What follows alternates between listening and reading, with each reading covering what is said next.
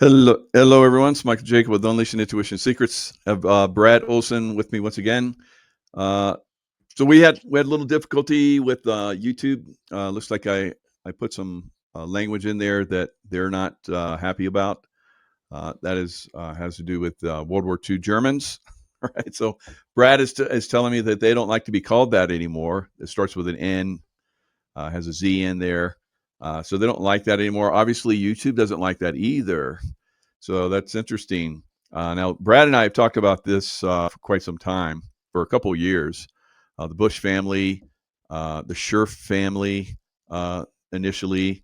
So Prescott Bush was basically was in the German Navy, was born there in Germany before WW2, and then his son HW was born there, and so you have a senator and a president, and also head of the CIA, H.W. Bush, that was not born in the United States, was born in Germany.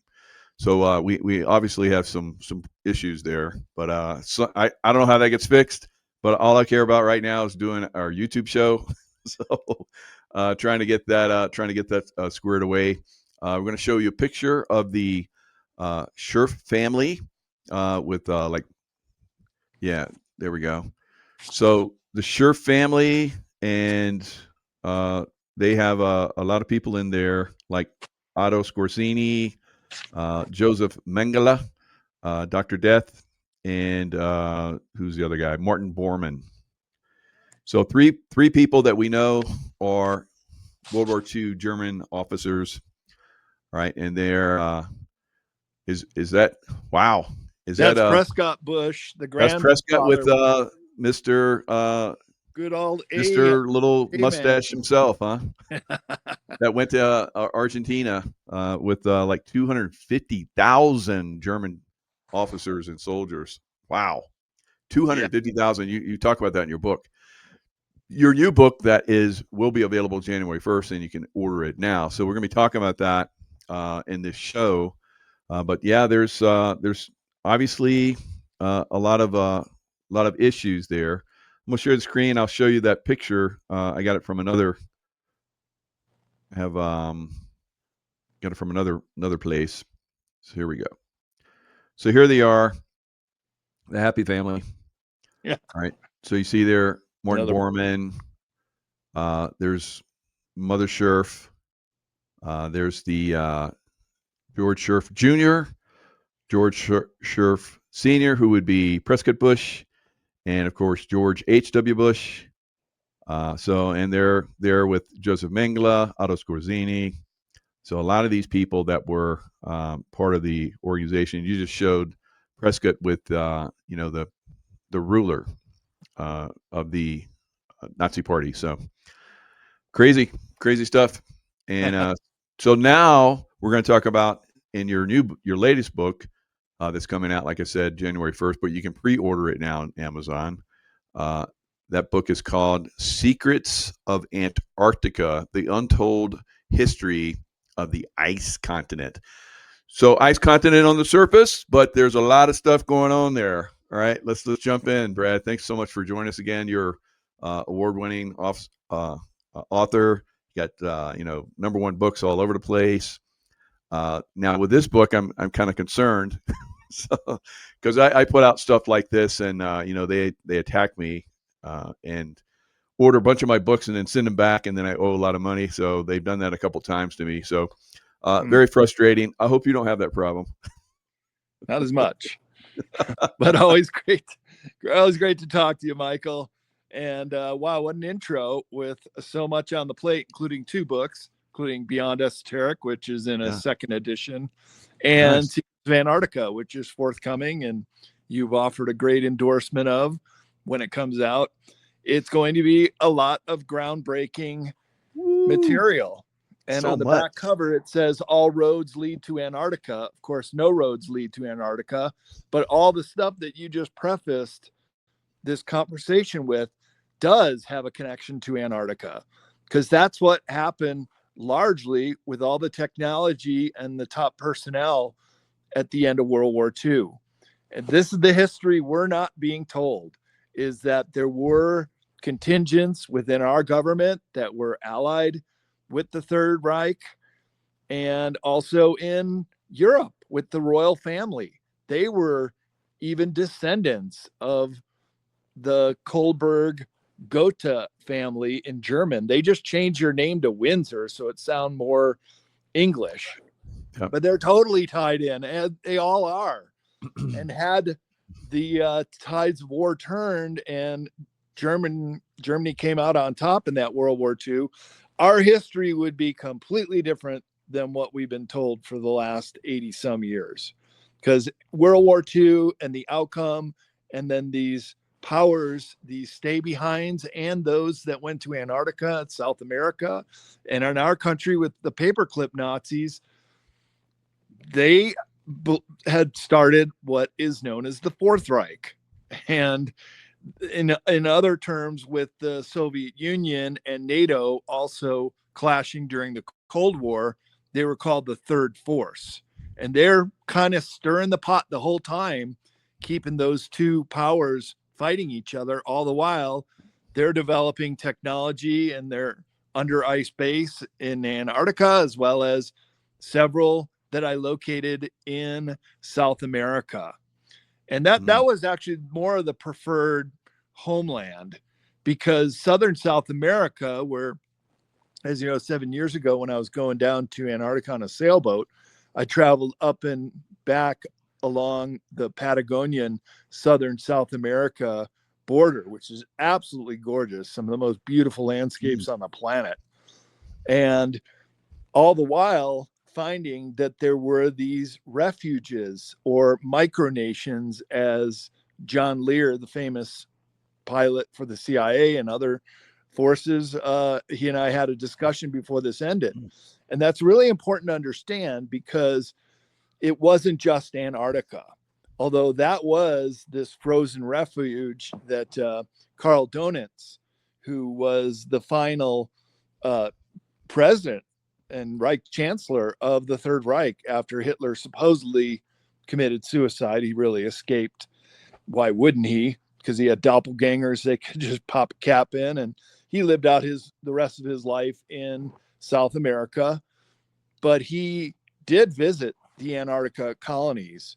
And I say that plural because I've identified in the new book at least 3 locations that they colonized in the New Schwabenland general area, which on most globes is called Queen Maud Land, claimed by Norway, directly below South Africa. But it's in those areas that you'll find those giant hangars where you could fly a plane or UFO into, as well as hot water pools called the Schirmacher Ponds, named after the German pilot who landed their seaplane in it during the Schwabenland expedition. And from there, the men set out to found the Point 211, which, like our Area 51, is just a location on their map that's Point 210, Point 211, Point 212. Point 211 is actually in the Schumacher Hills area. And so that's where the Allies were going to confront them in Operation High Jump, and where they had their ass handed to them. And so that was kind of, this is the untold story of World War II, is that it actually continues all the way down in Antarctica, because it was the Antarctica Germans who, after the war, dropped the N-word because they found it offensive and too knee-jerky reaction with people. And they knew that they had to stay secret, because if there was a known refuge of these Antarctica Germans after World War II, with all the high-tech science and technology at their disposal, then there would be a full-on assault to get them out. So they had to be quiet. And because the Americans got their ass handed to them in the Battle of High Jump, we had to be quiet, especially after the 1952 flyover of Washington, D.C., which at the time, most ufologists thought we're being invaded by UFOs, where all the while it were the Antarctica Germans that could fly pole to pole at incredible speeds, as Admiral Byrd said in the El Mercurio newspaper article right after the Battle of High Jump. So it all kind of ties into this frozen ice continent, and even up here with the Bush family and the how we can see this creeping fascism enter this country. It's that same ideology that's now generations in the making. So here's a 286 in your book, Secrets of Antarctica. Allies. We defeated the Nazis. And the Nazis say, well, Werner von Braun, head of NASA, Walter Hallstein, head of EU Commission, Adolf Heisinger, NATO's chief of staff, Kurt Waldheim, Secretary General of the United Nations, and heads of NATO have been former German officers for a long time. So that's and still to this day. So former German officers, who knows if? Well, I think we know. They haven't really gone away, and they moved into all kinds of heads of positions.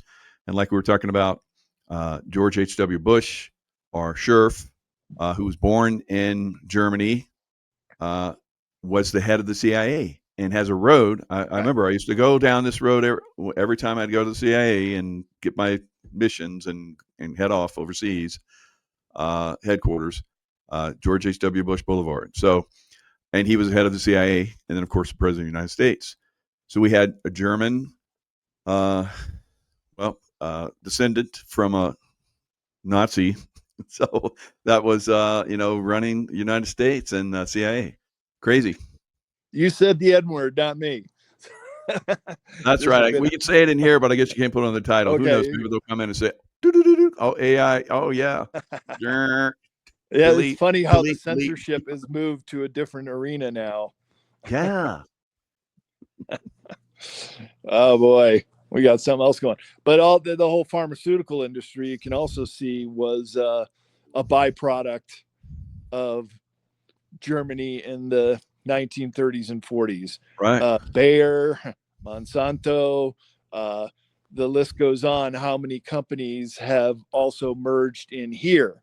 And see, that was part of the plan, even when they knew the war was going to end in 1943, when they started getting all the material and personnel out. And then shortly thereafter, all the rest came down in the U-boats, which over 100 are missing. We did a really great talk a couple of years ago about how advanced those German U-boats were. Oh, yeah. And you can just kind of see and put that in the place of these flying discs, a pressurized cabin under extreme conditions outside of it, are able to function, fly, and float. It was David Hatcher Childress who told me one time, he said, even in our corps of submariners, they're looking for orphan young men that then can be recruited after their duty in submarines up into our secret space program, because they're already used to those kind of confined and pressurized environments. Yeah, good point. Yep. Wow. And I've talked about that on several other shows. That's fascinating stuff. But tying it all together, those submarines. I think you mentioned in your book there was one that had like gone into underground tunnels and all kind of crazy stuff and came out the other side and of the world or something. Like crazy. Yeah, the book called The Smoky God, a story of two 19th Oh, century, yeah. a father and son, written as a nonprofit book, because they were already living in northern Norway, and then so just above that are some Arctic Circle islands, and they sailed beyond those and entered in the North Pole. And this is according to the book, went all the way through the under ocean zones with continental land masses and came out in the southern pole region under the ice, all the while meeting with these very tall human-like beings that lived in this underworld. And there's even illustrations of what they looked like, 2-3 times the size of these guys, looking way up to them. And in the book, The Smoky God, they also say that these giants would occasionally come up through this hole and navigate across the Drake Passage to South America. And they became the Patagonian giants. In my new book, I You have a mentioned that, whole yeah. chapter on the Patagonian giants. And this was at the urging of my good friend Hugh Newman, who does a whole lot of megalithic and books on the giants. He said, dude, you got to put in the Patagonian giants because they're just this huge subspecies, all but gone now. Unfortunately, they call them the Fuegoan Indians for Terra del Fuego, but all but gone. However, I'll tell you, Michael, and I'm a real tall guy myself. When I was down there, the tallest people I met were white Argentinians that are still like maybe cross breeding, but a few generations later, still a tall breed of people down there. Yeah. So in your book too, there's a little spot where Magellan had interactions when he was doing his around the world, passage. So he went down in that area you're talking about right now, and he encountered them, and he said that they came up to their waist. Right. Wow. Yeah. Their shoulders came up to the giant's waist. So again, about twice the size of some of these shorter guys. And that was the historian Pigafetta, who is one of only a dozen or so survivors of the final ship of Magellan. I've been to Mactan Island where the battle took place, where he died. And Pigafetta, but he got out injured, and then they eventually completed the passage. Only ship called La Victoria, which there's a replica of it in San Julian Bay, where they encountered the Patagonian giants. Wow. And only came up to their shoulder. Two of the ships mutinied from San Julian Harbor. They thought Magellan was crazy and was going to sail off the edge of the earth. Plus, they couldn't find that passage between Patagonian and Terra del Fuego until finally another one of Magellan's ships made its way through, reported back, and then another boat sunk on the Patagonian coast, and then two made it to the Philippines. I think that fourth one was lost in the Philippines, and only the La Victoria made it back. Wow. So do you think these giants are remnants of former, when the Atlantean, whatever, civilization where we're more advanced, and what do you thought? What are your thoughts? Oh yeah, and then part of that South America trip 7 years ago was to see. There's a big, long-headed guy with his red hair still intact. Yep. Cover beyond esoteric. The elongated giant skulls in Paracas, Peru. There's a whole museum of them. Right. And we saw them in the Sacred Valley of Peru, not far from Cusco, the ancient capital of the Incan people who built upon the pre-Incan people. And they were buried in royal tombs. The one we saw was an adolescent whose head was as big as its torso. Wow. So I mean, just think of the Vitruvian Man by Michelangelo, or I mean by Da Vinci. Leonardo, yeah. Yeah, when he's got his hands out like he's doing a jumping jack. The proportion of the human body is so much different because these ones had these ginormous heads, and you can see the way it sticks out there. Yeah. So they were of South America. They're actually been found around the world too.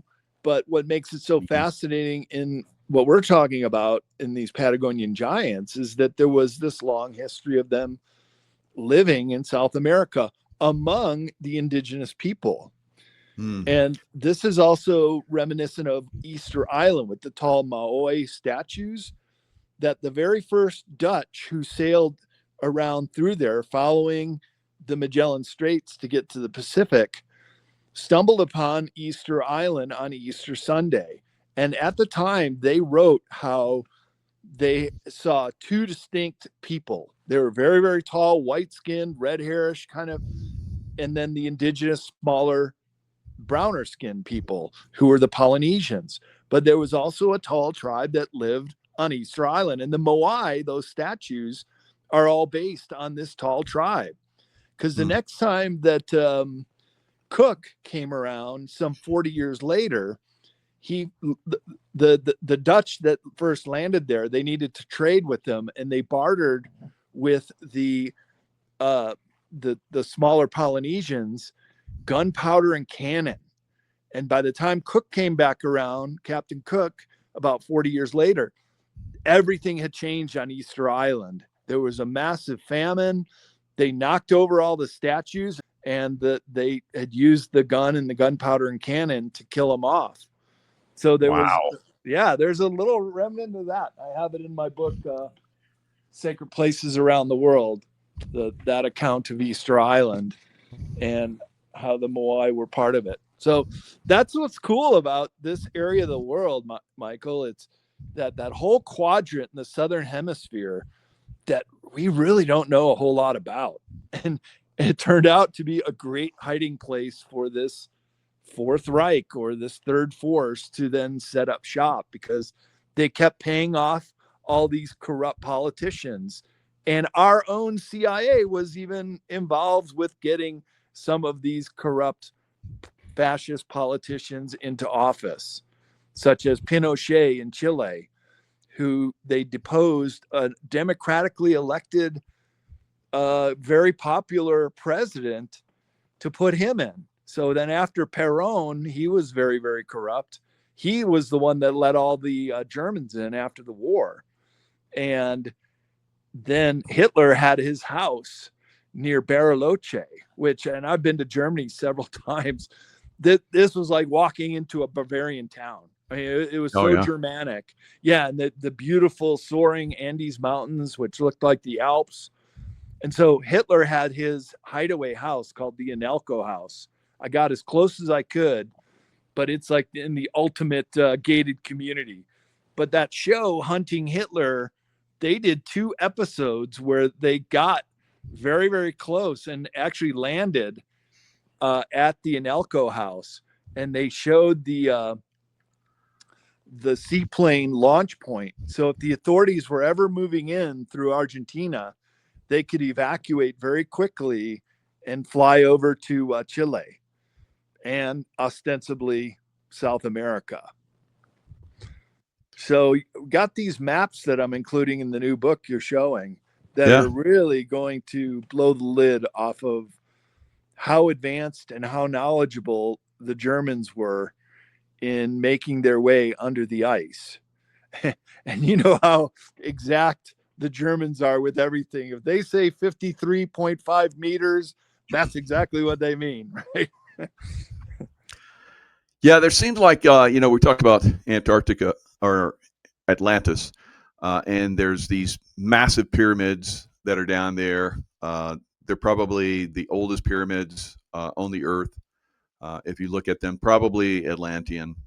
So there was obviously different ET races, I believe, that were here during that time frame because we were more.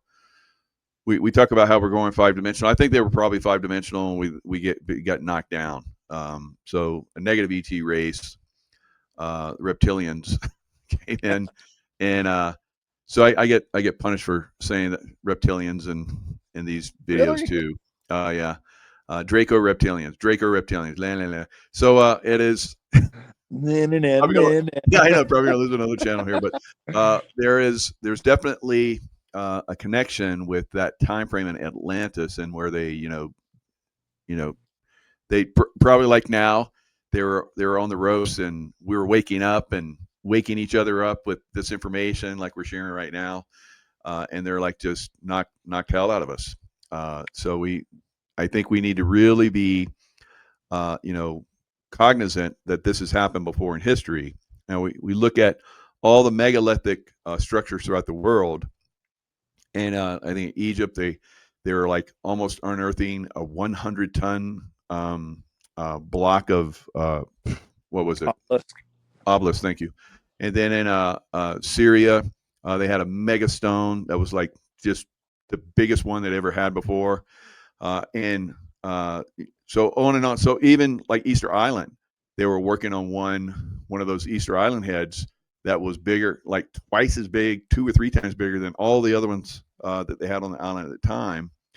And then it just stopped. All of it stopped. So it's very interesting. Was it because of a, some kind of event, or like maybe like you're talking about, the people got wise to these evil ETs and started taking them out. So yeah, it's pretty crazy. Uh, Underneath the ice, deep underground military bases. You talked about how this German group of people came up and were like, the dumbs at 10K. We've talked. Other people talk about it. I don't know if we've talked about it, but it seems like they're blowing up dumbs at 10K, Right. 10 kilometers down. A lot of people out there earthquakes, but they're just like one time boom and it's done. So it's like, oh, there was probably a base just got taken out. And then you were talking about last time where these Germans randomly came up and you needed help or something. Yeah, they were evacuating from somewhere they wouldn't tell, but they showed up at McMurdo in the middle of winter. This was reported by Linda Moulton Howe. Some of her whistleblowers told her, as well as Michael Sala, Mm. Exopolitics Today, who does Antarctica research. They both confirmed that 2.5, well, now going on almost 3 years ago, because when we go into our winter, they're coming out of their summer. They're Right. starting their summer. So the travel season for Antarctica is actually starting now in November to early March. And so these guys showed up around July at McMurdo. Nobody know how they came on overland, some cats. And that's how you basically travel over the polar plateau, and how they move supplies is with the snowcats that you would see at any ski resort that can plow the ski fields. They use those quite a bit, and they link them up in chains. Wow. And so it's presumed these guys came all the way across the polar plateau from the New Schwabenland region, where they just had these massive earthquakes in that area, but more towards the Palmer Peninsula and a connection point to South America. Gene Decode was talking about that too. It's Right. about 2.5 years ago. Yeah, 10-kilometer down, 6 point something earthquakes in several Tunnel systems. locations Yeah. and along a line too. Yep. The tunnels. Yep. So it appears these guys, these Germans, they were getting out of there in a hurry. Perhaps they had lost their connection to the outside world and showed up there asking for relief and to fly out to Christchurch, New Zealand as soon as possible. And I'm sure that was just all covered up. They were like, "Oh yeah, we could help you," and then it's like they probably somebody stepped in at some point. It's like, "Yeah, we got control of this. We don't want you to talk about this," and that's the kind of the way those usually work out. So, I've interestingly, when I worked for the CIA, we would go through Germany, and the Germans were really they didn't like us coming through. So Mm. they leaned on us really hard, and we had to have a real good cover story. And I remember, they were questioning everybody and uh, trying to get some kind of angle on us. And I was like, wow, I guess they're no longer like the old Nazis, or maybe just this group isn't. But it was like, and then I still hear that there's people that have these underground shelters where they have all the Nazi memorabilia, and they go down there and they have groups to come down. It's like, wow. So some people still support all that, obviously. Oh yeah. There's a lot, seems like a lot of the German people have broken free. I wonder how much. Now, you talk about how Germany, before World War II, they were very into the spiritual stuff, and they were traveling all over the world. Tell us a little bit about that. And they were channeling and tapping into some very interesting information, ETs and stuff. Oh yeah. That then it's really where even the Third Reich gets its formation, because the Thule Society was formed during World War One, and Oh, some of the early adherents were none other than the mustache guy, Himmler, Hess, and several others who became very high ranking in that organization. And they were very interested in all the ancient lore, legend, even artifacts of previous civilizations, some that had done very well by conquering the European homeland. And that's what the First Reich and the Second Reich were. The First Reich was with the great German general who ruled out of Aachen, Germany, named Charlemagne. And Oh yeah. he had in his possession the Spear of Destiny, Yep. which was the spear that pierced the side of Jesus on the cross. Mm-hmm. And any army that were to carry the Spear of Destiny would be invincible. So the very first thing that the mustache guy did when they annexed Austria in 1938 into the Third Reich was to acquire the Spear of Destiny, which was in the Habsburg Museum in Vienna, Austria. And at the end of the war, there's a very interesting story about how Patton's army, I think it was the Sixth Army, found it in just like a bank vault, a very unlikely place to find it when all the gold was missing. But here's the Spear of Destiny. But they think the SS put a decoy on, and instead the real deal went down to Antarctica with other priceless artifacts, and that has gained the Fourth Reich their invincibility in what they've been doing Yeah. as this third force. And that excellent movie, Raiders of the Lost Ark, where, we've talked about this before, Indiana Jones and, the Nazis, World War II, trying to find the Ark of the Covenant. Yep. So that was, that's basically just giving us little clues, little breadcrumbs, of, what that was all about during that time frame. So, and then, of course, in the movie, they just put it in a box and they put it in a huge warehouse. No, it went to Antarctica if they ever found it. Or, I think there was many Ark of the Covenants, but if they did find one, it's probably down there. So that's their new base, and so they're talking to these ET races, channeling Maria. What was her name? Yeah, Maria so she. Ortiz. Yep. Yeah, so she's doing the channeling and bringing information from Aldebaran or something. Yep. And so that's how they got the Bell and some of these other high tech craft, and that could probably, and of course they stole Nikola Tesla's information because they had Curious George W. Bush, H.W. Bush, that was in there Yep. spying around while his dad was, doing the accounting. So yeah, there's lots of information that these guys have stolen. Right. A lot of great information. Of course, the Germans are exceptional engineers. Yeah. In their own right. But they're so, and then you throw in some high tech on top of that, and they took off. And then that's where the Vril Society steps in. They too were just after World War I, as you mentioned, with the women with the very long hair that felt it would help with their ability to telepathically communicate with Aldebaran.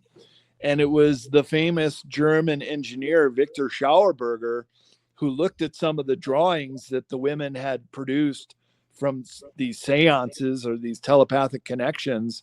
And he said, this is workable intelligence. We can put this with our engineering corps and start designing this stuff.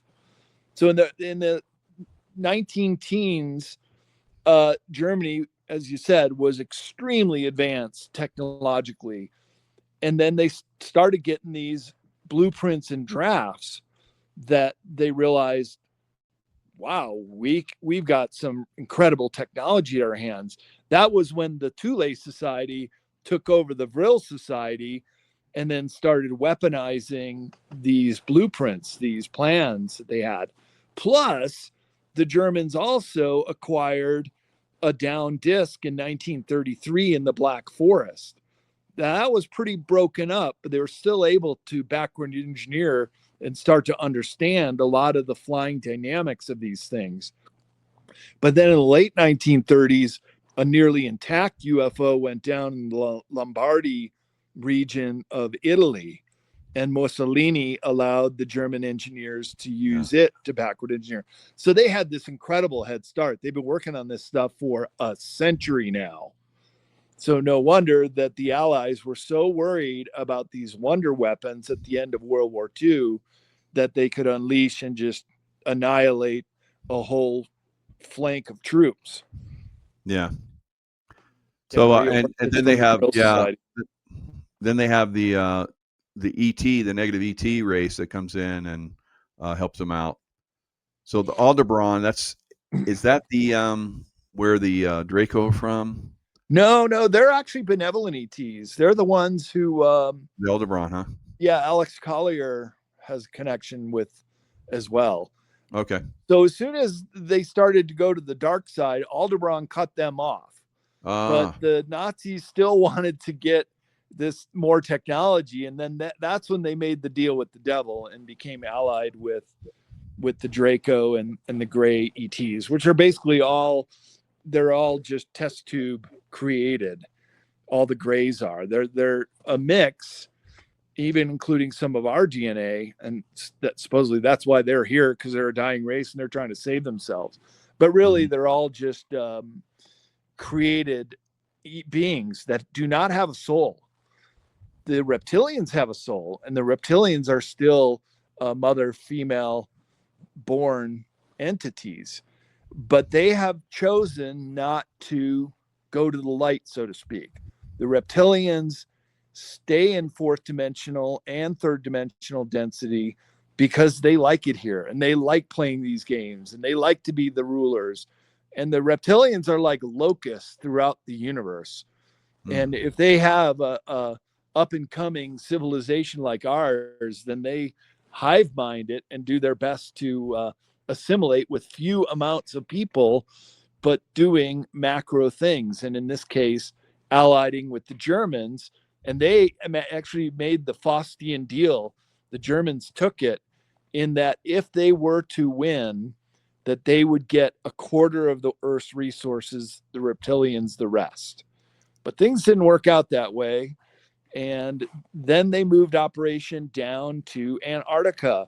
And it's said that when Schirmacher put his plane to land the men to go ashore, they already had an idea of where to go, because they were going to find an older reptilian base that they could then refurbish and make their own, that was basically given to them. So all the while, the reptilians have had this kind of background role, not only with the Antarctica Germans, but also was it their craft that came up out of the water to confront Admiral Byrd in Operation High Jump? They're still running debate whether in early 1947 the Germans had that technology to fly from up out of the water and then long distances. But sometimes the insignia was seen on the craft, including when Admiral Byrd, in his diary, flying down into this inner Earth area, said there was swastika-like emblems on the craft. So it could very well be that they were already that advanced that they could then enter their discs into battle, which some kind of flying disc did in the Battle of High Jump, which is a big part of my book and depicted on the cover as well. So that's what makes this all so interesting, is because the history we've been told is not the history that we get. And I think if history were truly to be told, you would have the Antarctic Germans being the first men to land on the moon and even colonize Mars. And that's the Nachtwaffen, the Dark Fleet, which at the end of my book, Secrets of Antarctica, I go into how their whole secret space program continued with the very advanced science of a century ago, and were then able to even transverse throughout our solar system and even set up colonies. because when our first astronauts went around the dark side of the moon, they spotted the Nazi base, which happens to be in the shape of a swastika. So they beat our guys there by at least 20 years, probably in the 1940s. Were making their first trip there. So they were very capable of using these dish-shaped craft, and could very well have been the craft that confronted the Central Armada of ships in the Battle of High Jump. Yeah. So, there's been other shows out there, Voyage to the Bottom of the Sea. I remember watching this as a kid, and it it really looked. And this submarine could dive all the way down to the bottom of the sea, Yeah. and it had this flying craft that came out of it.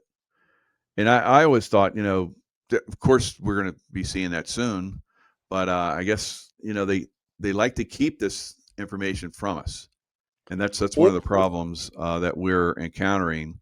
They steal information from those of us that are tapped into source because they can't tap it, and they steal information from us. They I have some authors, several authors that are going to come on and talk about how their information was stolen. The Matrix, the Saving Private Ryan, the woman, she was the real Saving Private Ryan. She talked to this one guy, and he basically took her information and wrote the book, and then they did the movie. So they're in so many different areas. They do this stuff, films, and like we're just talking right now, and other areas, technology. Someone comes up with hydrogen, which is basically going to be the future. Hydrogen will absolutely be the future. It already is here. I saw hydrogen on submarines when I was working in the Navy. Very, very effective. But they've kept that from us. So if someone comes up with a hydrogen water-based vehicle, and they come and it's like, oh, we're gonna take this technology and give it to everybody, and they just take it and go away with it. And that's one of the things they just keep doing. They keep stealing the technology, like Tesla, free energy and so forth. Where do you think this is going?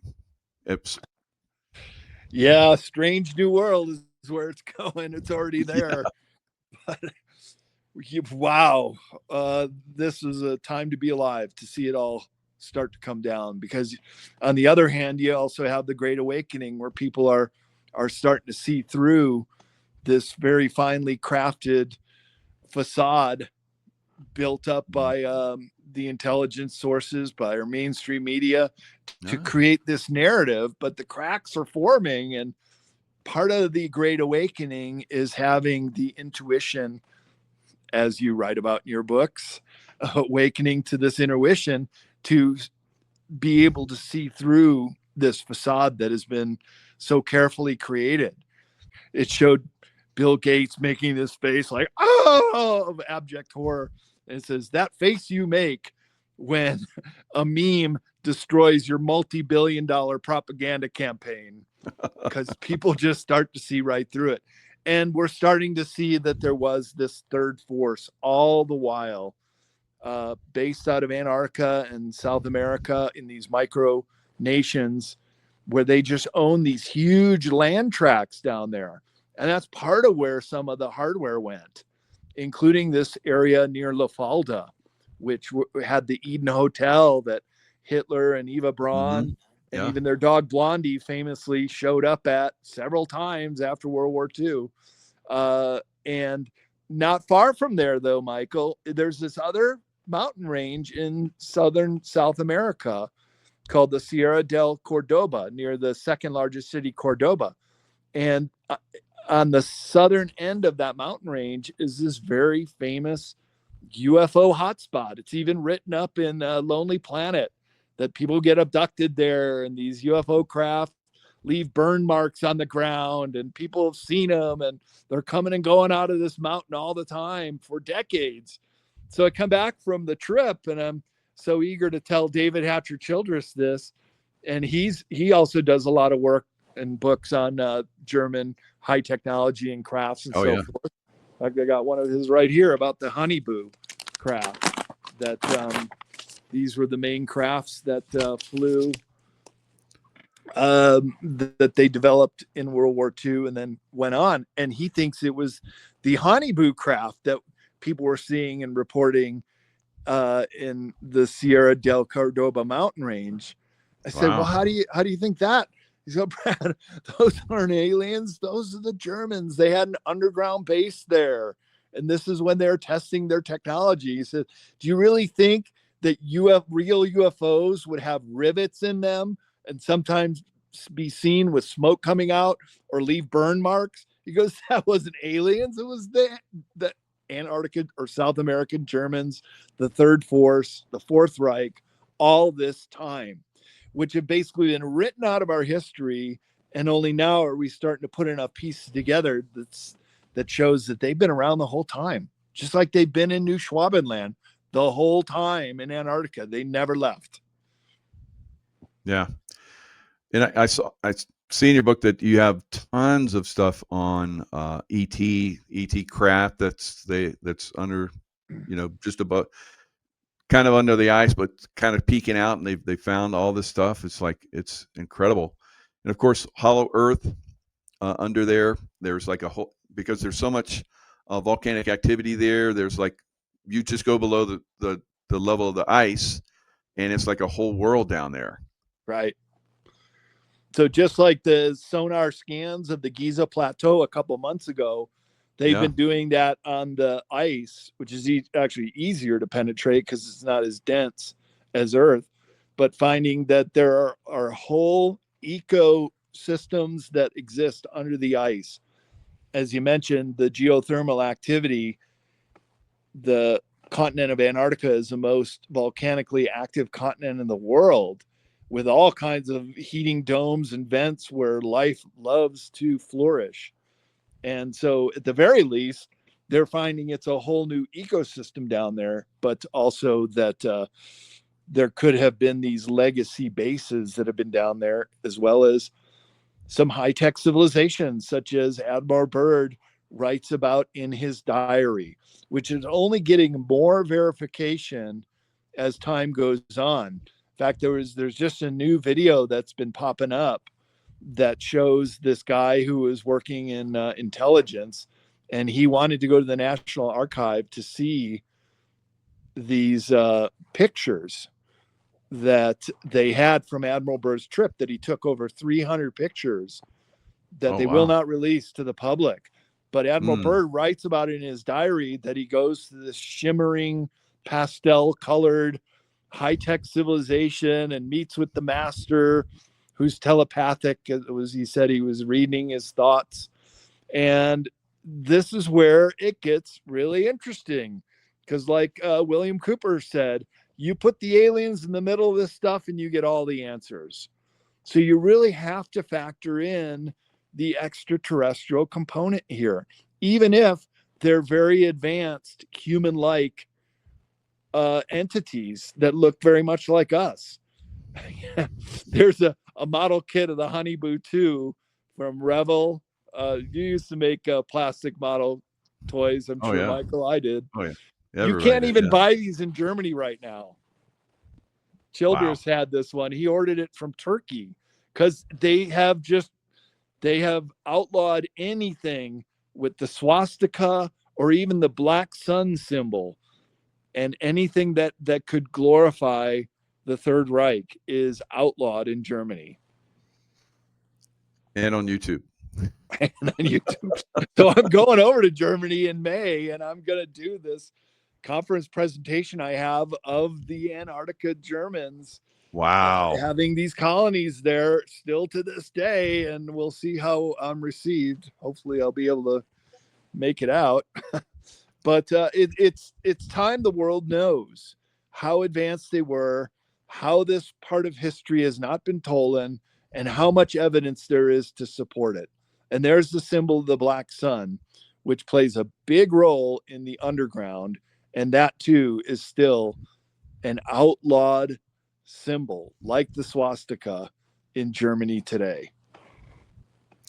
And this was on the floor of that castle. Yeah. the Wee Weaselberg Castle. Yep, right Yeah, here. I have that in my book too.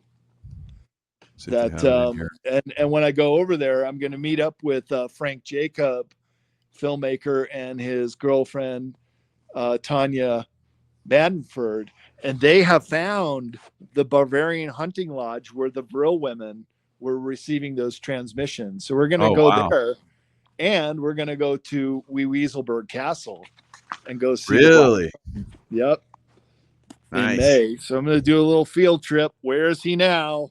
Yeah, Yep, the heart absolutely. Wow, you of do a so cultic so Third good with that. Reich. Well, we're both speaking at the Alien conference in March down in LA. If anybody wants to come, this is the Yeah. map of Weaselberg Castle, which is the point of the tip of the spear. Think again, Spear of Destiny.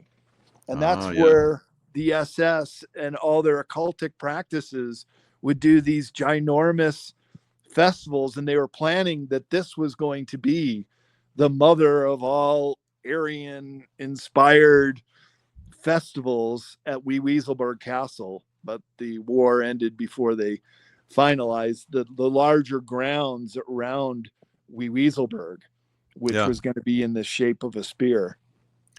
And in Aachen, that Charlemagne Yep.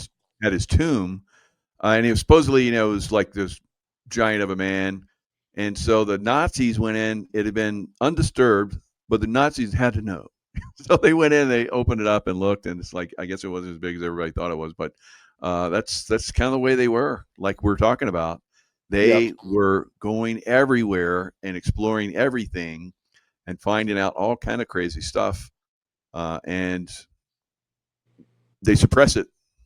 Yep. They find out and they suppress it, and they teach us stupid stuff in school.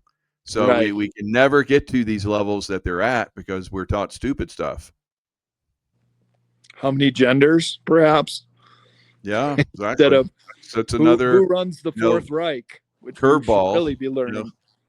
more curveballs to keep everybody dumbed down and focus on other things that have will not let us advance. But it's not working out. We're definitely advancing. Victory of the light, and I think humans win in the end. I think it's a Bible verse that says, "In the end, God wins. The light will win.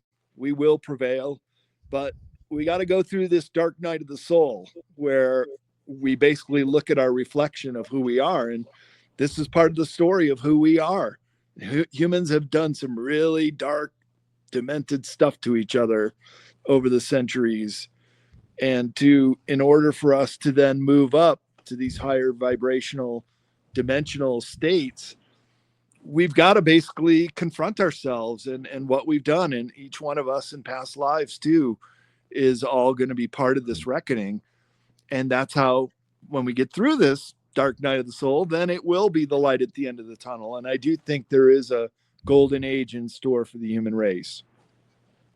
Yeah, I completely agree, and that's what I love doing. That's why one of the reasons why I love doing shows with you because yeah, some of this is heavy information, but learning this opens us up to the future because if we don't learn this stuff, this dark side, we can't go to the next level, and Yep. that's one of the reasons why they suppress it so hard. Yep. So yeah, there's dark and there's light. You can focus on the light, but you have to learn from the dark too. And that's one of the things that we're finding through this craziness that's out there. Right. And part of this great awakening, Michael, I'm sure you'll agree, is when you do align yourself with the light and the truth and start to really hone in that intuition and that inner knowing of who you are, the know thyself. And when you do start to only speak the truth and only be in service to others and only do your very best to help heal this donkey of a planet that's been abused so hard, can we Yeah, finally start to see this for what it really is? I think that's the nature of William Blake's quote: when you cleanse the lens of perception, then you see the world the way it really is. The doors of perception. That's where the band The Doors got their name from. That William Blake quote. And that's kind of how I see it. And that's where a lot of sometimes my information and research comes from that inner knowing as well, or being able to put these dots together in a coherent way. And then you see, oh, that's what it's all about. All these things do really interconnect. And this part of this lost history of the Germans playing a much larger role in the world post World War II than almost anybody has any idea they have. Yeah, they're pretty much ruling the world for a great part. So you have a fantastic website, bradolsen.com. That's spelled with OSEN. Olsen. Yeah. Olsen. I don't know if I told you the story though, but one day at Christmas dinner about 20 years ago, my 95-year-old grandmother, in a shocking statement, says to everyone, "Your last name isn't really Olsen." We're like, "What?" She said, "Your great grandfather, when he came over here, he was on a boat full of really wealthy Danish people." And in Denmark, Olsen, the way it's spelled, my way, is a very popular name in Denmark. And he goes, she says, "Your real last name is Rasmussen." And he just changed it when he got to Ellis Island because he wanted the Olsen family to be successful, like the Danes. Wow, Grandma, thanks for dropping that bomb on dinner. Hey, that's who it is.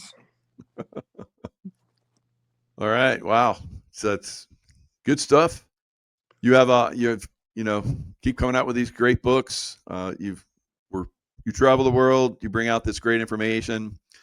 Soon you're gonna be traveling to Germany. Wow, and bringing out more information. And the Bosnian Pyramid in June for the really. Yeah. With Dr. Oh, wow. And I'm going to the UK next month for the Basis Project. So 3 trips to Europe in the next half year.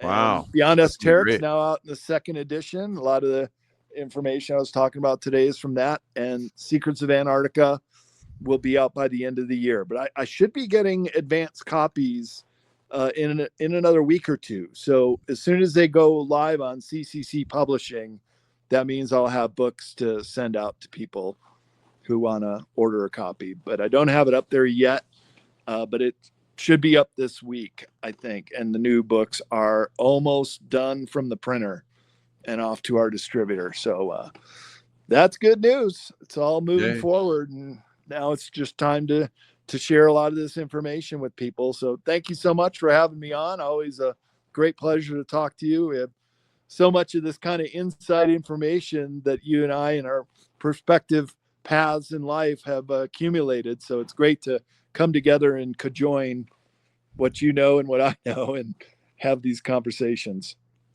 Yeah, absolutely.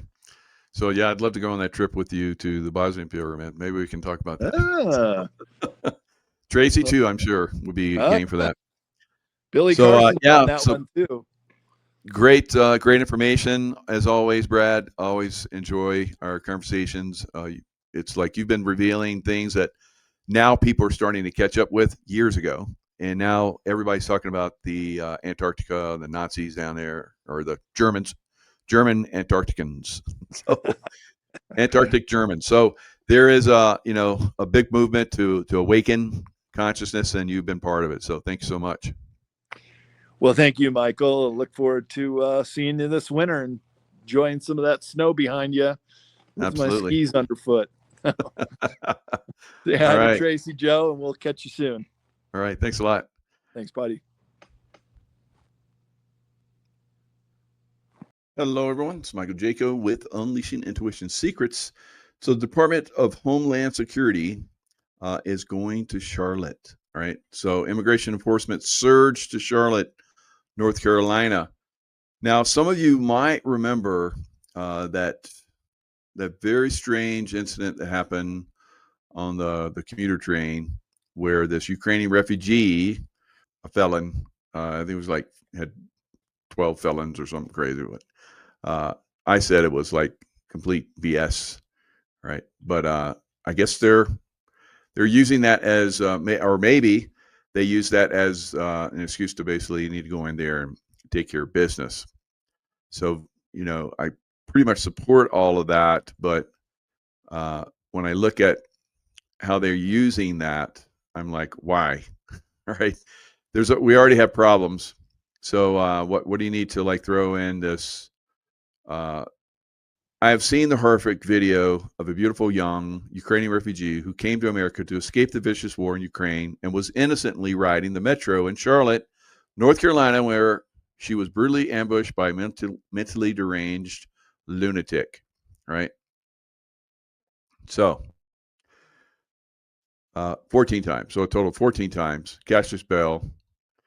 What the hell was he doing riding the train and walking the streets? Criminals like this need to be locked up. POTUS, right? So that is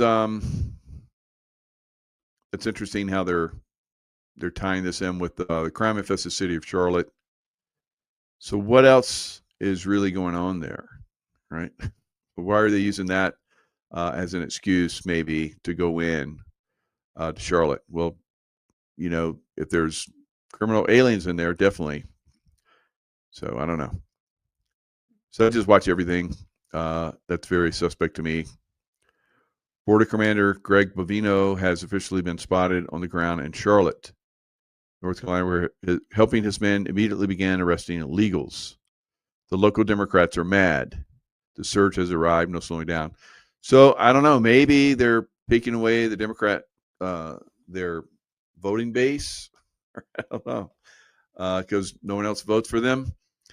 So somehow, some way, there was plenty of a voting base, or they created a voting base in Seattle, because there was a woman that won. She's a socialist, Katie Wilson. Now, you guys probably know that I've mentioned her several times in other shows, that she's probably going to be selected, right?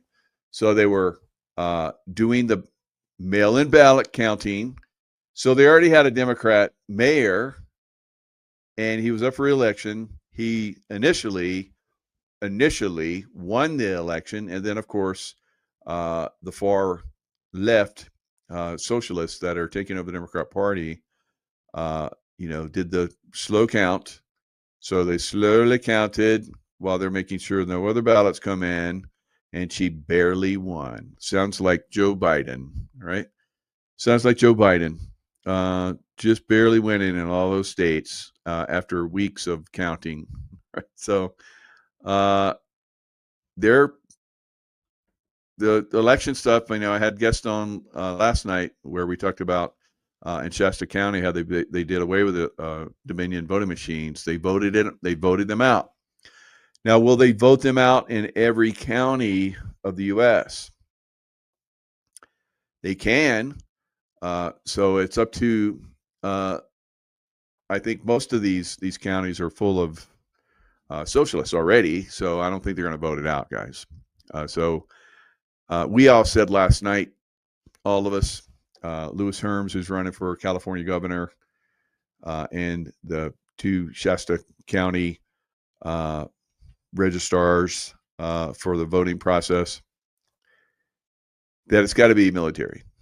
President Trump has to make a declaration, and they have to go in and they have to fix this, because we're going to continually see more and more socialist Democrats and so forth that aren't elected are going to start to come into more and more offices, especially in 2026. If it doesn't happen by 2026, then say bye-bye to America, right? And then, of course, 28, we will absolutely say goodbye to America if it hasn't been done by then. So I don't know what the holdup is, but it's going to have to be done. We're moving. Maybe it's just like we just have to expose this stuff so that people can see. So Seattle candidate pulls ahead in mayoral race. A little more than a week after socialist New York City mayor elected Zohran Mamdani took the reins of the nation's largest city.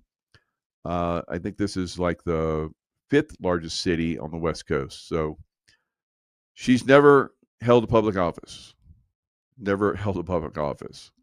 So she's perfect for the job, right? My God. So she's a progressive activist who operates a small nonprofit called the Transit Riders Union. The Transit Riders Union. That's her claim to fame. And she's held jobs. She was a barista, uh, made the coffee. What else did she do? Right. So, uh, boatyard worker, apartment manager, lab technician, baker, construction worker, and legal assistant. Now, I believe that anyone should, from any walk of life, should be able to like step up and be elected, right?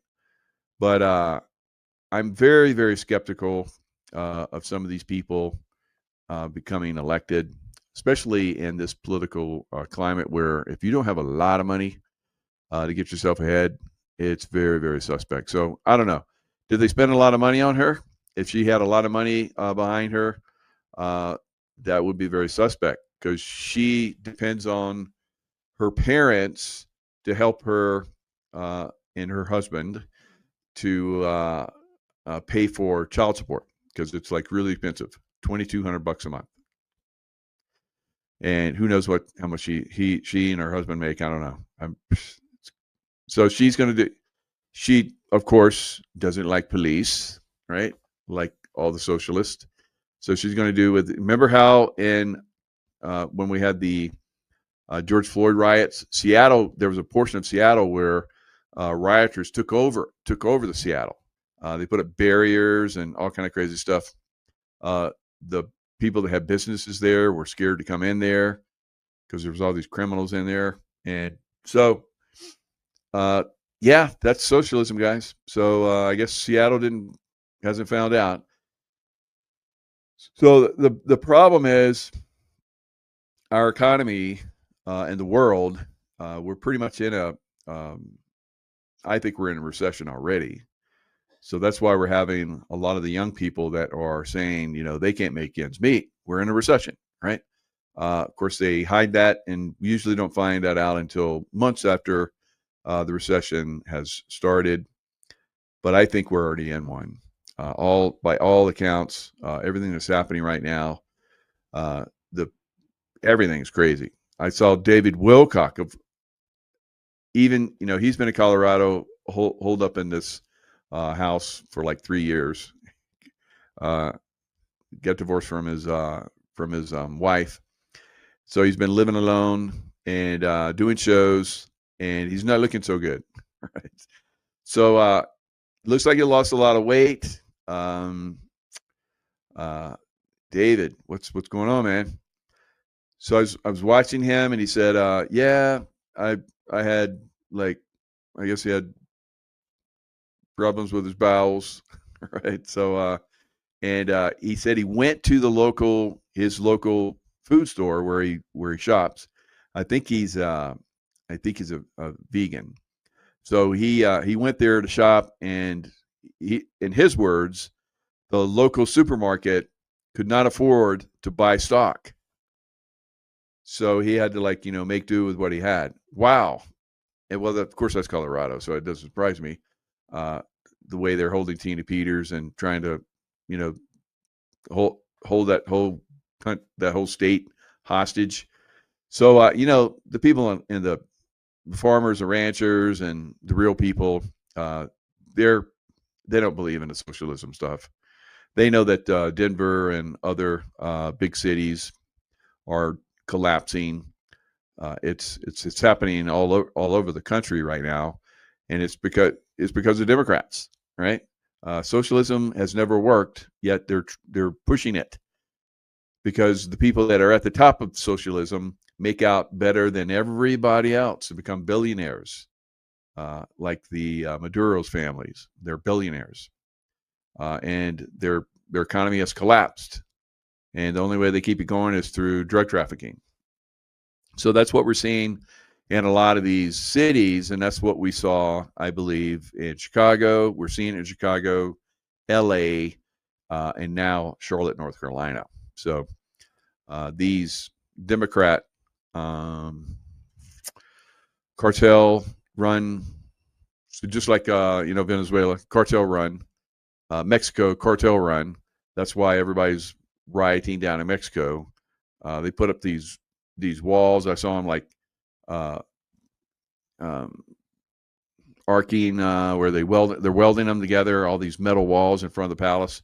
They're all torn down now, right? So, and the people are rioting, and who knows how long the people in the palace are going to be able to stay there. I don't know. So, it's happening all over the place. We're tired of the cartels running the show, and the cartels are the Democrat Party. The Democrat Party are running the cartels. They're part of it. So, and everywhere, of course, in these Democrat cities, because the cartels are bringing in drugs by massive amounts. It's not going to end unless we have President Trump eventually come in with the military. All right, so scrutiny grows over LA fire origins after bombshell report. Our Pearl Harbor moment. Reports that fire crews were ordered to leave original site of blaze prompt tough questions for city and LAFD, Los Angeles Fire Department leaders, LAFD. LA Times published a series of bombshell revelations about the initial response to the first blaze. Kind of like the same thing that happened in Lahaina, guys. They put the fire out. They made sure the fire was out. They stayed there long enough to make sure the fire was out, and they left. And then everything started burning, right? And then everything burned in a way that there's no way it could have burned, as we know, direct to injury weapon. So now they're trying to shift the blame. They're trying to blame the fire department, but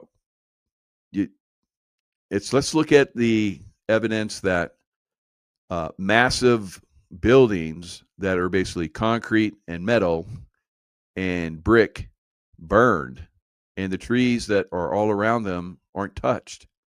It's what part of stupid? It's like 9/11. If a bird hits a plane, it crashes, but yet these planes like just disappeared into those buildings and blew up and caused massive fire, which dropped those buildings into their footprint. It's some people still believe that. It's just insane to me. I didn't believe it the moment I saw it. I didn't believe it the moment I saw it that all these places burning the way they were burning, but yet they're going to try and push the blame. Can we have somebody that has some kind of common sense and sanity come in and start, and not these psychopaths run the show? So psychopaths are running the show. Oh, that's politics as usual. No, politics as usual should be they go bye-bye. All right, so Thomas Massey predicts 100 or more GOP members of Congress will vote to release Epstein files. So Trump came down on Thomas Massey and Marjorie Taylor Greene, and both of them have really pushed the Epstein file stuff, which sounds good to me. Just release it, whatever. Let's see. Right. So no one's going to be held accountable, but let's look at it. Right. So, but for some reason, Trump doesn't want to focus on it. And so there's a lot of speculation of why he doesn't want to focus on it. Now, for me, I think Massey and Green and several others are to be their rhinos. They're not going to get reelected. So they're trying to make a cause, right, that kind of goes along with the Democrat Party, which they're supporting now, it seems like. So co-sponsors of petition to release Epstein files foresee growing GOP support for upcoming vote. So we're going to see what this is going to do. So they've already released some of these files, some of these emails, and Epstein, while he was in court, was live texting a Democrat congresswoman. So that came out. So I don't know. It seems like they just want to just throw everybody under the bus and try and misdirect because they're losing everywhere. Well, not in Seattle and New York, but pretty much everywhere else. We're waking up to their corruption and we're pushing back on it. I think we could have a deluge of Republicans. There could be 100 or more. I'm hoping to get a veto-proof majority on this legislation when it comes up for a vote. Massey said he thinks Trump is trying to protect a bunch of rich and powerful friends, billionaires, donors to his campaign, friends in his social circles, and told his fellow GOP lawmakers that the record of this vote will last longer. Now, I've seen where Massey and Green have been at Democrat-led, free the Epstein files, and there were pictures of President Trump, Melania, Jeffrey Epstein, and Ghislaine Maxwell. You know how they have that one picture where they're like together? Like Trump is probably I've taken pictures with a lot of people. So it is ridiculous. I think we're not going to. I think it's going to be a nothing burger for the most part. Because how are you going to like convict these people? Because a lot of these people went through yes, there was negative things that were going there, but I think a lot of the people that went there were cover. Just like a lot of Democrats are cover for, some of these people that are doing adrenochrome harvesting and, child sacrifice and pizza parties and all kind of crazy stuff in the White House. So I don't know that it's going to really go very far at this point. At some point, if we get some, at this point, they have complete control of the judicial system, guys. Pretty much, almost complete control of it, and they have rhinos and they have Democrats and reptilians. Like, geez, it's a mess. It's a total mess. Reptilians and the CIA. I talked to this woman. She's like, yeah, the first time I saw a reptilian at CIA headquarters, I was like, because you see it in their eyes. And they shape-shift. So we have a reality that basically kind of like fades in and out, fades in and out, fades in and out. So when you focus your attention on manifesting, if you can hold your focus on manifesting something long enough, as the atomic structure, comes in and out, in and out, in and out, it will kind of focus that energy. Now with the reptilians, when they do the shape-shifting stuff, they're like, they get angry.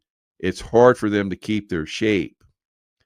So if they get angry at something, you'll start to see them. They're not able to hold their focus. So that is what a lot of us have seen. I've seen them. Other people seen them. So I talked to this woman that worked at CIA. She's a lawyer and so forth at CIA headquarters, and she's like stunned. And she goes back to her office, and people are like, "What?" And she's like, "I think I just saw a reptilian." And she's like, "Yeah, we've all seen them. You'll get over it." Like, well, yeah, pretty much. So now he called me a traitor, and that is so extremely wrong, Green said during an interview on CNN's State of the Union with Dana Bash. So she's been going on The View, which is very leftist. All right. That would be like me going to a Democrat party that, hammered Trump. It's not going to happen. It's not going to happen. I'm not going to do that. And I can hang out with Democrats and talk about all kind of stuff. But if they're going to have a party where they're going to hammer Trump, I'm like, I'm not going to that. But she's doing that kind of shit, and so is Massey. So they're not going to get reelected. All right. They're done. And so Trump knows that. So he's bashing them. And he's got to do it. He's got to do it, guys. We have to have. He went through this in 2016, all the way to 2020, where he had all the rhinos that were bashing him back then. Trump makes Indiana rhino state senators famous in blistering takedown as they defy him on redistricting. President Donald Trump weighed in on a pair of, you might have guessed, he wasn't very pleased with their actions. All right, Indiana's Republican Senate President pro tem Roderick Bray announced earlier this week that the chamber controlled by the GOP would not reconvene in December to vote on redistricting. Why? All right, so he railed against their politically correct cowardice. So this is what we're seeing the same thing from like 2016. Trump needs to come in and just slam these guys and get them out. Right? He was nice to these rhinos in the past, but this time he knows how he knows how to play the game. You go after them, you take them down, or they're going to take you down. All right. So that's what he saw in the last election cycle. So we're going to see them take it down. So if we look back in time, just refresh your memory. Remember Paul Ryan? He was the head. He was Speaker of the House. Speaker of the House, and he hated Trump. He's always talking shit about Trump. And he was seen when he finally left, when his time was done, and I guess a Democrat was elected because he wasn't going to. All these rhinos are like, I'm just here to help out the reptilians in the Democrat Party. So I'm just doing my thing, and then I get, a walled compound, which he had. And so all these people are like, no, we don't need a wall. And they have walls, right? Nancy Pelosi, Paul Ryan, all these people are like, we don't need walls. And they have walls, right? It's crazy. Even Paul Ryan, a Republican in name only, right? So Rhino. So that's what we see with Green and Massey, and then all these other rhinos that are there in Ohio. So they have to be called out, guys. They have to be slammed. President Trump is very good at slamming people. Remember when he was running for president back in 2016 or so, and there was Marco Rubio. So he called him Little Marco. He's got a perfect name for all these people. It's like Little Marco. And so Little Marco didn't make it, but he came back, right? He came back. He was very supportive. And so that's what we've seen with some of these people. Now, Mitch McConnell, another one. Mitch McConnell, Rhino. Now, Mitch McConnell got out of line, and the deep state basically slammed him. He had a fall, right? So that's what happens. They fall down. They fall down. They get hurt. He fell down, and he got stitches. Got 20 stitches in his face. We'll smash your face if you don't start voting for us. So remember, Fetterman came out and was like, I don't think we should shut down.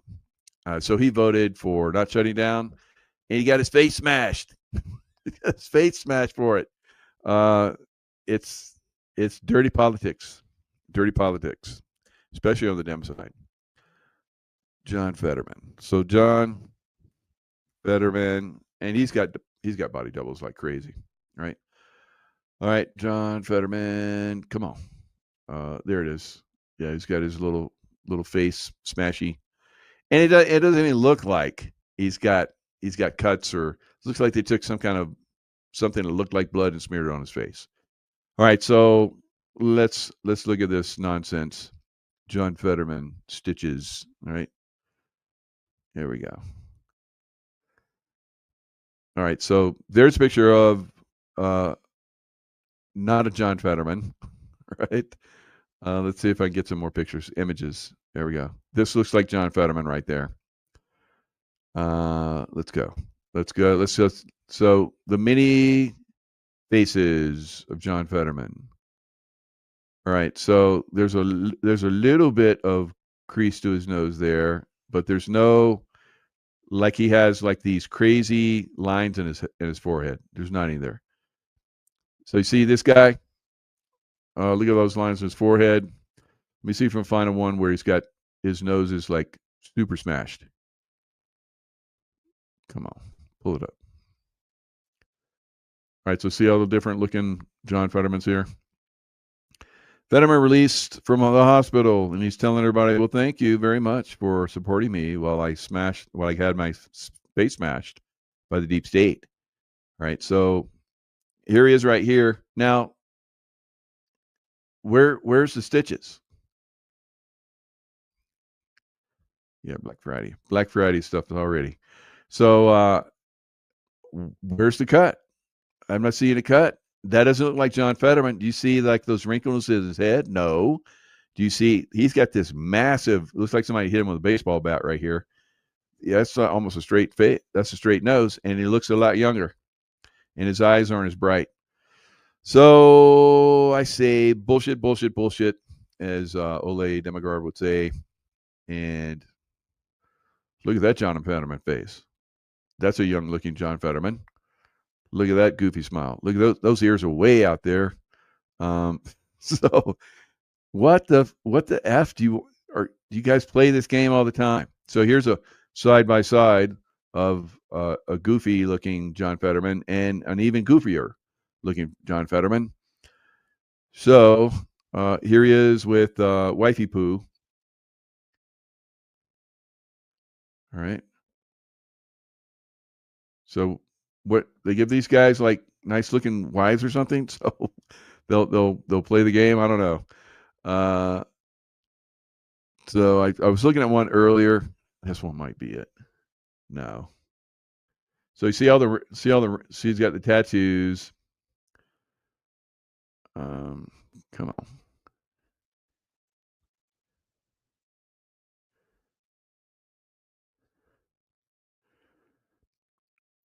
All right, so you can kind of see how his nose is like pretty slammed right there.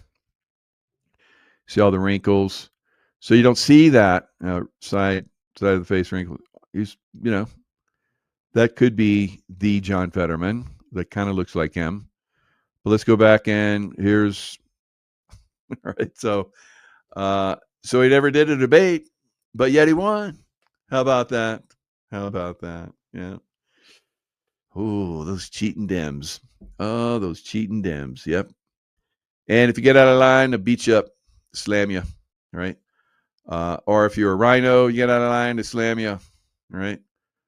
Mitch McConnell, he fell down, and remember when he fell down? He tried to talk, and he's like, and they're like, yeah, come over here, it'll take you over here. It's like Obama Biden. All right, so silver is in early stages of the bull market. Now, with the bull market, I believe that the bull market and stocks will go ridiculously higher. All right, we got a little bit of pullback, maybe a little bit more of a pullback, but like I've been saying, this thing's going to take off, guys. Yeah, we got a pullback in crypto. Probably crypto is going to go higher.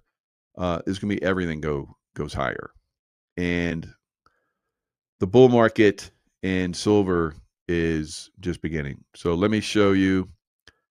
Some people are very uninformed about this, so I love to help people make the wise choices that will help them go forward, because when the stock market crashes, it'll be the last thing to crash. So we're seeing the crash of everything, right? Everything's crashing, but the stock market has crashed the last couple of days. We'll see what happens on Monday and next week. But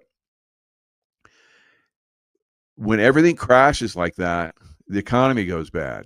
And this is what we saw in the 70s and 80s. All right, so it was very, very tough time. Now, in 2000, we saw the stock market crash because we had a dot-com bubble. We have an AI bubble right now. We saw in 2008, 2009,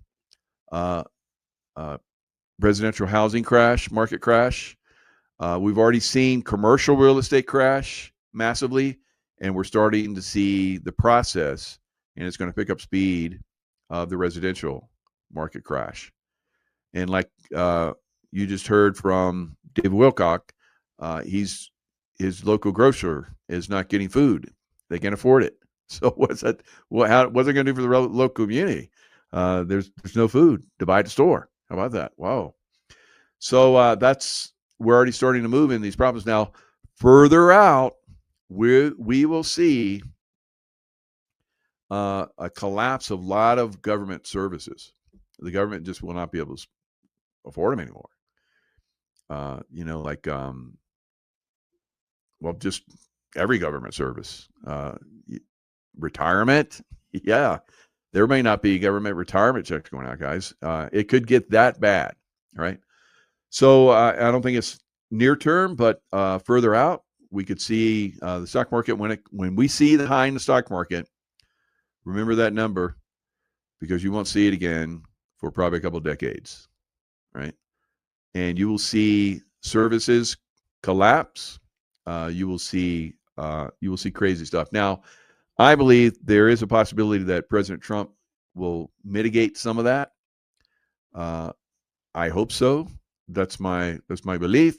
I don't know, but if you look at the numbers, you look at the past, it's not looking so good. Now, here is one. This is the U.S. dollar. So spot silver prices back in 1980, 2011, and the top silver prices. Now you see silver's already going higher, and it's going to go a lot higher.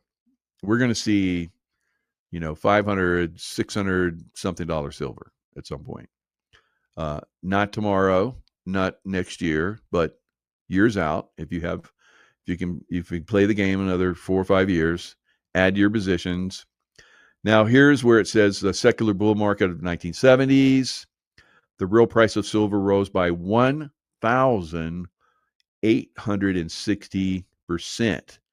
That's almost 19 times whatever it was. So if it was like $1, it went to $19. If it was $100, it went to $1,900. No, it was like I don't know, 50 cents, dollar, $2, something like that. And then it just blew up. So in 2000, and that happened over 98 months. That was fast. So in 2000, secular bull market, it gained 875% over 113 months. So far in the 2020s, it's only gone up 177% in just 37 months. So as you guys can see, based on these massive numbers from the past, now I believe that the April 2011 one was manipulated massively. They pressed the price down, and they pumped money into the system. So the stock market should have crashed quite a bit more, and it wasn't allowed to. So it was pumped back up, and that's why you had an interruption in the percentage of silver going up. So now look at this crazy one. This is the M2 money supply ratio. Now this was where it topped in January 1980. It didn't hardly do anything because they came in and dumped money into the market. Now, because they didn't dump money into the market back here, we're still on we weren't still on gold standard, but the 1970s bull market we were, but then we went off. Nixon took us off at 73 or something like that. So after that, everything blew up, right? The price just blew up. It was basically contained, but from that point on, it has gone crazy. So as you see, that was a crazy uptick. Now the money supply, as you guys can see right now, is very high. So here's another one. The debt ratio, as you see, massive. Back here in 2000, not a blip. 2011, barely a blip. And right now, barely a blip. So this is going to change because everything goes down this time. We will see a massive recession and probably depression. Right. So same thing, silver to Dow ratio. So you saw the big push in the 80s where the price of silver, became very close to the price of the Dow. And it didn't take as much. Now we're like yawn. It's like it takes a lot of silver to make the Dow. So that's what we're seeing right now. So we have a massive surge that's going to come, I think, from this point into next year. And then when the stock market crashes, probably the first quarter next year, it will crash probably 70 to 90% or more. Somewhere in that probably 80%, rounded out with all the different stocks. but some stocks will be a lot more. Some stocks will go to zero, of course. Crypto, who knows what's going on with that? I was buying silver for 5 silver eagles for $100, free shipping. Nice, nice. So that's a good deal. You were, not now, huh? But yeah, so you got a good deal, and so you're looking pretty right now, or handsome, whatever you're, whatever you are, right? If you're a man or a woman, so, or if you're transgender, it doesn't matter. So I had a show with Brad Olson, and we were talking about how we've been dumbed down quite significantly in our schooling, and the reason for that is so that we want be smart enough to take care of ourselves. So we have to depend on the government. But as you guys are seeing, if you were depending on the government over the last month and a half or so, that wasn't working out too good for your air traffic controller. You weren't getting paid, right? So not a good thing to depend on the government. Uh, Not a good thing to trust the government. Ask any Indian, they'll tell you. American Indians, no, you don't trust the government, right?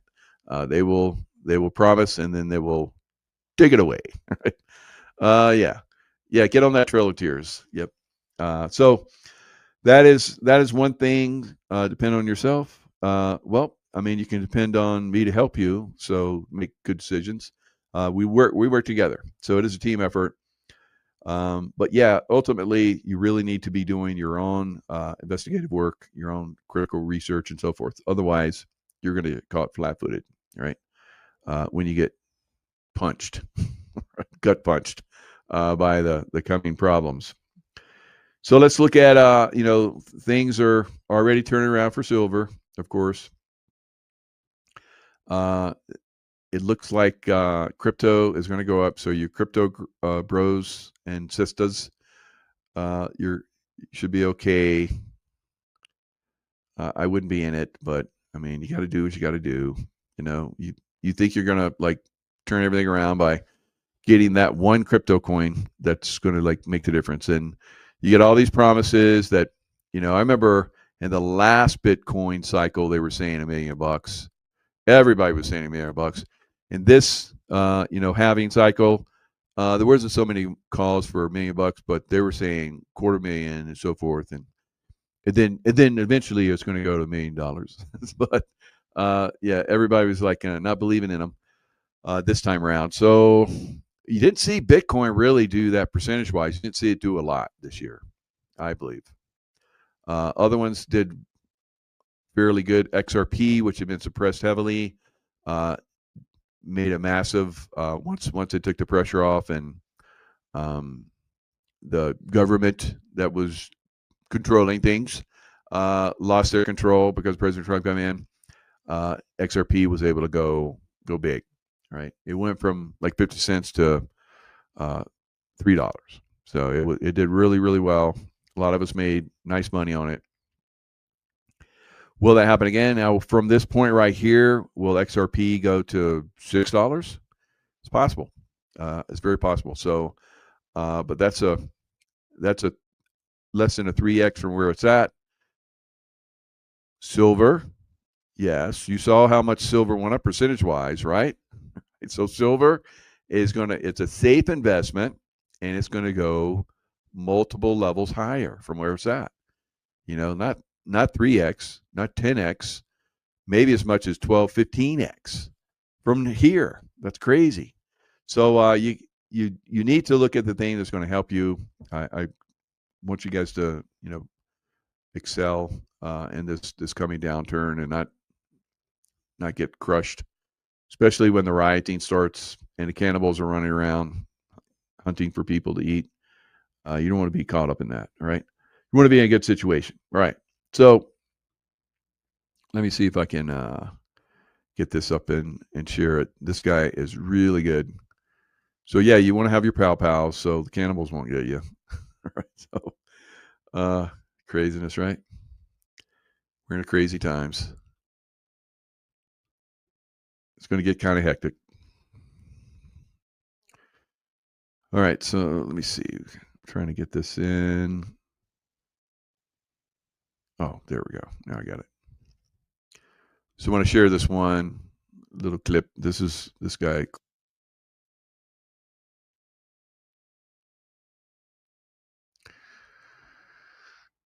All right. Very, very bullish precious metals as I speak. So let me pull this up.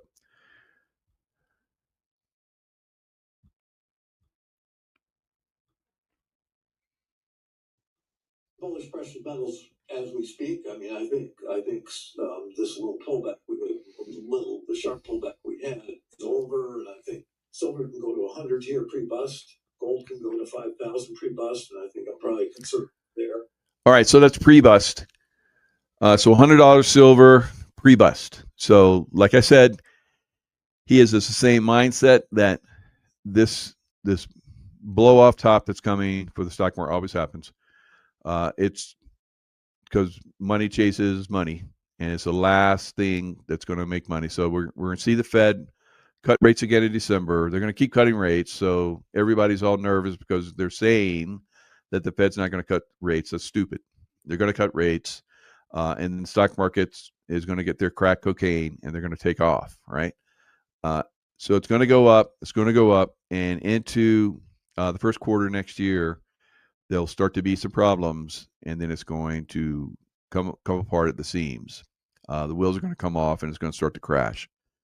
So that from that point, silver will pull back, gold will pull back. So he's talking about how silver will probably be $100, gold probably be about 5,000 from where it's at right now. Pull back to around 42, 4,000. So any pullback is an opportunity. Now, at some point, at its height, if you're a trader, you could probably sell some and buy it again low. But I don't recommend that because most of you are not traders. You don't. You would try that and you would get crushed, right? Like a lot of you guys are going to get crushed in crypto at some point, and a lot of you are going to get crushed in the stock market at some point. So again, when I say that it's not going to come back, so everybody's been like, buy the dips, buy the dips, buy the dips, buy the dips. So when the stock market starts to crash, people start to buy the dip, and then they'll lose that, and then they'll buy the next dip, and they'll lose that, and then eventually they'll be like, I'm not buying the dip, I don't have any more money left, or I'm stupid. It's stupid to keep buying dips. It looks like this thing is really going to go down, right? So when it's crashing 1,000, 2,000, 3,000 points at a time, people are going to get a little nervous, right? So if you got your money in there and you're like, well, I'll just hold it there because they tell me that if I go back to 1929, if I put so much money into the stock market back in 1929, I'd be like a multimillionaire now. Well,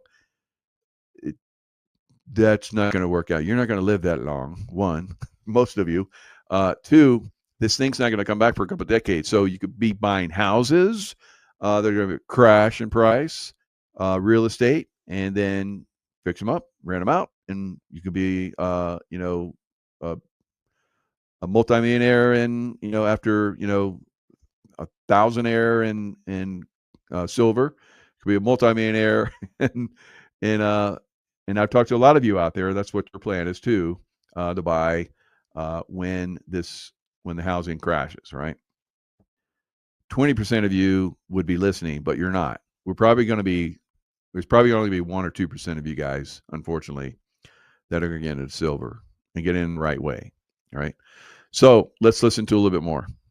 During the bust, I think almost all assets other than treasuries get hit. So as I say, you have to be careful that you're not standing on the south rim of the Grand Canyon looking across the north rim and thinking you can just hold these things right through because there's a canyon in between.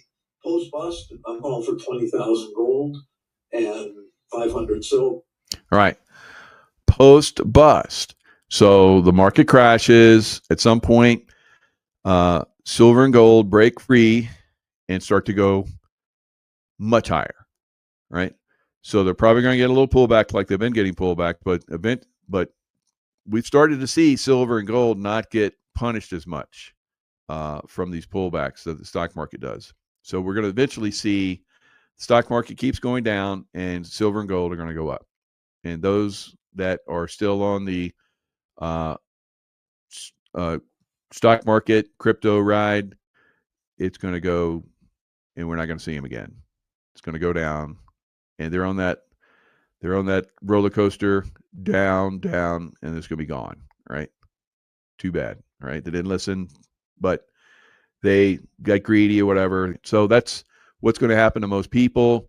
I hope you that are listening, that's not going to happen to you, but for most of you, unfortunately, probably will. Probably in the early 2030s. If inflation does what I expect, precious metals are going to be the top game in town. I am very bullish precious. All right, so guy crushes it, absolutely crushes it, right? Every time.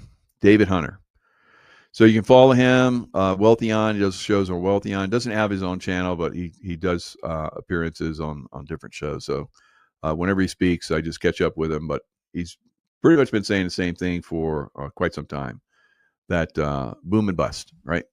And a massive bust. And I've been saying it before I was even watching him, that we would see that. Now, to his credit, when I said back in 2022 and into 23 that stock market was going to keep going, he got off of that and he says it's going to go much bigger.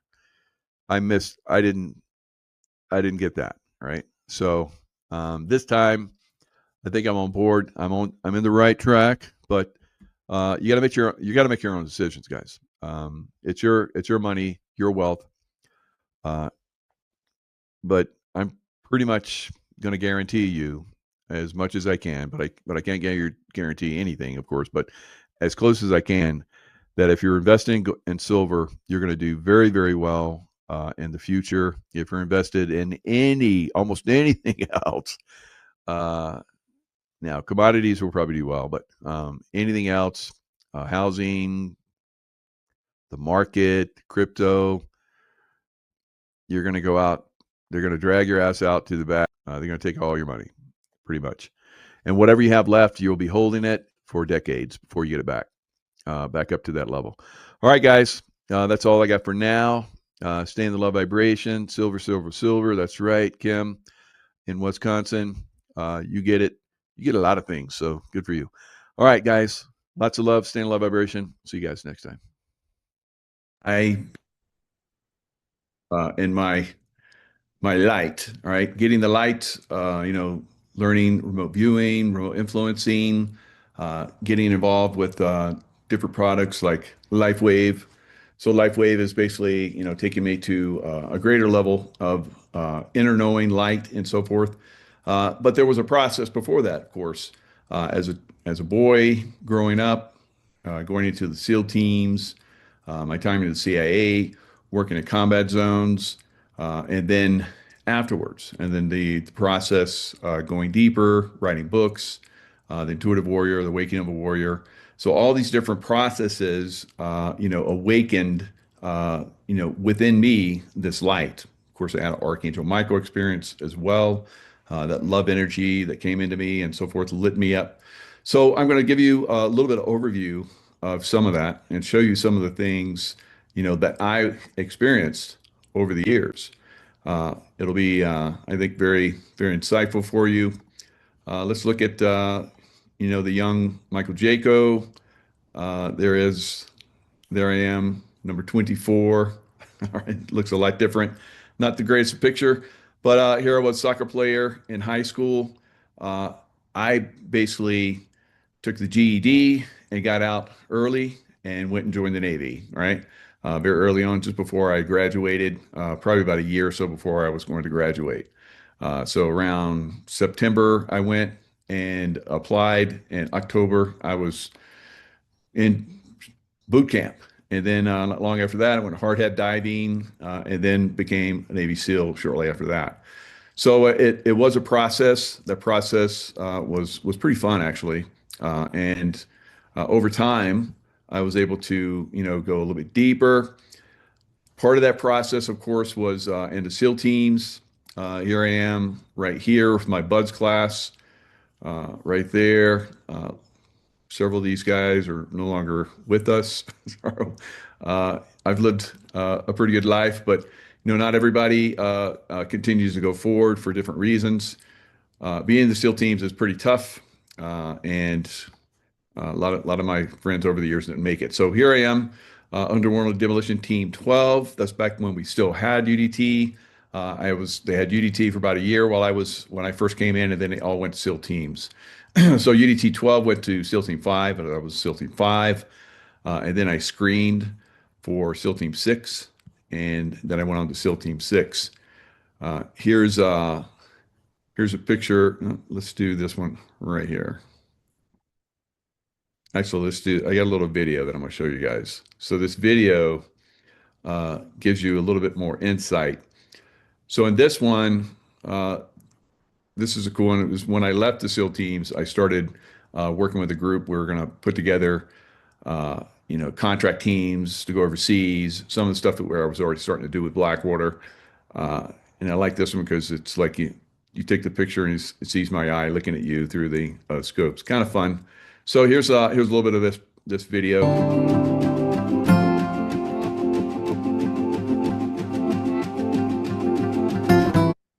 All right, so this one right here is when I started the SEAL Team's first hand-to-hand program, SCARS, Special Combat Aggressive Reactionary System. So we went to like the best of the best in the world of fighting at the time. One of the skills that we taught was a multi-fight. So you see all these guys attacking me at once. Basically, what you learn how to move and hit, and you start in the center, and then you pick somebody to go after, and you go after them, and then everyone's chasing you, and you're just hitting and moving, crushing throats, hitting people like you see here. I'm kicking him to the groin. He's going to react to that. His head's going to come down. I'm going to take his head, snap his neck, and throw him into the next person. So I started that program. That was amazing. There was a lot of resistance to that because guys were like, I have my gun. Why do I need to learn hand to hand? So when I learned hand to hand, it took all my skills as a SEAL to another level. All right. So this was a process. This was an awakening process for me. So doing the hand-to-hand program, I went to a different state of consciousness, and that really helped me in the next levels that I would go into after this. So here's that first UDT platoon where we're jumping out of helicopters into the water and then getting picked up and do the ladder climb back in the helicopter.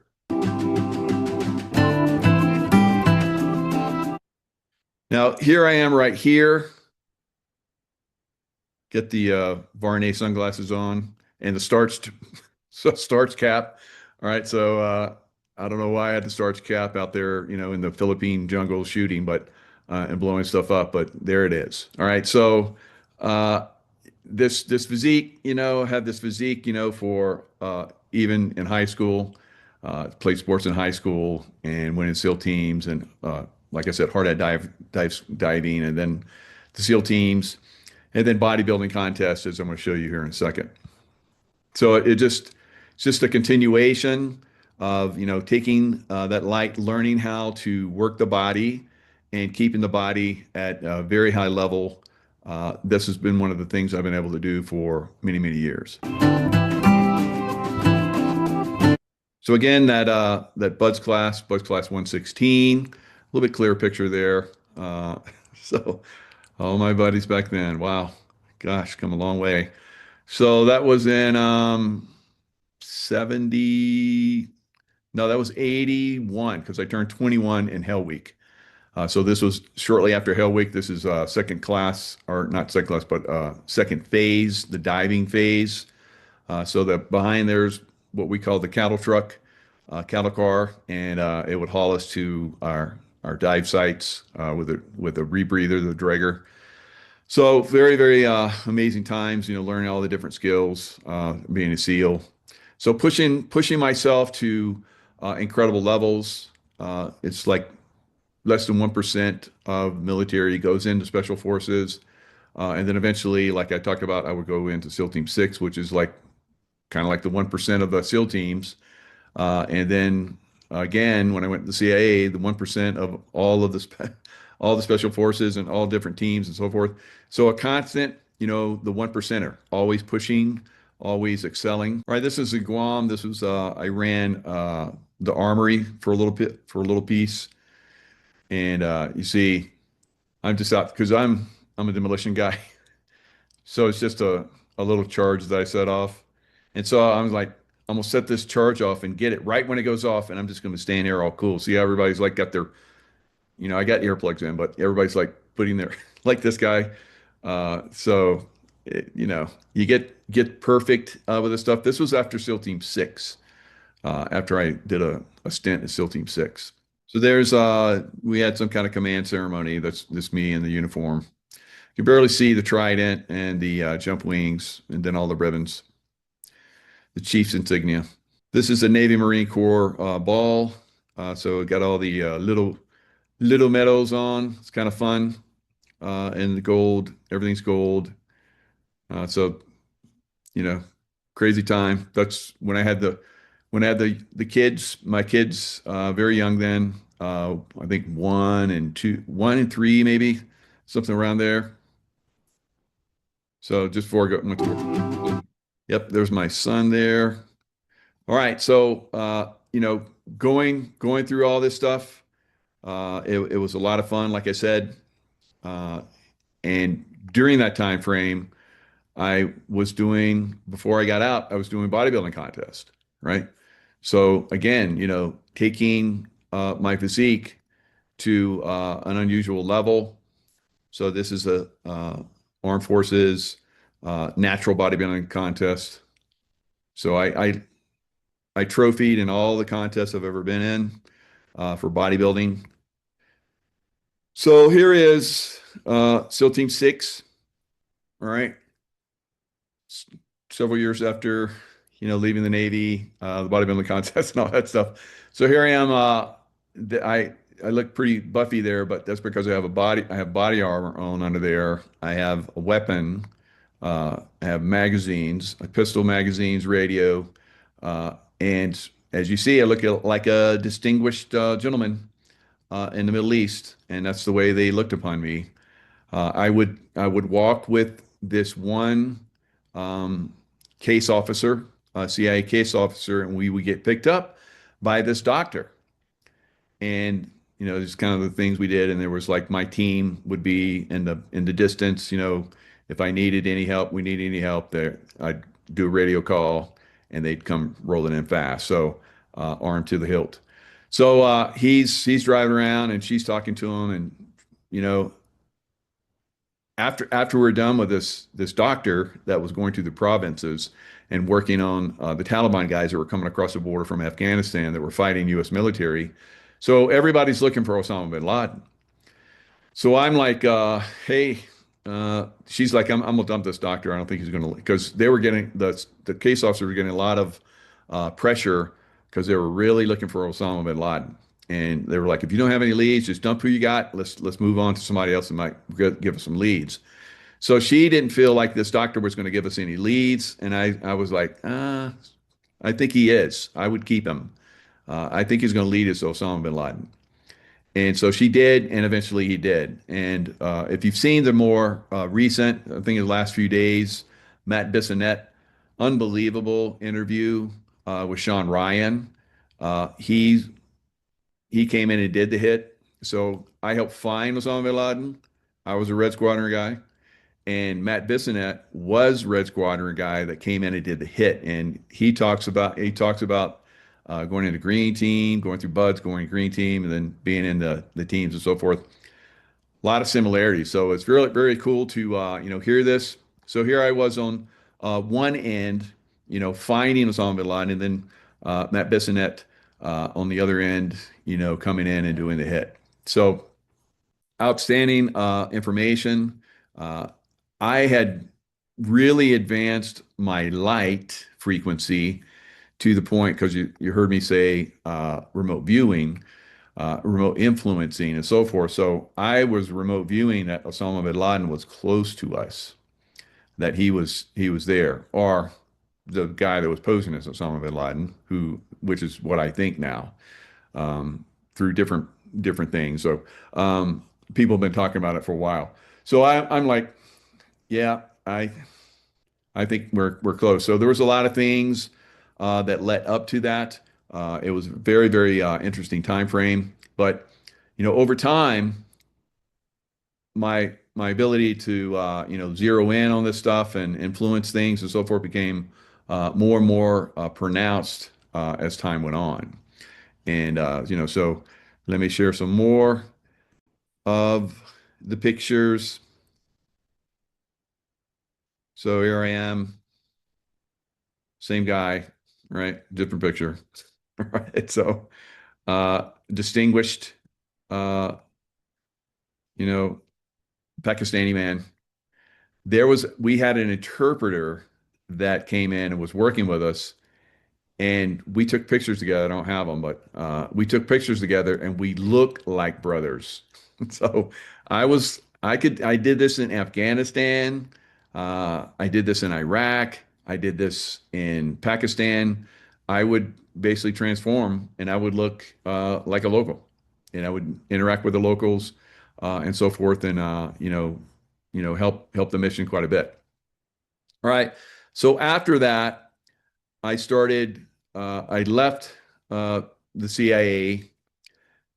There was a period of time where I was kind of like in limbo because I left CIA, uh, kind of had to find my way again. And after saving people and taking terrorists out and all kind of crazy stuff, it was involved in all kind of crazy stuff for 11 years with the CIA. So 24 years with the SEAL teams, combat action with SEAL Team 6, and then combat zones for the next 11 years. I would say over that 11-year period, I probably deployed 45 to 50, not probably close to 50 times because I would be gone 5, 6, 7 times a year. I would go on trips, and they would be, some of them were like a month or two, 90 days. Most of them were 60-day trips. I did several 100-day trips. And so I spent a lot of time overseas during that time frame. So um, most of 11 years I was gone. I was overseas, unfortunately, and of course, we got family and so forth, tough on families. Um, uh, the father figure's gone, divorce, but I still got to, be with the kids. So that worked out really good. Now, after all of that, I had a little bit of falling out with the CIA. I've talked about that. I saw some things or knew some things that they don't they don't like for people to reveal, and so I moved on. Right, so moved on, and life changed. Uh, very, very incredible lifestyle, millionaire lifestyle to like no zero lifestyle, right? So I like went to the point where I pretty much lost everything, and I had a lot of pressure from the CIA. They were not liking me because I was disclosing uh, secret programs that have to do with extraterrestrials, right? So just kind of as you enlighten, you start to understand, you start to see things, and I made comments on a couple of different things, and so they basically came in and destroyed my life. All right, so from that, I'm you know PTSD, big time. It's time to go to the wilderness. All right. I'm always really good in the wilderness. So we moved to Lake Tahoe. We're not living very well. And so I'm like, okay, I spent some time with my kids and I'm like, okay, I'm going to go to the wilderness. And at the time, I basically dumped everything. We pretty much had not, my wife Tracy and I, we pretty much had nothing left. Our lives have been destroyed by the CIA. And they will do that if you get out of line. So here I go from uh, everybody wanted me to come because everywhere I went, and they loved to send me places because everywhere I went, things turned around and things went really well, like finding terrorists and places where no one wanted to go or could go, and everything didn't work out. I went there and things turned around, became amazing. as far as like tracking down, finding people, and so forth. So I had that ability, remote viewing, remote influencing. People became aware of it. I would give lectures at places where I would go to about intuition and so forth. So it was very high demand, but when you cross a certain line that they don't want to reveal, there's certain forces that are within the CIA that will destroy your life. So I crossed that line, disclosing because I saw some stuff that other people were revealing, and I said, "Yes, that's correct. I know about that." Had nothing to do with anything else, but I verified some people that they didn't like, and so they came in and destroyed my life, right? Although I had served them for 35 years, right? That's how quick they can destroy you. If they feel you're offline or you're part of something that they don't like and they're trying to destroy, and you say something about it, they'll come and destroy you too, right? So that's what happened with me. All right, so I decided I was going to walk the Pacific Crest Trail and get my act together, right? And so that's kind of what I did. Here I am. I'd already been on the trail for um, I'd say about almost 1,200 miles, all the way from this is starting to get up into the Sierras. This is just north of Lake Tahoe. So I really like the Lake Tahoe area. That's why I'm back there. That's why you see it behind me now. It really appeals to me. Being in the wilderness is like being next to God for me, right? It really calms me, and I get really good connections and so forth. So here I am after this amazing SEAL and CIA career. My life is basically upside down. Have nothing left, pretty much, but this backpack, those walking sticks, those sunglasses, that hat, and enough food to last me for about a couple weeks, right? And then I would get enough food to last me another couple weeks, and I would live in a tent, right, on the Pacific Crest Trail, and I would gather water from the Pacific Crest Trail. So that was the way I lived, and that was a very beautiful experience actually, because like I said, I was pretty much pretty severe PTSD after 35 years and having my life destroyed by the CIA. It was not fun. All right, so here I am. You can see I'm happy again. Right, so I just spent some time with the wifey poo and get some new gear there, and here I am. I'm off. All right, so have several pictures like that. Here's one where I'm at the 2,000 mile mark on the Pacific Crest Trail. I made it all the way to Washington State. I was in Oregon. There was a bridge that goes across, and the money ran out. The money tree was done, right? So I had to come back and go back to work, and that's kind of what I did. All right, so and then it was pretty traumatizing in some respects walking Pacific Crest Trail. So you see pretty dirty there. Um, I have like uh, these these things that go around your shoes so dirt doesn't get down in your shoes. As you see here, I bought these shoes. You saw me with the nice outfit. I'm all cleaned up, and here I am a month later, and the shoes that I got are completely deteriorating. 1 month. All right. So in 1 month, though, I walked like hundreds and hundreds and hundreds of miles. All right. So imagine when you go on a hike, you go for a hike, maybe you go for a hike for like 5, 6, 10 miles if you're a badass or more. But then you take a break. I was walking 20 up to 24 miles a day. All right. So every day, over and over again, with very short breaks, a day or two, where I would get re-geared up, get cleaned up, and then go back out again, right? So very, very, but for me, that was what I needed. It was extreme. I'm an extreme guy. Uh, I got back in touch with God on a very nice level. So here it is. You get beat up. All right. So right. Here's another pair of shoes that lasted only a month.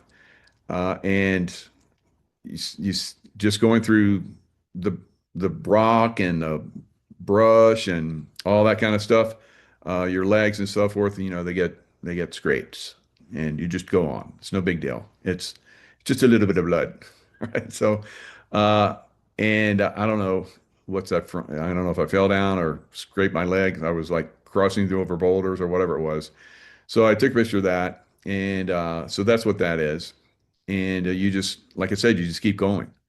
I remember one time uh, my ankle rolled, and it was so bad that uh, when I would get up in the morning, before I go to bed, I'd take like 5 or 6 Motrin. I get up and take 5 or 6 Motrin, and then I would like massage it, eat some breakfast, and get up, unpack, pack my little camp up, put it in my backpack, and I would start the very painful and slow process of walking.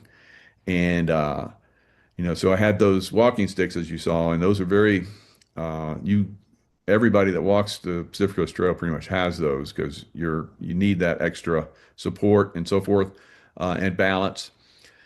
And so I would go like I think it would go like 100 yards an hour, right? And then the next 100 yards maybe in 45 minutes. And so it was like that, for several days after rolling my ankle. Uh, I had problems with my ankle for years. Of course, then I started using LifeWave, and I haven't had any problems with it for a long time. But it was significant. The level of craziness that you went through. But as you see here, that's a spiritual guy.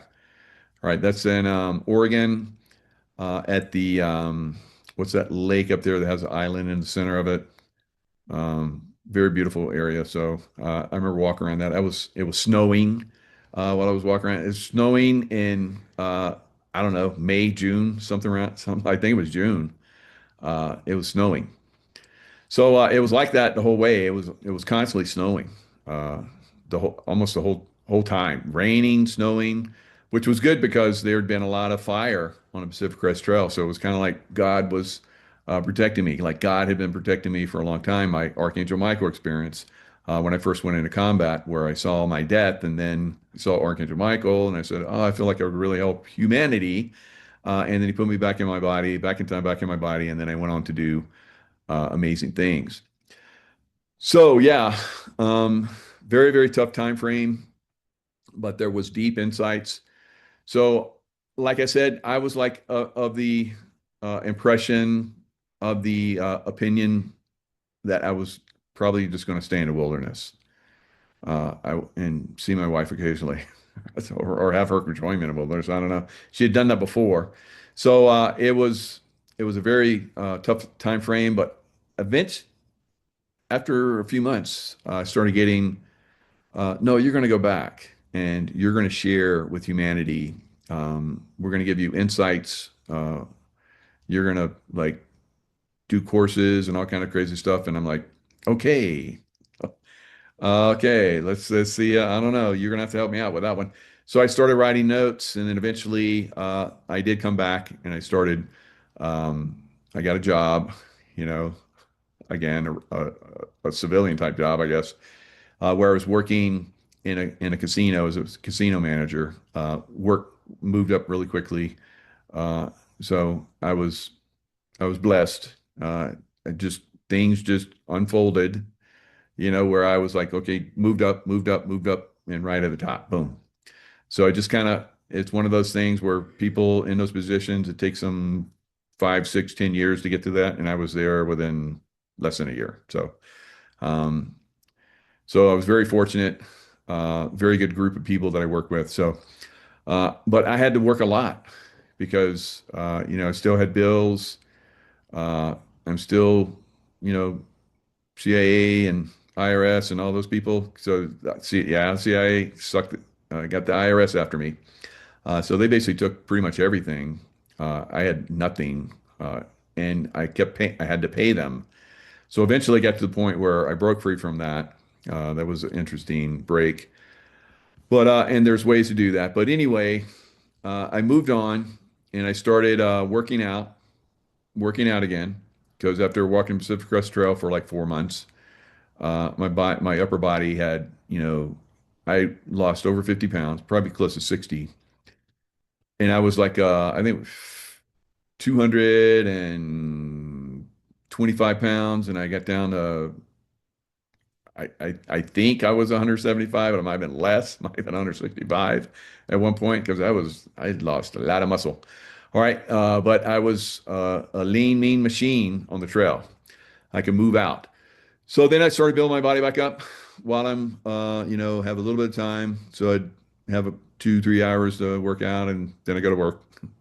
Then I come back, sleep, work out, go to work. Right. And that was my life for years, for several years. And then eventually I broke free, started teaching courses, and then eventually did online courses, and that really propelled me to break free from that system and be completely free so I could do the stuff that I'm doing now.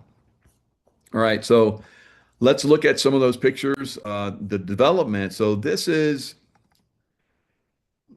was me with the beer at I guess after the Pacific Crest Trail. This is like maybe 61, 62. So I'm putting the weight back on, doing a good job. All right. And then the lower picture is me just a couple of years after that. I decided to lean down and do the bodybuilding contest again. You see these mats, and I had like dummies and all kind of stuff. So I would teach fighting courses, and I would teach survival in the wilderness, and remote viewing, and all kind of crazy stuff. Classes at the casinos. Casino like hooked me up. I got good deals where I could do classes at casino. And so, kind of was making ends meet and working on the body.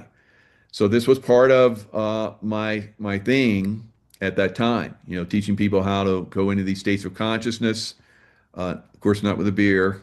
That's a different state of consciousness. But I did drink so much after this. But I started, just really, really working out hard, and showing people how to do that and how to go into those states of consciousness. So, as you can see here, this is a winning physique. So I would do a bodybuilding contest. This, I think, is probably around June, July. So I started working out very, very significantly, doing the most weight that I'd ever done before at that time. So as you see here, I did a 1,000 pound leg press. Now this is in the winter time frame, and I'm leaning down. I'm leaning down. I think I was 5 pounds a month. So over a 10 month period, I leaned down to my contest time frame date. I lost 50 pounds, but I kept most of my muscle. So as you saw, leaning down, leaning out the fat, but keeping the muscle is a very severe process, right? You're always hangry, right? And you're working out, and I'm working at work, trying to make ends meet. I'm doing courses, all kind of crazy stuff. So I'm making that transition where I'm earning enough money to make the transition so that I can teach like I'm doing now. So teaching the courses. So this is phenomenal. But this last year, after I've been using LifeWave, add another plate and another 25 pounds of this, around 1,100 pounds. So this is 1,000 pounds, a little bit over. It was tough, getting it back, because when you reach a certain level like this, uh, and you go off of that, especially I guess at my age, and you don't have the ability to get all the things and work out and all the stuff that you did before, that is tough. Now, what was really interesting is because I knew that this bioweapon thing was coming, and that's when I started on YouTube and started really pushing YouTube and saying, "Hey, I'm an intuitive. This is what's coming."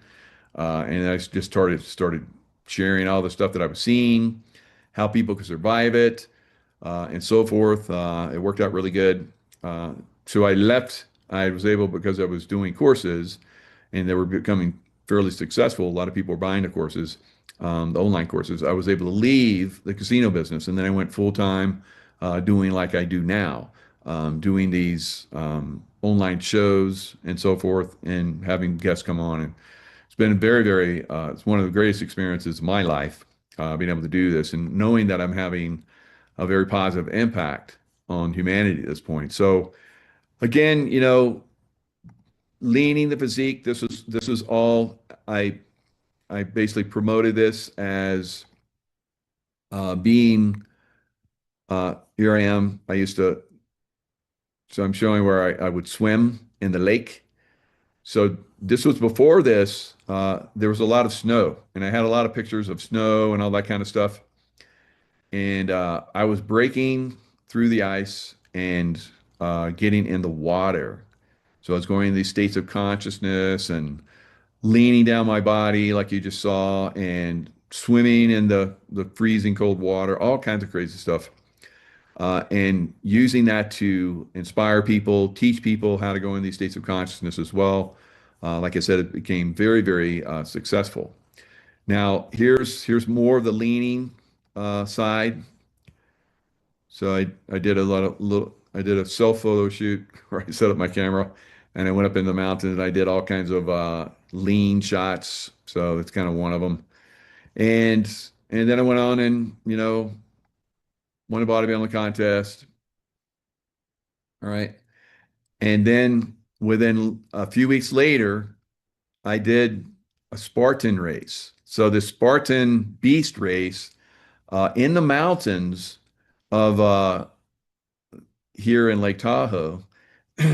Very, very cold. It was snowing. It snowed at the end of it. They shut down the course. So I finished the course. I remember Tracy and I were like taking pictures, and each took this picture. I got the medal and went through yay, you won, you did this. And then we walked out to the car and it started snowing. And I knew it was going to snow.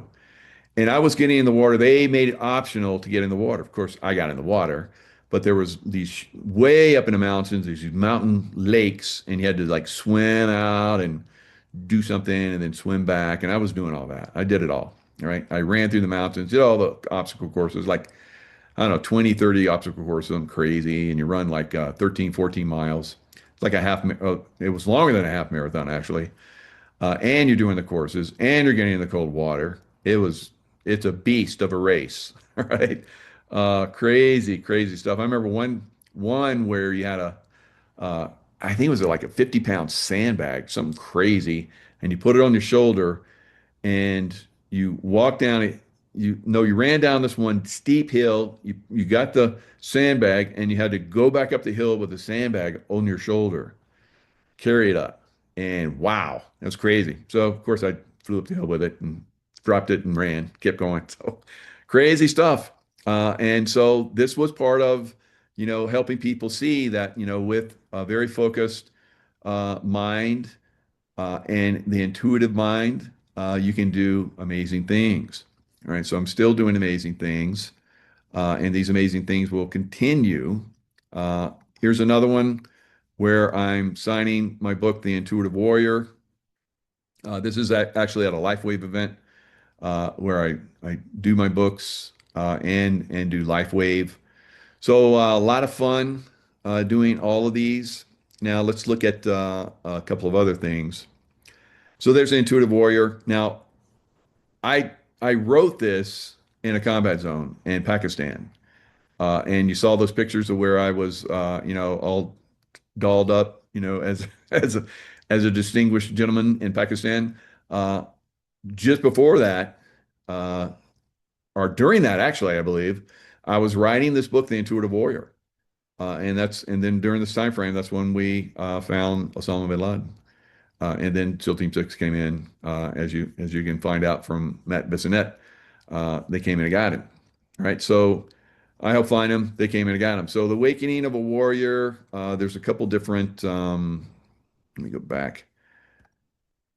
There's a couple different ones out there for this one, the Intuitive Warrior, the Awakening of a Warrior,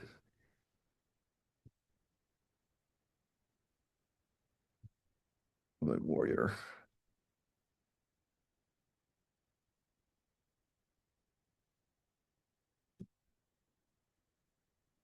All right, so here's the latest edition, book two. So this one's better of the two. So I've got two of each. Get the more recent one. They have pictures. This one has great pictures and it has more deeper insights in it. So this is memories of past lifetimes and as warriors. So very, very interesting how I would tap into deeper aspects, and that's those books are part of that. Now, the other deeper aspects that I've been tapping into is the life wave. So the life wave has helped me considerably in this new consciousness realm that I'm in, right? So I would say the X39 is your best bet to increase your light and your insights and so forth, because it is built from a guy that first worked with the SEAL teams and built an energy patch, and then he went on to have this X39 copper peptides basically activates your stem cells. Your stem cells start to turn off when you're born, actually. They start to turn off, and as you get older, as you get injuries, all of your energy goes to an injury. But the X39 can help you, supports relief of minor aches and pains, healthy inflammatory response. So I had a injury in the SEAL teams where I had my kneecap shattered.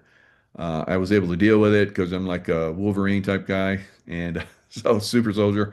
And I was able to heal, and within 6 months, I was doing the SEAL PT at the highest level, and it was because of my focus, like I've talked about. But eventually, it catches up with you. Other injuries. As you age, your stem cells just start shutting down. They don't activate anymore. Telomeres and so forth start to shorten. You want them lengthy, and X39 helps you do all this. Enhances sports performance. Of course, as you guys can see, throughout most of my life, well, pretty much all my life, I've been very active, very physical, and doing high levels of physical activity. So with the X39, has allowed me to continue that, and at a level like you saw just recently. Yeah, at 60, at 59 years old, almost 60, uh, I won the bodybuilding contest, but on the upswing to that, I did that 1,000-pound leg press because I was able to really focus myself. In the SEAL teams and in the CIA, you're coming and going, coming and going, coming and going. You can't really focus on anything but being downrange and staying alive, right? So, and keeping other people alive. So that was my focus in finding bad guys and taking them out. So terrorists went bye-bye when I went downrange. So enhance sports performance, provide energy and vitality, improve skin appearance, and so forth. Now, look at the face. Look at that face. Look at those wrinkles. And so this is after a few years of using LifeWave. Those wrinkles are a lot less. All right. That's almost like a baby face there. Right. So what it's doing is it's literally reversing the aging process. They have done studies on this, and it is very effective. So X39 would be the first one I would start to use. You can click on the links, you can learn more and so forth. Uh, all the different patches that we have, 39, 49, energy enhancer, Eon for good for inflammation, glutathione, speed up the healing process, carnosine, supports overall vitality and clarity, SP6, good for hormones, mindful and healthful appetite. So it reduces your appetite. So right now I'm starting to lose weight again. I want to lean down again. Maybe even get myself in a position where I can do another bodybuilding contest, whether I do that or not, but having a good physique, it takes time to do that. So that's what I'm doing once again. All right. So, and then ice wave, like I said about my kneecap being injured, it would act up every year, sometimes for several times a year. It would get super sore, tight, swollen. And Ice Wave, I put it on there, and the swelling went down, and the pain went away within 5 seconds. Unbelievable. I was able to move easily, and for the rest of the day, I was able to do what I normally do. And normally, when my knee would act up, it would stay a problem for several weeks to several months. And when I used the ice wave on it, I didn't have a problem with it within 5 seconds. And I didn't have a problem with it from that point on. And some of that is because I used the X39 and X49. The copper peptide is basically activating the stem cells. So the stem cells are coming back, repairing, decreasing my age, physically, mentally, vitality. I'm not getting stupider, but I'm not going dumb. But I am, and I feel like I'm so enhanced on many different levels, on a soul level, on a vitality, energy level. It's definitely one of the greatest things that I've ever experienced, and that's why I'm so passionate about sharing it. Now, here is a little insight. I have David Schmidt, who's the founder. Become good friends with him. Really, really talented guy. He is definitely a all right, very, very easy. As you guys can see, there's a little button there where it says dispense. You put your glass under there, you get the light, and then dispense. All right. So when you drink this, I've had amazing results from this. Had some problems with my gut, had problems with my lungs, had problems with my skin. All of that cleared up and is getting better and better every day. So this water, and who knows what else is going on that I'm still not, because things go on in your body that are bad. You don't realize it till later. So what I like about the LifeWay products is that they are helping you overcome stuff that you don't even know about and making your body, like I said, younger and much better. Cheers.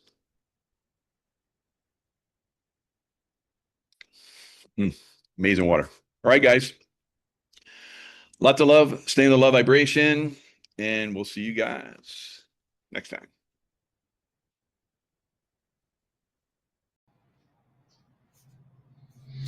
Hello, everyone. It's Michael Jacob with Unleashing Intuition Secrets.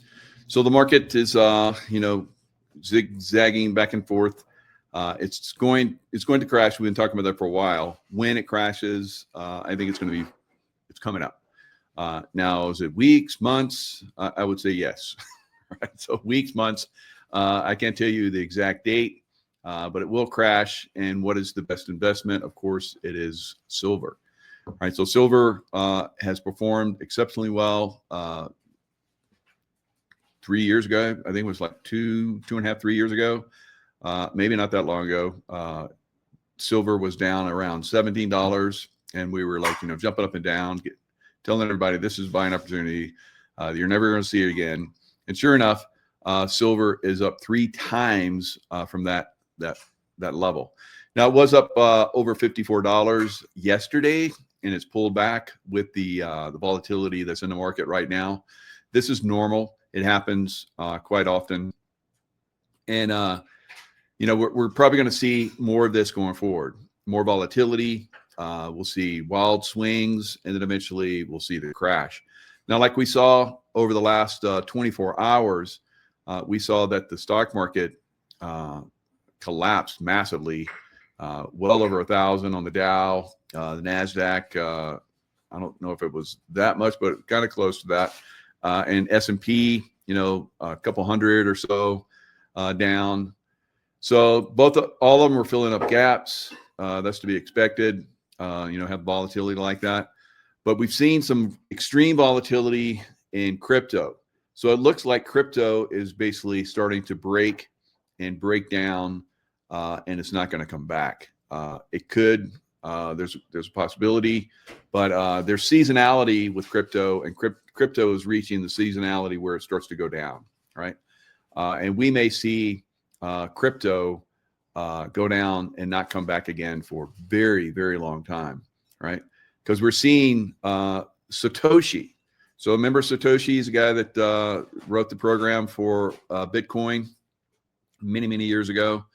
Or supposedly a guy named Satoshi. No one's ever met him or knows about him, but somebody named Satoshi wrote this program, Bitcoin, and so people were buying it back when it was like under $1 and a few dollars, $10, whatever, and it's reached highs of, as now it's under 100,000. I think it's like 94,000 right now.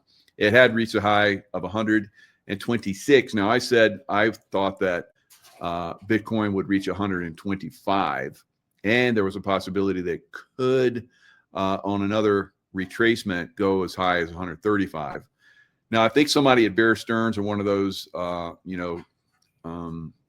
investment places said that they see into next year Bitcoin going 170. I think we'll probably see 45,000 in Bitcoin before we see 170. But I mean, anything's possible in this manipulated market, although I don't think so. All right. So Satoshi era people that bought crypto and have been hodling, that's hold on for dear life, all this time.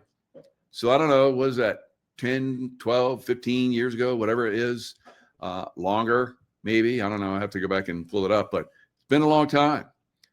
They're selling. They are selling. The one Satoshi era, a lot of, they call them whales. A lot of whales are selling their crypto. That means they have some insights, right?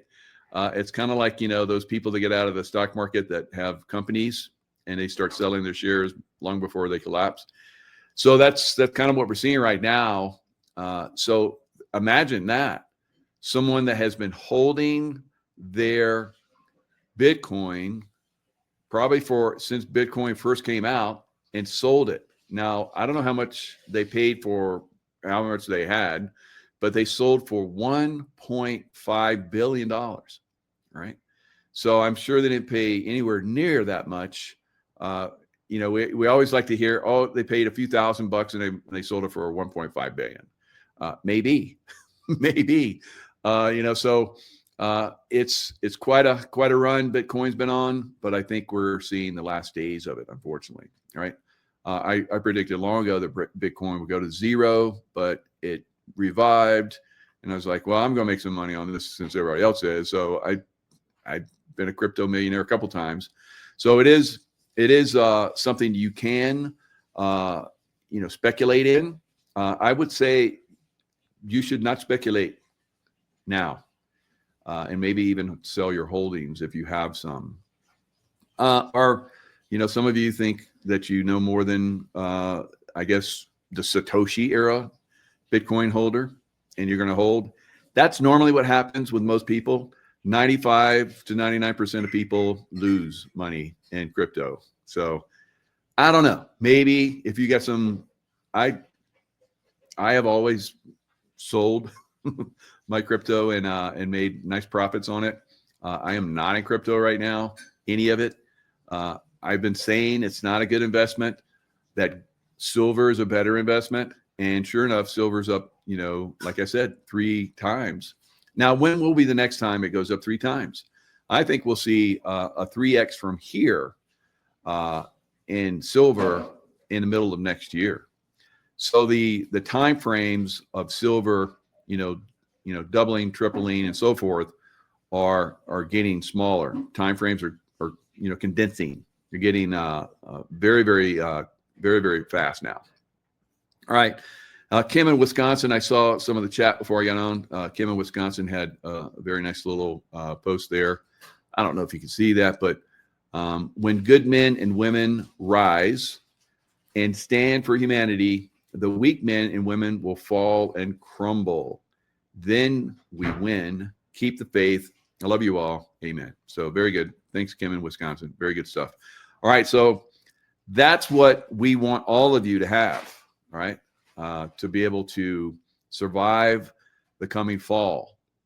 Now, when I look at, and I've been saying this, I think we're going to have a worse financial crash than 1929. Now, if you look at 1929, it was overall stocks. So if you look at overall stocks now, they're highly inflated, more than any time in history, going all the way back to 1929.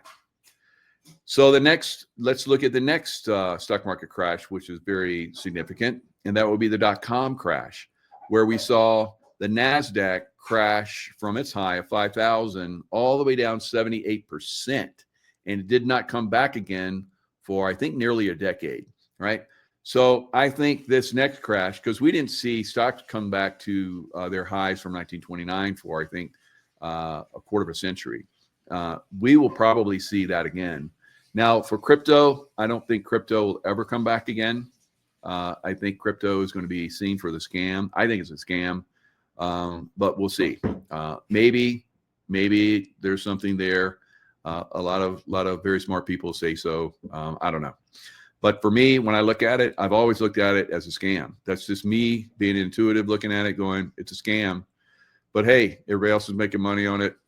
I'm gonna play ball too, right? So I'm gonna put on my cleats and my shirt and my running pants and go out and play ball, right? So I played ball and played ball really well because I did that in high school. So I still have it.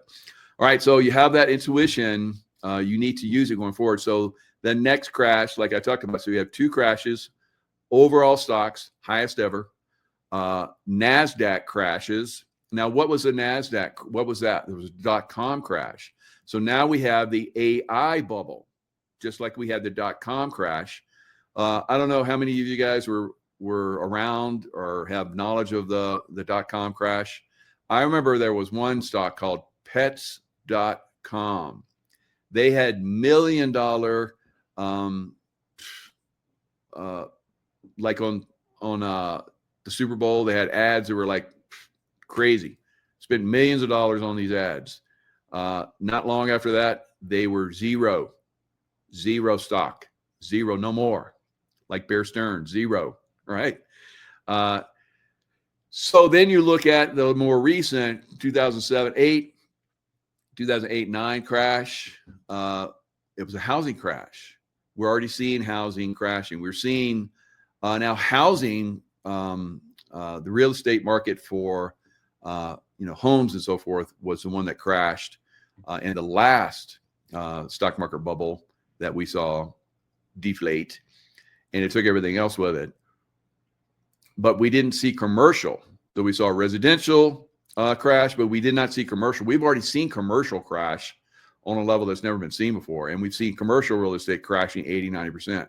So I predicted that we will see 80-90% crash. Not everywhere. Some places will, fare better, but everything will crash. It will be the everything crash, but silver and gold, right?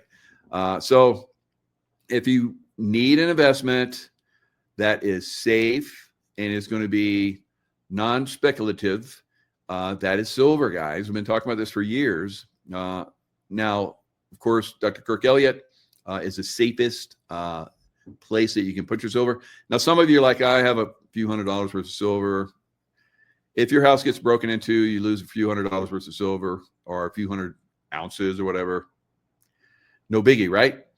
What if you have tens of thousands of dollars worth of silver, hundreds of thousands of dollars, millions of dollars worth of silver in your home, and your home gets broken into, or you get held up, or your house burns down, and the fire guys come in and it's all in puddles and they're like, stick in their pockets, they walk off with it. So now how is that that's not going to serve you very well. So that's why I like to have my silver and gold. So I've heard all these smart guys and gals, not so many gals, but mostly smart guys, because it seems like a lot of guys are handling the finances. That's not very good for you ladies. But anyway, there is, and a lot of you ladies have gotten tough. I've heard from you, and you either like broke free from your hubbies that were stuck on stupid, which is they're gonna find out, all right, and they're gonna find out the hard way. It's coming, right? If they're invested in the stock market, and they'll probably dance around and go, maybe it'll go back up again. Maybe it'll go back up in January. Maybe it'll go back up into early spring. Maybe. But when I show you the information that I'm going to show you, bring hubby boy over here and like watch this. And he's probably not going to like the way I just said that. But anyway, you're gonna find out, guys, that if you're not in silver, every time that there's been massive stock market crashes, silver and then gold has been the way to go. Now, if you have your investment in some of these other organizations, I've talked to a lot of people. Most of you are getting ripped off. If you are in a company and they're like, well, we don't normally do gold and silver, but we'll do gold and silver just for you. All right. So you're going to get stolen from. All right. and a lot of you have already.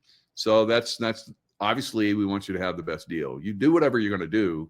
I'm just giving you the best information to make a logical, very sound a decision that can be generational wealth. And when I say generational, if you're like me, you're a little bit older or you're younger, 25, it can still be generational. You can have kids. You might not have kids yet at 25, and you invest in gold and silver, and it builds like a phenomenal wealth for you, and it carries over to your children.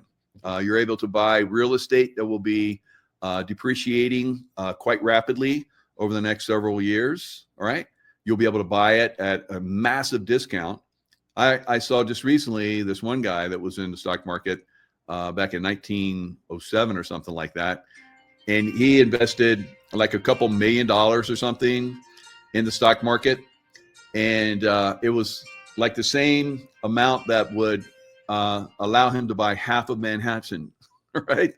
And by the time 1929 rolled around, because he kept reinvesting and making shorts and the Big Short, all right. So he walked away in the end after the 1929 crash with $100 million.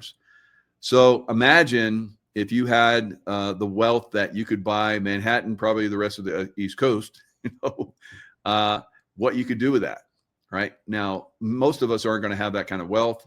Probably none of us in this chat, but we can have ridiculous wealth, guys, going forward. If you've been investing, if you haven't, it's not too late, because this thing has still got another 8x in it, right? It's already been up 2-3x, and I think it's going to go up another 8x from here. So that's we're looking at ridiculous levels, up around $500 an ounce for silver, right? But that's further out. That's several years out. So this bull market is just starting. It's just now getting going. All right, so I'm gonna pull up some stuff, and we're gonna look at some things are gonna make you go, If you're still on the fence, which I can't understand, but if you're still on the fence, you're going to want to get off the fence, and you want to get off the fence like now, right? So here we go. This is Michael Burry. So what did I do there? Why am I there? So I just read it myself. So Michael Burry is, let's see if I can get the real one. There it is. Why did that happen? There it is. So Michael Burry, they called him the Big Short. So back in 2007, what he did is he had an investment group, and he basically said, stocks are overvalued, I'm out. So he left, and he made short positions that garnered him and I think he almost made $1 billion himself, but he made multiple billions for the people that he was still investing with. But remember, he pulled out. He was no longer an investment fund. He closed it, just like he just did 2 days ago, and the stock market crashed. All right. Now, I think that it's going to come back, but let's listen to this. Is phenomenal information. 2008 collapse just shut down his hedge fund. On November 10th, 2025, Michael Burry's Scion Asset Management officially terminated its SEC registration. This isn't just another fund closure. This is the man who saw through the subprime mortgage scam when everyone else was buying, who made personal profits over $100 million while banks collapsed around him, walking away from the game entirely. Here's what should grab our attention. Now, when he did this, when he was speaking of this, and he's been speaking of this over the last several months, that things are overvalued. When he did that back then, everyone laughed at him, like probably people are laughing at me now, telling you guys you need to get out of the stock market and get into silver, right? So he basically did short positions now and put positions, and that's what he's done again. His short and put positions go into next year. So we've seen other hedge fund managers, Berkshire Hathaway has basically their head has pulled back from a lot of positions and has gone more to cash than at any time in history of Berkshire Hathaway. So we're seeing more and more of these people, and there's more in this. There's a couple other huge hedge fund managers that have done the same similar thing as Michael Burry. Burry told his investors on October 27th that his estimation of value in securities is not now, and has not been for some time, in sync with the markets. Think about what that means. The guy who correctly predicted the biggest financial crisis in our lifetime is saying the math doesn't work anymore. But here's where it gets really interesting. Burry's last 13F filing from the third quarter of 2025 reveals something extraordinary. He was holding $912 million in put options against Palantir and $186 million in puts against NVIDIA. Massive bets that these AI darlings are going to crash. These aren't short-term trades either. His positions extend all the way to 2026 and 2027, suggesting he believes this correction will be massive and prolonged. You want to know how confident Burry is in his thesis? He's publicly claimed that tech companies are fudging depreciation schedules on their AI infrastructure to artificially inflate earnings. That's not market commentary. That's an accusation of systematic accounting manipulation across the entire markets. What does that tell us about what's coming next? Here's what most investors don't realize. Legendary fund managers closing shop during market highs isn't just coincidence. It's been the most reliable crash indicator in American financial history. The most reliable crash indicator in financial history. Now, is it going to happen? Is it already happening? I don't think so. Is it going to happen next week? I don't think so. Is it going to happen this year? Maybe. But I would say, and I wouldn't leave any positions on the table, guys, but I would say it's going to be next year. So I'll be in position to benefit from it, hopefully, because as we saw yesterday, I had no indication that the stock market was going to crash like it did. All right. So I was surprised, quite frankly. And so that will be the way it will be when it happens. You will wake up if you have, still have stocks. You will wake up and the market before it opens will already be down 1,000+ points. And then when it opens, it will go down thousands of points. And all of your investment will evaporate over the last several years. And then the next day, it will do it again. And we'll do it again. And we'll do it again. And then it'll bounce and everybody's like, oh, it's just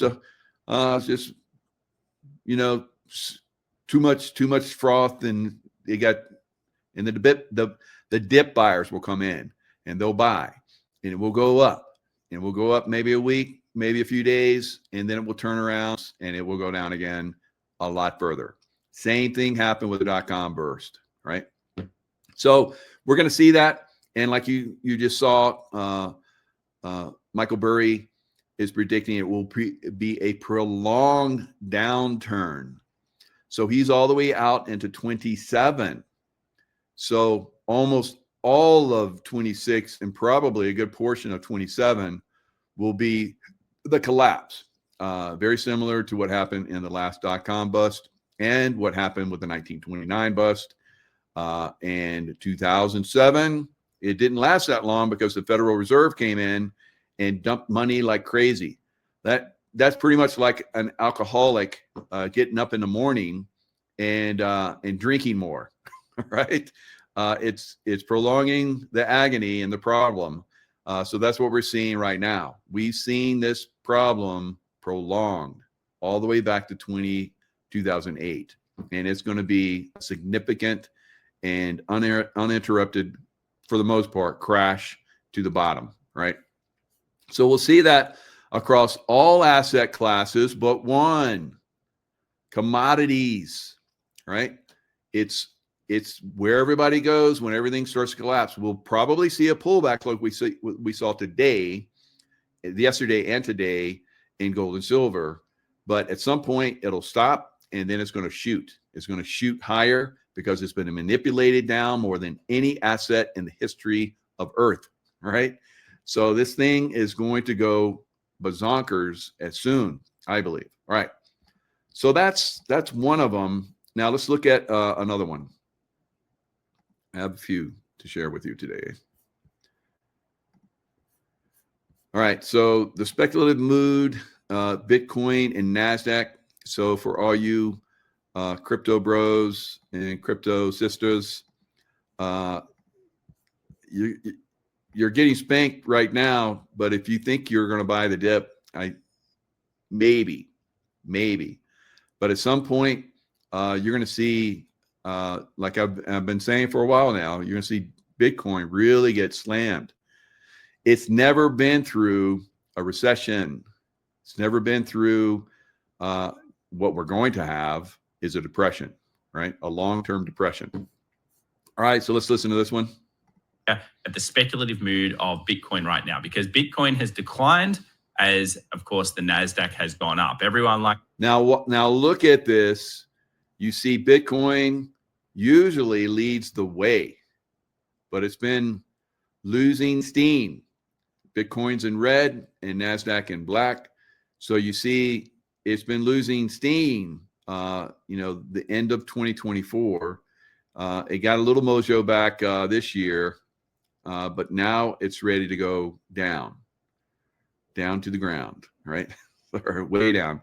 So like I said, I think we'll probably see 45,000 before we see what the speculative knuckleheads that want you to speculate more, Goldman Sachs or whoever, they're saying it, 175,000 next year. Yeah, they want you to pump your money in there so they can pull the rug and take your money, because that's normally what happens. So anyway, as you see, the NASDAQ's taking off and Bitcoin is going down. Now, I've heard some people say, if you want to know which way the market's going, watch Bitcoin. So Bitcoin is going down, right? And it's going to go down. I think maybe it'll get a bounce, maybe not, but we'll see. I think it's going to bounce, but maybe not. I don't know. Maybe it'll bounce back up to its high and then a little bit more, but I don't think we're going to see. Like I said, we're not going to see 175. We're not going to see 150. We may see 135, maybe. I said at the extreme end. I said we'll see 125. We've seen 126, but I said at the extreme end, maybe 135,000 on Bitcoin. So we'll see. We'll see if it bounces back, but it's really getting shellacked pretty hard. So let's look at a little bit more of this. Word data center, and no one likes the word, I guess, anything to do with tokenization or stable coins or anything like that right now. And clearly, there is a huge trend going on, which is leading into the thematic here that nobody likes crypto. And the Bitcoin is losing its whales. In our last video, we talked about a Satoshi era whale. That is an OG whale. 1.5 billion, liquidated, goodbye. And this is the type of thing that we've started to see across the board. A fear coming into the greatest hodlers in this particular asset class in some time. And in just about 2 weeks, I'll actually be talking to a bunch of crypto guys, mostly, of course, pro crypto guys, but I'm very interested to see. All right, so what he's showing right here is it's a lot lower. So as you can see from this chart, it's in a downtrend, right? It's not coming back up. It's not reaching new highs. It's reaching lower highs and lower lows. So that's a downtrend. And Ethereum, Solana, all the biggies in crypto are going down and down and down. And today they've gone down quite significantly again. So not looking good for the crypto bros. What the mood's like. Because if it's really bad and we do continue to see price action break some of the key supports we'll talk about in a moment, then we'll need to be paying a lot of attention. At the moment, though, there are some cool charts here. Don's dividends obviously showing that while the markets are making the lower lows, which they are, of course, that maybe we've just had extra whales coming in. So this chart here will be getting larger. But we usually do see So these red and pink, that's where people are selling. So you can see there's a massive sell-off going right now in Bitcoin, right? So, I mean, will it go back up? Like I said, maybe. There's still a lot of people out there believe in this. They have to get spanked and have their money taken away from them, like children that have money that shouldn't. Right. So, and that's unfortunate because a lot of people think they're going to get rich, and a lot of people have. Not a whole lot of people, but most people see people, making money, and they jump in and they throw everything at it, and then they get spanked. Right. Most people, like I said, 95% of people that are invest in crypto do not make money. All right. So if you're making money right now. So anyway, don't be a piggy, right? Bacon. Don't become bacon, right? Don't become bacon. I don't eat pork that much, but I do like bacon. So, I mean, maybe you're going to be on my plate soon. So, all right. So, I don't want to get a little crazy, but anyway, there's more. There's more to this game, and I'm going to show you. You're going to watch this video. You're going to share this video, and people are going to be like, where do I invest in silver? Right. So, Dr. Corkelia, hello. So here we go. So remember, WTF happened 2007, 2008. Michael Burry, all these guys that call the market, and that's very nice of them to call it, because these guys that's the smart money, and they're calling it, and but some people are like, most people, unfortunately, because most people get their money taken away from them, all their savings, everything, and then they have to continue working for the rest of they will have to continue to work for the rest of their lives, right? A lot of people out there, and that's unfortunate, but there's a lot of NPCs out there. They're just there for show. So we can't clue everybody up, right? We can't clue everybody up, and I'm not going to get all butthurt if I don't. So just like 2007, end like 2008, Bear Stearns. So it was $175 stock. He's going to talk about this. It started losing money in January. All right. I'm not saying that January is going to be the turning point, but it seems to happen quite often when the market gets real jiggy like it is right now. And it went, I think it was like $75. And like I was telling you guys, the next day you wake up and you got nothing. That's what happened with Bear Stearns. So you see how it has that little jig. So it collapsed, and then it went up. Everybody's like, oh, buy it. It's a great deal. It's a great deal. And then it went down again. And then everybody's like, I don't know. Maybe. I don't know. Maybe. I don't know.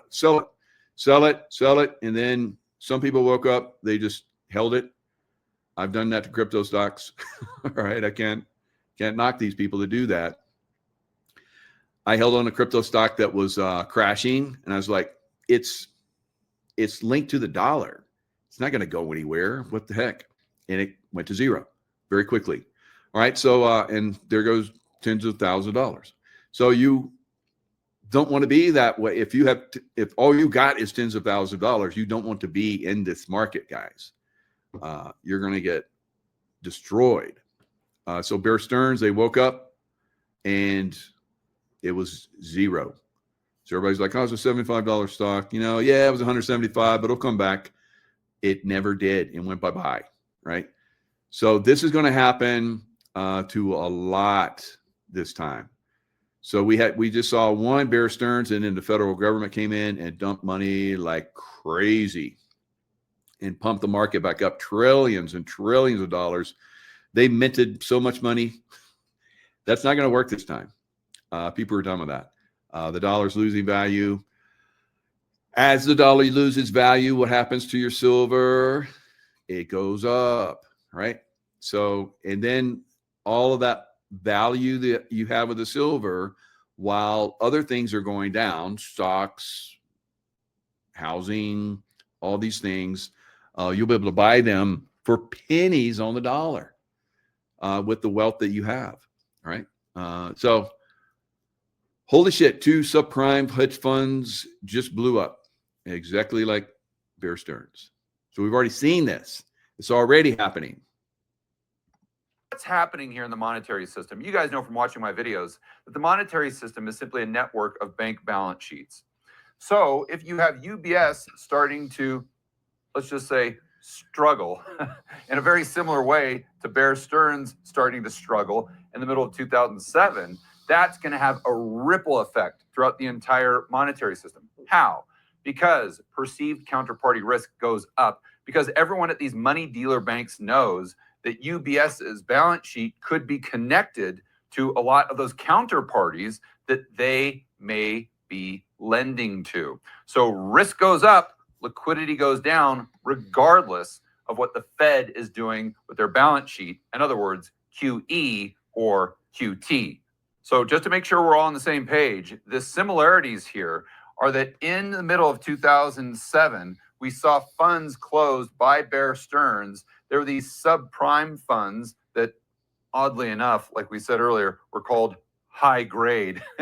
They started to close these down, and then they got a massive amount of redemptions, which has caused a doom loop, because they have one problem over here, they get redemptions over here, which causes even more problems, which causes even more redemptions. And we could see the exact, well, we definitely see the exact same thing play out just the other day with UBS. Now, will it lead to a doom loop? TBA, right? We'll go over that more throughout the rest of this video. But the key here is to realize that none of us can predict the future. There are no certainties, only probabilities. But what we're seeing right now with UBS, private credit, shadow banking is exactly what we saw in 2007. Now, I know the pushback is going to be, George, what are you talking about? You're always too bearish. I mean, right now, the S&P 500 is at all-time highs. And everyone knows it. Sure, we've got Tricolor and First Brands. And Well, it was, a day or so ago, but not so much now.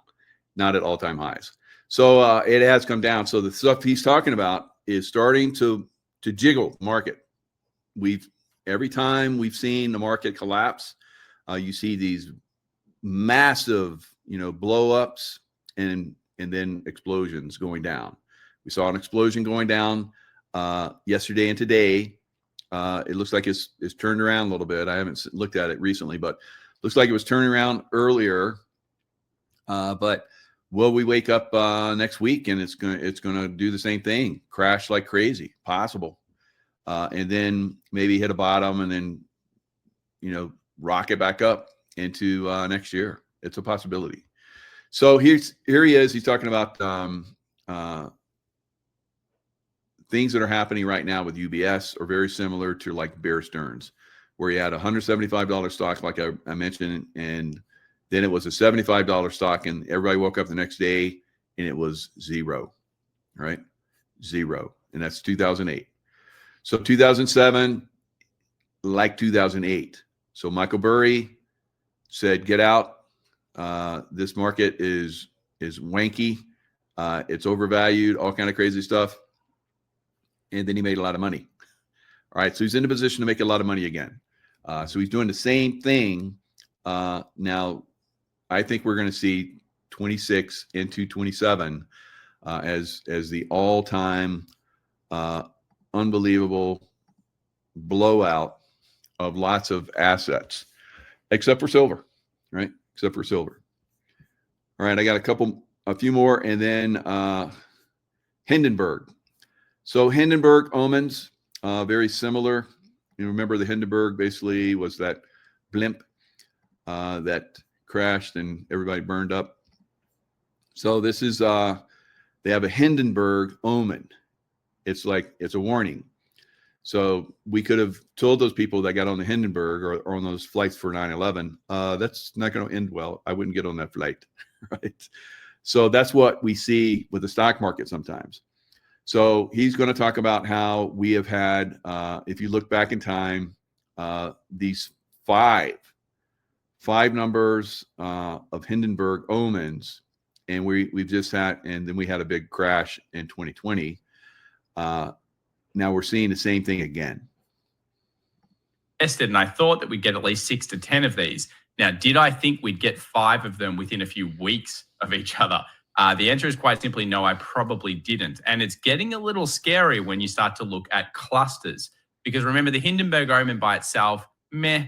But once you start to look at it and you get a lot of them, guys, wow, things get a little bit changed. Because as you can see here, what tends to happen after these Hindenburg omens is a pretty bad monthly period. Now, we have been on the record to talk about the fact that we generally believe that by the end of the year, the markets will be up. So remember, that's 2 months, not just one.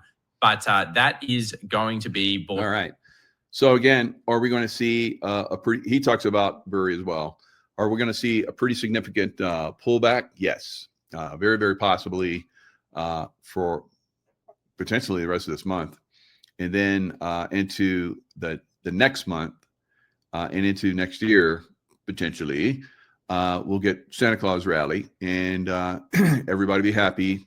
They go out and spend because there's lots of money flowing, or maybe not, because I've seen Christmas as not being very happy this year. And I said that almost at the beginning of this year. So we'll see. We'll see if that prediction comes true. Will it be because of economics? Will it be because of some massive earth change event, which I think is highly possible too? Maybe a massive earth change event will cause the stock market to crash. Who knows if that does happen? All right.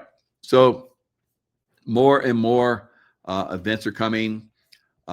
For instance, we're having a weather pattern, a historic weather pattern. Now, you guys know that I've been saying that same thing again. I even did it before the beginning of the year. You know how a lot of people do predictions at the turn, like in January? I did it. I was like, I'm going to be ahead of the game. So it was last year. I think it was like November, December, something. Last year, I was predicting this year, right? So I said it would be a crazy early winter and it would be significant, right? So let's look at some of the stuff that's coming out there right now. So the science eventually catches up with the psychic predictions, and when it does, it's time to share it. The pattern is about to get very intense and powerful, everybody. Matter of fact, this hasn't happened in over 50 years. As we go later into November and especially past Thanksgiving and into December as well, all the way past Christmas, we're going to go through a sudden stratospheric warming event. Now, last time this has happened in November was 1968. A minor happens about 2 times every year where it changes some of the wind direction, but a major will do a full reversal of the winds and create crazy weather patterns where we have snowstorms, blizzards, and nor'easters with a big cold pattern and a big warm pattern meeting together. Now, all right. So let me pull back just a little bit. So as you see here, that warm cluster goes to where the polar vortex usually, spins, and it has a particular pattern. Now, I've been saying that we have basically the polar, we're having a polar shift, right? So we're having a wander of where the polar points are usually. So they've sped up. So the wander of this, it can happen over thousands of years, hundreds of years, tens of years, year long. Now it's almost on a daily basis that we're seeing the polar, spots where it normally is, they're wandering massively, very, very fast. So this is probably part of what's causing what's going to cause these massive blizzards we're going to see this year, and nor'easters for the Great Lakes and so forth, into all the way into the northeastern parts of United States. Blizzards and nor'easters with a big cold pattern and a big warm pattern meeting together. Now, a major happens about 6 times every 10 years, but one happening in November is very rare. Like I said, the last time was 1968. And it's all because of our polar vortex breakdown. So when we have a healthy polar vortex, it goes around, everything's just fine. But when you have an unstable polar vortex, you get these little fingers and vortices that come down, and this keeps swinging across, bringing storm after storm after storm. And eventually this cold air comes down with it as we go into Thanksgiving week and beyond, and bringing snowstorm after snowstorm. Now you can see this when you look way up into your tropopause. So as we go through next week. Okay, so we're going to see these storms like I talked about. We've already seen a polar vortex come all the way down into Florida, southern Florida. The iguana apocalypse, iguanas falling off the trees because it gets super cold, right? Then the sun comes out like it just did behind me. It was like snowing on the peaks. So there's still snow on the peaks. It's kind of melted off a little bit. I would show you, but tomorrow night is when we're supposed to start to get real serious snow, feet of snow. All right, so into Sunday. So at the high altitudes where I'm at, we're probably going to get some serious, feet, maybe a couple feet of snow, but maybe not. Maybe just a foot. All right, just a foot. All right, so a couple feet, a foot. All right, but we're going to see feet and feet, tens, hundreds of feet of snow here in Lake Tahoe and in some of the mountain areas, Colorado, the Rockies, and so forth. So we're going to see significant snowfall going all the way across. I don't know what's going to be down in the southern regions. They're probably going to get pretty cold down there. The polar vortex will probably dip pretty low like it did. So when winter finally hits in a little over a month from now, then it will really, really, really kick in, right? So it's going to be interesting. The weather, guys. It's going to be interesting with the stock market. It's going to be interesting with all of this energy that's coming into Earth. I'm very surprised we haven't seen a significant earthquake yet. Maybe the 3i Atlas craft is intervening. I don't know. They haven't called me up. Said, "Hey, Mike, yeah, we're those earthquakes that you should have gotten. We're handling that." I'm like, "Cool, thanks. Can I pass that on?" No, don't pass that on yet. So, no, they didn't tell me. So I have nothing to pass, right? But if they did have something to pass, I think they would let me pass it. All right. So, and they shared it with me. So that's why I like to just do my own remote views. That way, no one can get all butt hurt and try to control me, right? Like CIA used to do. All right. So I'm a free agent now, right? I'm a free soul. Right? How many of you guys are free souls? Everybody, right? Everybody in this group.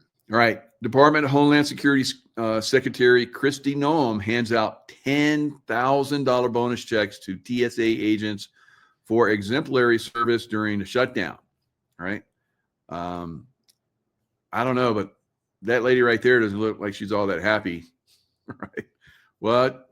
You're getting a $10,000 check and you're like, don't have a smile ear to ear. What's up with you? All right. Some people, I don't know. So, Secretary shook each of the recipients' hands as she passed out envelopes containing the $10,000 bonuses, because we know that a lot of the lefties didn't show up to work, and so the ones that did show up for work and helped keep the show running are going to get bonuses. So those lefties are be like, maybe I shouldn't be a lefty anymore. Yeah, maybe it'll work for some of them. I think most of them are NPCs anyway, so it won't matter. President Donald Trump recommended a $10,000 bonus for air traffic controllers who worked during the shutdown as well. So, and when asked by Fox News' Laura Ingraham about where that money would come from, Trump answered, "I don't know. I'll get it from someplace." All right. Well, that's good to know. Can you get Tina Peters freed while you're at that? Okay. So now with the Tina Peters thing, we have seen a massive, thank all of you that did respond.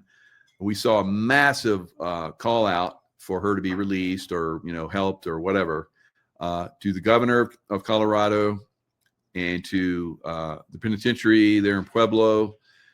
We've also seen a massive call out to Department of Justice and the White House. All right, so we're hitting everything. I'm very surprised. Now, when I look at this, I'm like, what could possibly be stopping them from freeing this one woman? Well, we know the deep state, who's very powerful, wants to have a notch in their belt, and they want to. All right, that will be, and I think that could backfire on them. I think that could severely backfire on them. Now, if they do release her, it's good on the Trump administration, because I'm guessing that they would have some kind of say. But I think it's the people power would possibly have an effect as well. So here we are almost at war we are pretty much at war with Venezuela. So they're sending out, drug boats, and we're blowing them up in the water, both coasts, Pacific and Atlantic, or Pacific and the Caribbean. And we can't get this one woman freed. That's very suspect to me. So when I look deeper at why that would be, why they wouldn't just go in and physically release her, like send in a team of people, just roll in with, gun trucks and stuff, like I would do that. I wouldn't roll in with gun trucks. I just like blow up in the ceiling and go fast rope in and all kind of shit. And anyone got in the way, they're going to go bye-bye, and then take her out, put her on the helo, and then fly away. But that's the way, I roll. That's why my teams have rolled in the past. So I think we're at that point where we're going to see military involvement. And I think the reason why we haven't done that yet, because when it goes, then that's the deep state is going to go full bore, almost Civil War level, right? But I don't see a Civil War, but I do see these big cities will probably explode, and they got a lot of bad people in them still. So I think that's where we're at, unfortunately, with the Tina Peters thing, right? So these checks that are going to go out, I guess they're going to send out a lot of checks. So it was a record-breaking 43-day government shutdown. I guess these guys weren't getting paid, and so President Trump wants to reward the ones that showed up, and says, I always get the money from someplace, regardless. It doesn't matter. I do a lot of bonuses for people, because it's really something that it's like the American way when you think about it. The checks given to TSA agents on Thursday were from carryover funds from fiscal year 2025, right? So he's talking about giving out, I saw somewhere, thousands of these $10,000 checks all across the country, several thousand. So Trump administration officials said would be going to several thousand $10,000 bonuses to several thousand.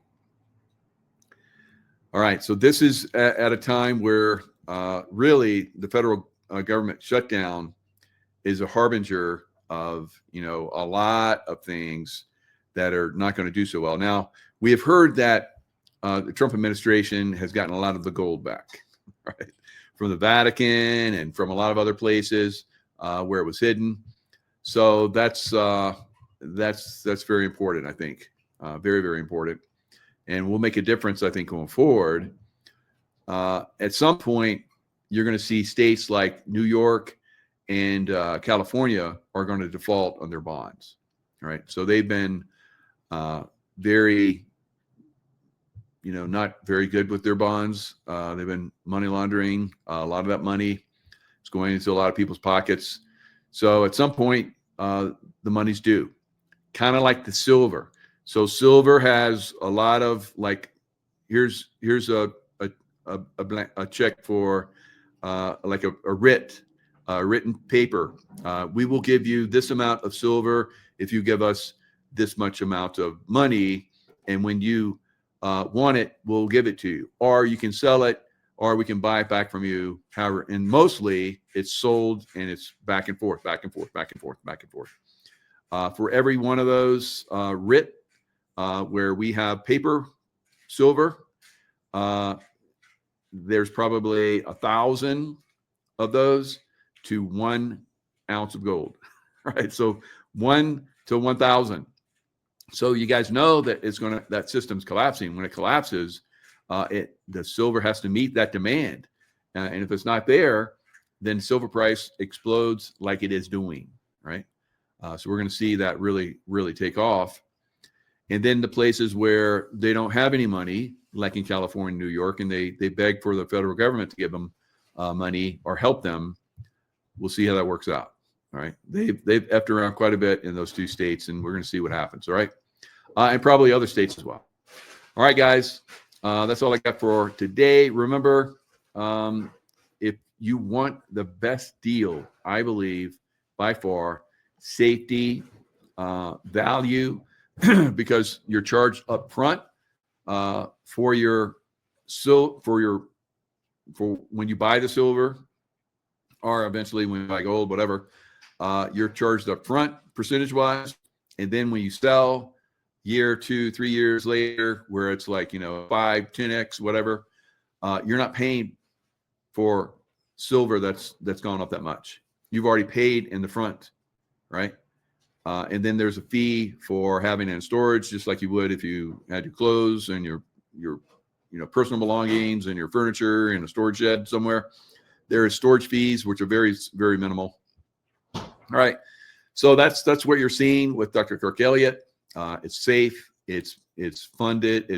It's insured by Lords of London. So very, very good. You're not going to see your money go bye-bye, right? And if you want to convert it, it's converted within hours. So unless it's in a fund, like an IRA or something like that, it takes a little bit longer, right? So it's going to be very, very important going forward. So KEPM.com, that's basically Dr. Kirk Elliott's website. Tell them that Jacob sent you, and you'll get taken care of. Right? Taken care of very well. All right. And they love it when all of you guys come in. I know so many of you guys are with him like I am. And it's one of the best investments I've ever made in my life, easily, right? Safest, preserved, and growing very, very nicely, right? All right. So Kirk Elliott, Precious Metals, free consultation. Just go over to the contact and you'll get the information there. So I'm going to have another show with Dr. Kirk Elliott because he's meeting with the guy, the depository guy. So we had to push our show back. So at 4:00, I'll be meeting with him. We'll be doing a show together. So stand by for that. It's going to be really good. All right. Lots of love to you guys. Stay in love vibration. And I'll see you guys next time.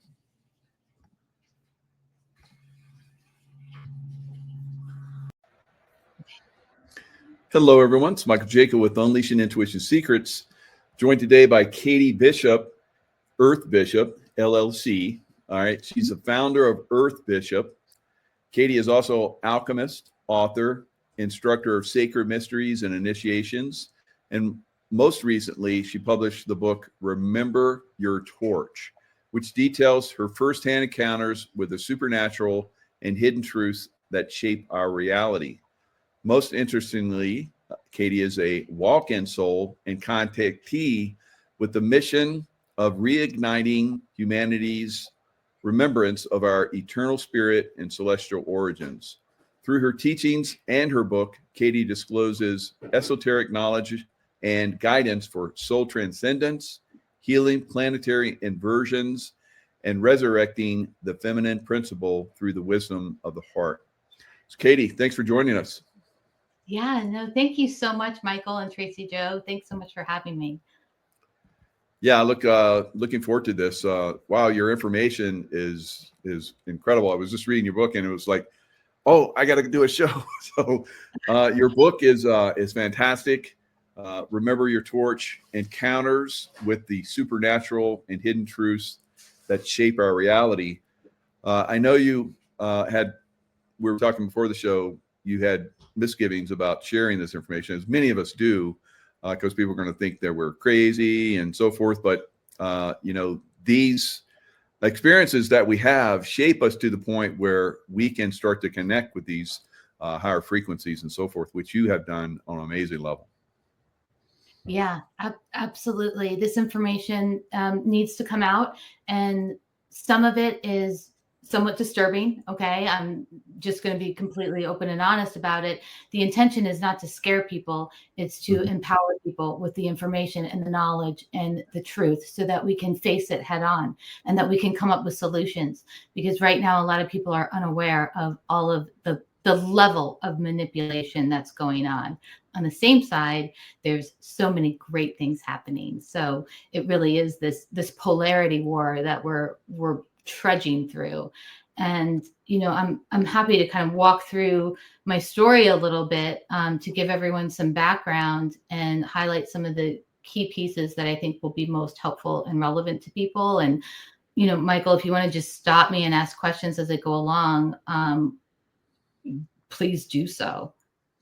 Yeah, that's great. So what I love about your initial, pretty much most part of the book, is that people can see you're real. You've had extreme difficulties, which many of us have. So I think a lot of people will relate to that. So yeah, jump in. Let's reveal. Okay, great. I think the best place to start is explaining the walk-in experience, because that kind of sets the foundation for everything else that comes along and all of the information that I'm bringing forward. So there's a lot of confusion about what a walk-in soul means. So I want to clarify that just up front. Essentially, a walk-in is a soul transference. There's a soul in a body, it exits, and another soul comes in. So this is not the same thing as possession or demonization, where the soul is still within the body, but there's like an attachment working through it. Okay, so a walk-in is different, and there's many different iterations of soul transference and how that happens. I'm only going to talk about my experience, and I'm not going to get into all the other different variations. And there can be negative walk-in situations. Not every single walk-in is a benevolent being. There can be malevolent beings that walk in. So I just want to be clear about that as well. And I grew up Catholic, so I didn't really necessarily grow up in this esoteric, spiritual, supernatural world whatsoever. I grew up in the Midwest. I grew up Catholic, and it wasn't until I was in my early 30s in 2011 when I started going through a spiritual awakening myself. I went through therapy, and I was trying to heal some of my own childhood traumas, and I encountered the dark night of the soul. And through that dark night of the soul experience, I felt, and in that moment is when I had the walk-in experience happen. I saw a being of light come through. He told me I was brave. He touched my heart space, and whoosh, that was the walk-in experience for me. And the best way for me to explain it, because it's a multidimensional experience, think of the Wizard of Oz, and when Dorothy is in black and white, and then all of a sudden she takes a step into Oz, and everything all of a sudden is in full color, and it's like a completely different world. That's exactly how it felt, because when I walked in, I had all my clairs activated, I had all my chakras activated. So it was an extremely intense experience. And what's interesting about the way I walked in is I came in alignment. In some ways, I kind of liken it to being airdropped, and you hit the ground running, and you've got your gear and your supplies, and you're ready to get your mission, and you don't miss a beat. So that's what it felt like. It felt like walking in, and all of a sudden I knew I had my piece of the puzzle. I knew what the information that I'm supposed to bring forward, and I got to work right away. One of the things that's interesting about this time frame when I walked in 2011 is that it was a strategy, okay? Because it's important to understand that in 2012 there was a timeline convergence. Yeah. So I was coming in at a specific time to help with this positive timeline shift. And I didn't come in alone. I came in with a fleet of walk-ins. And that was part of the mission, is that we were going to flip the game. We were going to flip and raise the frequency during this timeline convergence to get our collective consciousness on the higher timeline path. I'm always using the multidimensional chessboard as an analogy for our reality that we're experiencing. It just works the best. So I call this fleet of walk-ins in 2011, 2012, I call it an intermezzo. And in chess, that means an intermezzo is a move that you make that the adversary doesn't see coming, and it completely changes the trajectory of the game. So that's kind of how I explain that walk-in experience. And it wasn't only— I love that the connection too, because Bishop, as you state on your website, which is earthbishop.com, you say it's a noun: guardian, overseer, protector, and then you have the chess pieces, and it's like, oh, Bishop, chess pieces, wow, what that's, and you talk about 3D, 4D, 5D. Oh my God, wow, very cool, very cool. What nice tie-in. Yeah. Yeah, when I was writing the book, one of the challenges was figuring out how to explain and articulate everything on a multidimensional level, especially with people like you who are very awake and aware, and your consciousness isn't localized, so you're able to tap into where other dimensions and other densities that you're active in, and doing this, writing this book this way, I had to write every chapter in 3 parts. So there's the 3D part, which tells you what's going on in the 3D plane. And then there's the walk-in perspective on each chapter, where I'm talking about what's happening from a higher perspective. And then I do key insights, and key meaning KI, like the earth. What does this insight mean for our collective consciousness? What does this mean for the reader? How can they use the information that I'm sharing in their own life? So that's kind of how I had to lay it out. It's the best way to describe the experiences. Yeah, and I love your website. Your website has tons of information in and of itself, and then you're talking about your classes that you have, and it's like, oh boy, those classes are a huge reveal of information. Pretty cool. Yeah.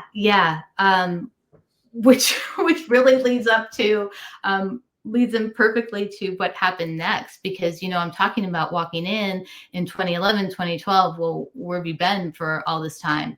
I got completely taken out. I got completely targeted. I got wiped off the grid. I had everything. I lost everything in my life, and they do not want this information coming out, and that is because part of the mission, it are the courses I'm teaching. It is the information that I'm revealing. This is the piece. I'm going to assume I didn't read it in your book yet, but I'm going, because I skimmed through a lot of your book. I just got it recently, but what a fantastic book. But you did they know that you're going to be bringing in this information? Oh yeah, that's why they target you. Oh yeah, I know. So, wow, did they target you? Oh my God, it's amazing you survived all that. Oh yeah. They know, because we're in this containment system. They know who everyone is. They can identify us by our frequency and everything. So walking in later in life was part of the strategy as well, because a lot of bright souls that incarnate as children get targeted.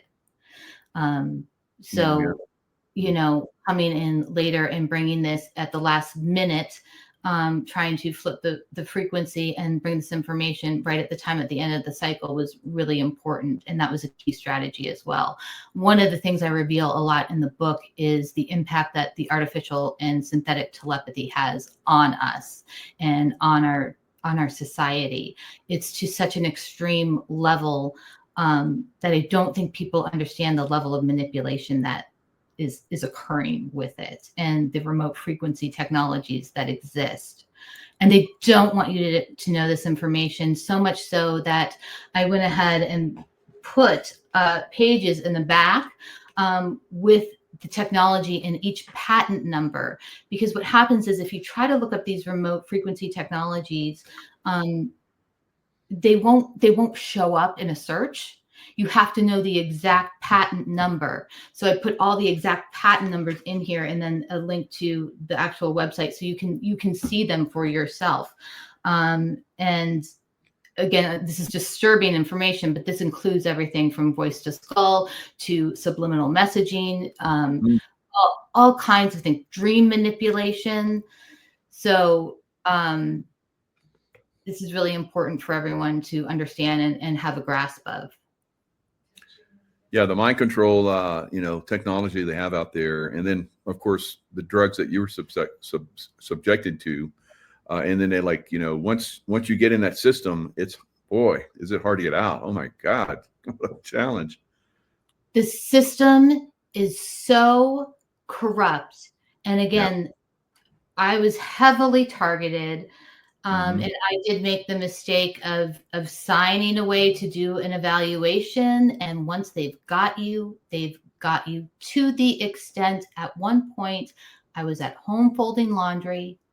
3 police officers come to my door, put me in handcuffs with a judge order saying that I'm mentally unsafe. No reason why. They throw me in the back of a cop car. They drive me to a facility. They put a number 666 on me, and they're trying to invoke darkness in me. This is all part of, this satanic underworld that really is kind of operating in the background of everything. That happened in real life. All these experiences that I share in my book, this isn't something where I went into hypnosis and remembered a past life memory or something. Everything happened in the 3D and the physical. And then some of the experiences I was having that were multidimensional because I was being attacked on another plane, that was coming through simultaneously. And I was having fainting spells, and I was being pulled in and out of consciousness momentarily because things I was so heavily attacked, and the group I was with was heavily attacked as well. And it really took until 2021 for me to fully recover and get all my soul pieces back, because soul harvesting was actually a part of what I experienced. That is a real technology. Again, Right. very dark, but it does exist. Mm-hmm. And you talked about the CIA technology and all that was very interesting. Now, sounds like I've talked to several people like yourself that are highly tapped in, and there's almost like someone gets assigned to you, and it seems like your husband was somebody that really was a problem. Yeah. I really don't want to talk about him or any of the other people in my life. A lot of what's happening that people don't understand is they don't even know how controlled they are. I gotcha. Yeah. And I talk about this when I discuss unconscious recon, because a lot of us are doing recon, but we're not aware of it, and we're not able to really. It's not safe for us to be aware of it because of the level of synthetic telepathy that's going on. The dark side will know what you're doing. Well, it works on the dark side too. They have players that are doing unconscious recon for them. So that happens. And that's an excellent way to describe it. Yeah. I lost everyone. I lost all my friends, all my family. I even went at one point to the homeless shelter where I used to volunteer at, and they turned me away. When I tell you I hit a rock bottom, I hit the rock bottom. Now, on a very high level, we can look at these experiences as descent initiation. Yeah. And it's a testament to the strength of the spirit and the soul. And can you descend into a reality where everything is upside down and inverted and run by a dark satanic cult and lose everything in your life and still find your way back to your heart, to your soul, so much so that you're able to turn around and help others?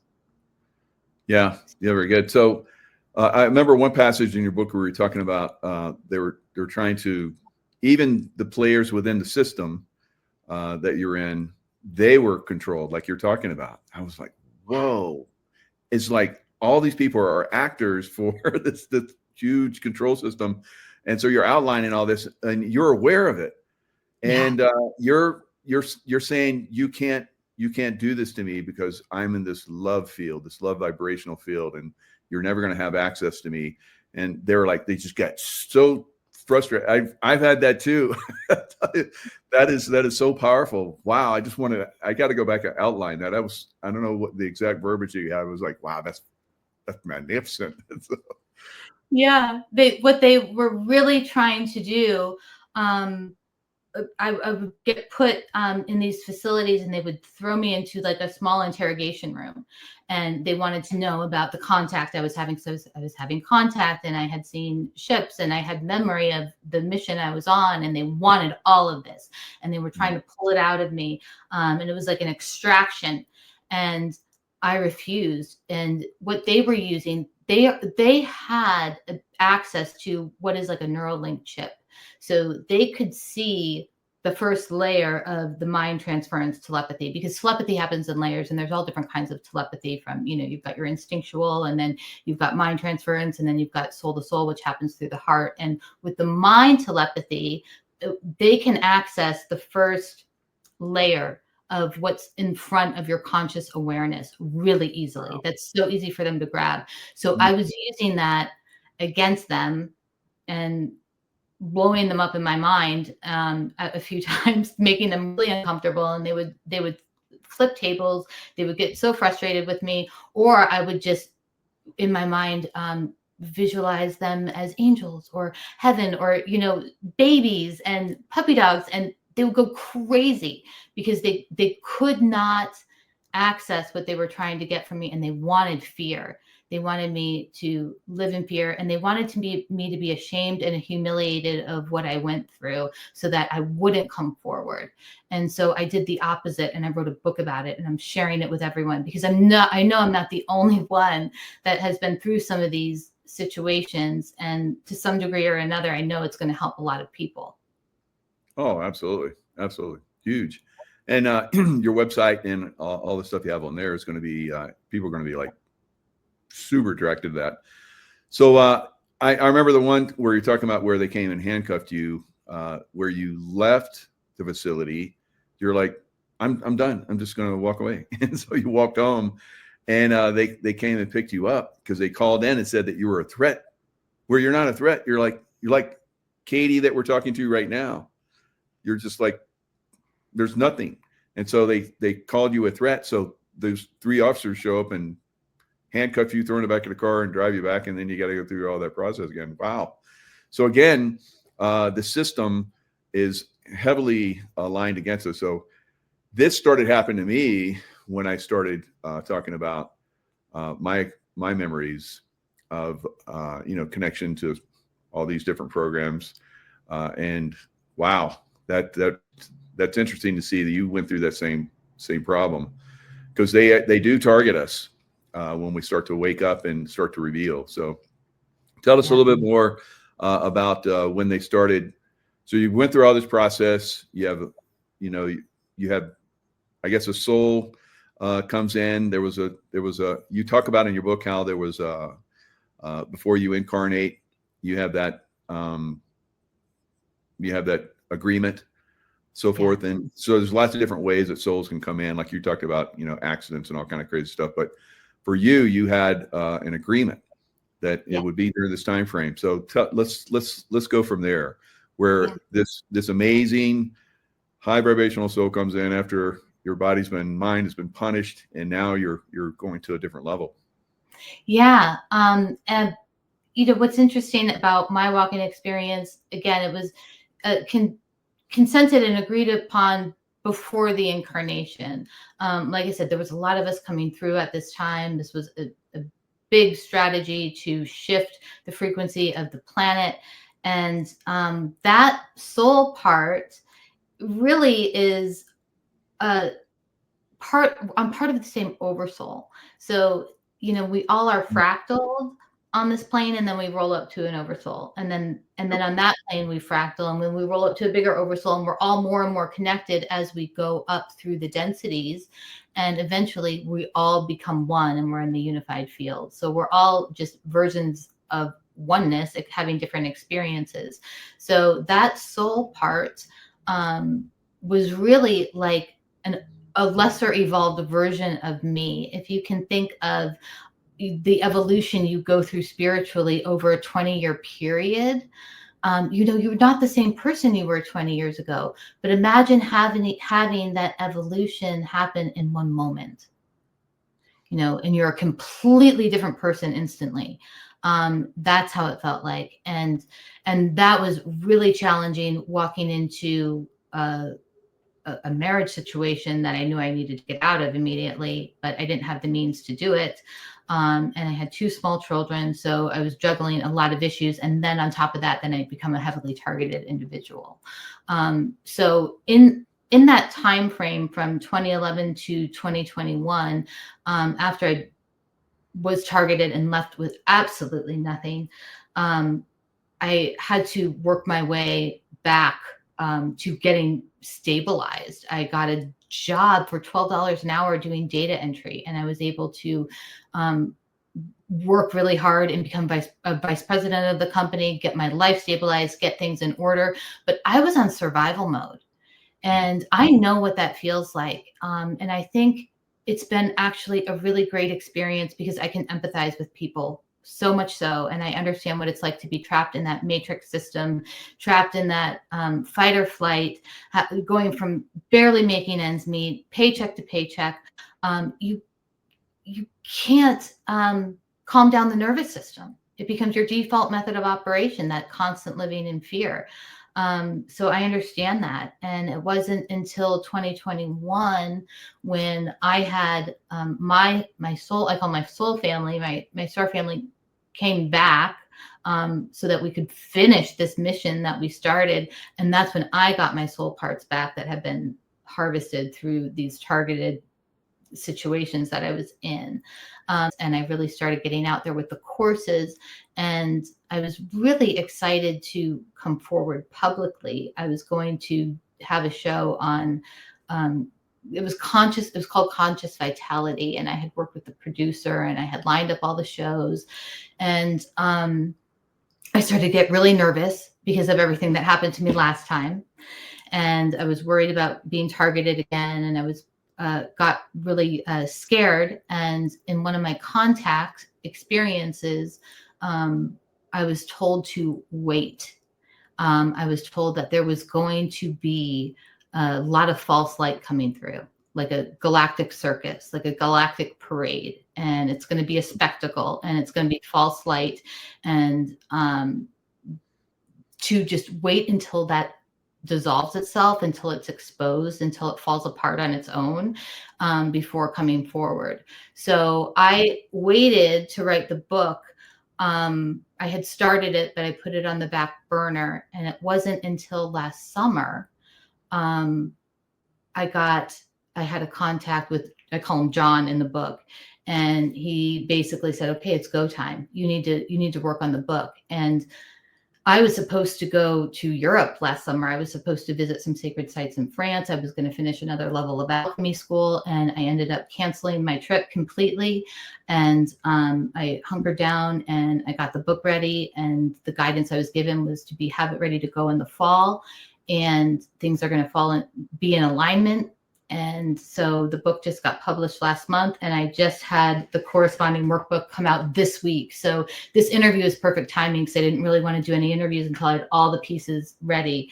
But because I've been through so much trauma and I work in healing, I wanted people to have a guidebook, a step-by-step guidebook to use for their own journey. So that's available now too. But that's kind of the progression of how things happened. And I think I just gave you a way too long answer for your question. So sorry. No, I love that. I love it when I can ask a question and the guest can really go into depth like you just did. So that's a gift. It's a gift for someone that does interviews. So thank you. So you're amazing. I'm just gonna kind of showcase a little bit of your video classes that you have. Sacred Mysteries. This one looks very interesting right here. Sacred Mysteries. Go through that. So, false Genesis. Yeah, I would love to talk about Genesis. Great, because I looked at that. I'm like, man, I'm going to sign up for this stuff. Looks great. Amazing. Yeah. So with Sacred Mysteries Monthly, it's a class I do every month, and it's my platform that I'm using to bring the information forward that I came in with to share as a walk-in. It also comes from my contact experiences, and then from my own research and from my own trainings, because I did do actual trainings with shamanic wisdom and alchemy school and entity attachment release, and I write about all the trainings that I did in the book as well. But this class coming up next Tuesday, November 18th, is all about false genesis, and this is like the mother lode of classes, because this particularly is the information that the deep state doesn't want out there. This is the information before the Sumerian tablets. This is the information before the Genesis story in our Bible. This is the information that shares with us, well, what happened? Where did our souls come from before the Enuma Elish? Because the truth of the matter is, all of these creation stories that we have, these are not true creation stories. These are creation stories of the enslavement system. That's what it is. So the question we need to be asking is, when the Anunnaki came and did all of these genetic manipulations to create their slave race, where did those souls come from to animate this Homo sapien race that they created? You know, that is the question to be asking. And where is all the information before the Sumerian tablets? You know, our planet is ancient. We had civilizations before that. They weren't the first. You know, the dark side doesn't want us to know that. So I go through and I connect the dots of what our planet was before we called it Earth, before it was Ki, and when we were actually attached to a mother planet, Tiamat. That's the energy that they are terrified of. And this relates back to the resurrection of the feminine principle. This is the reinstatement and the transference of power that we're experiencing back to the feminine principle. And I want to talk about that for 1 second, because there's so many distortions and inversions about what that means. The feminine principle is not about feminism. That is a psyop. That is not the feminine principle. And on the other side, the feminine principle is not about vomiting rainbows and roses and unicorns everywhere, right? The feminine principle is more neutral. If anything, it leans to the feminine side, but the feminine principle is about this resurrection of living through wisdom. And it's about balance, and it's about harmony, and it's about using power to empower others. So this is the force that is coming through that can't be stopped, that the deep state wants to stop. This is the force. It's the force of love that a mother has for her child. It's the strongest force in the universe. So all of it ties together into our truth of who we were and where our souls came from before the Anunnaki invasion. It's this, people call it an expedition. I call it an invasion. So I go into all of that in the class. Wow, good. So the Anunnaki, the Draco reptilians, Anunnaki. What can you tell us? Because I know that on certain levels, if you share too much, the targeting will be so intense that you will not be able to go forward. I know that, right? So tell us what you can. Sure. And if you watch my videos and you've been in my classes, you'll know that I will just share some blunt truths about the Anunnaki and this dynasty, this family, this almost like conglomerate. It's like an empire that is taking over the solar system and is really controlled by the Orion group. And there's multiple different factions, and it's extremely complex. Okay. So I will trash talk, but it's really important to understand that there is a benevolent faction. There is a faction here, the renegade faction, that is working against the system, that sees the value of humanity, that loves the value of humanity, and that understands that this this feminine principle needs to come back. They're helping facilitate that reinstatement of power. And they're doing it because it is the right thing to do. And it's the end of the ages. And this is real. So there really is a benevolent faction of the Anunnaki. So even though I talk a lot of trash, I will honor that. And that is real. It's all about bringing the truth back. And in my experience with this benevolent faction, it's all about the information that's coming from before they genetically modified us. So so a lot of these ancient stories in the Bible and so forth are not really telling the entire truth of what happened to us. And you go into some of that. And I think that's very insightful. And we really need to know the truth.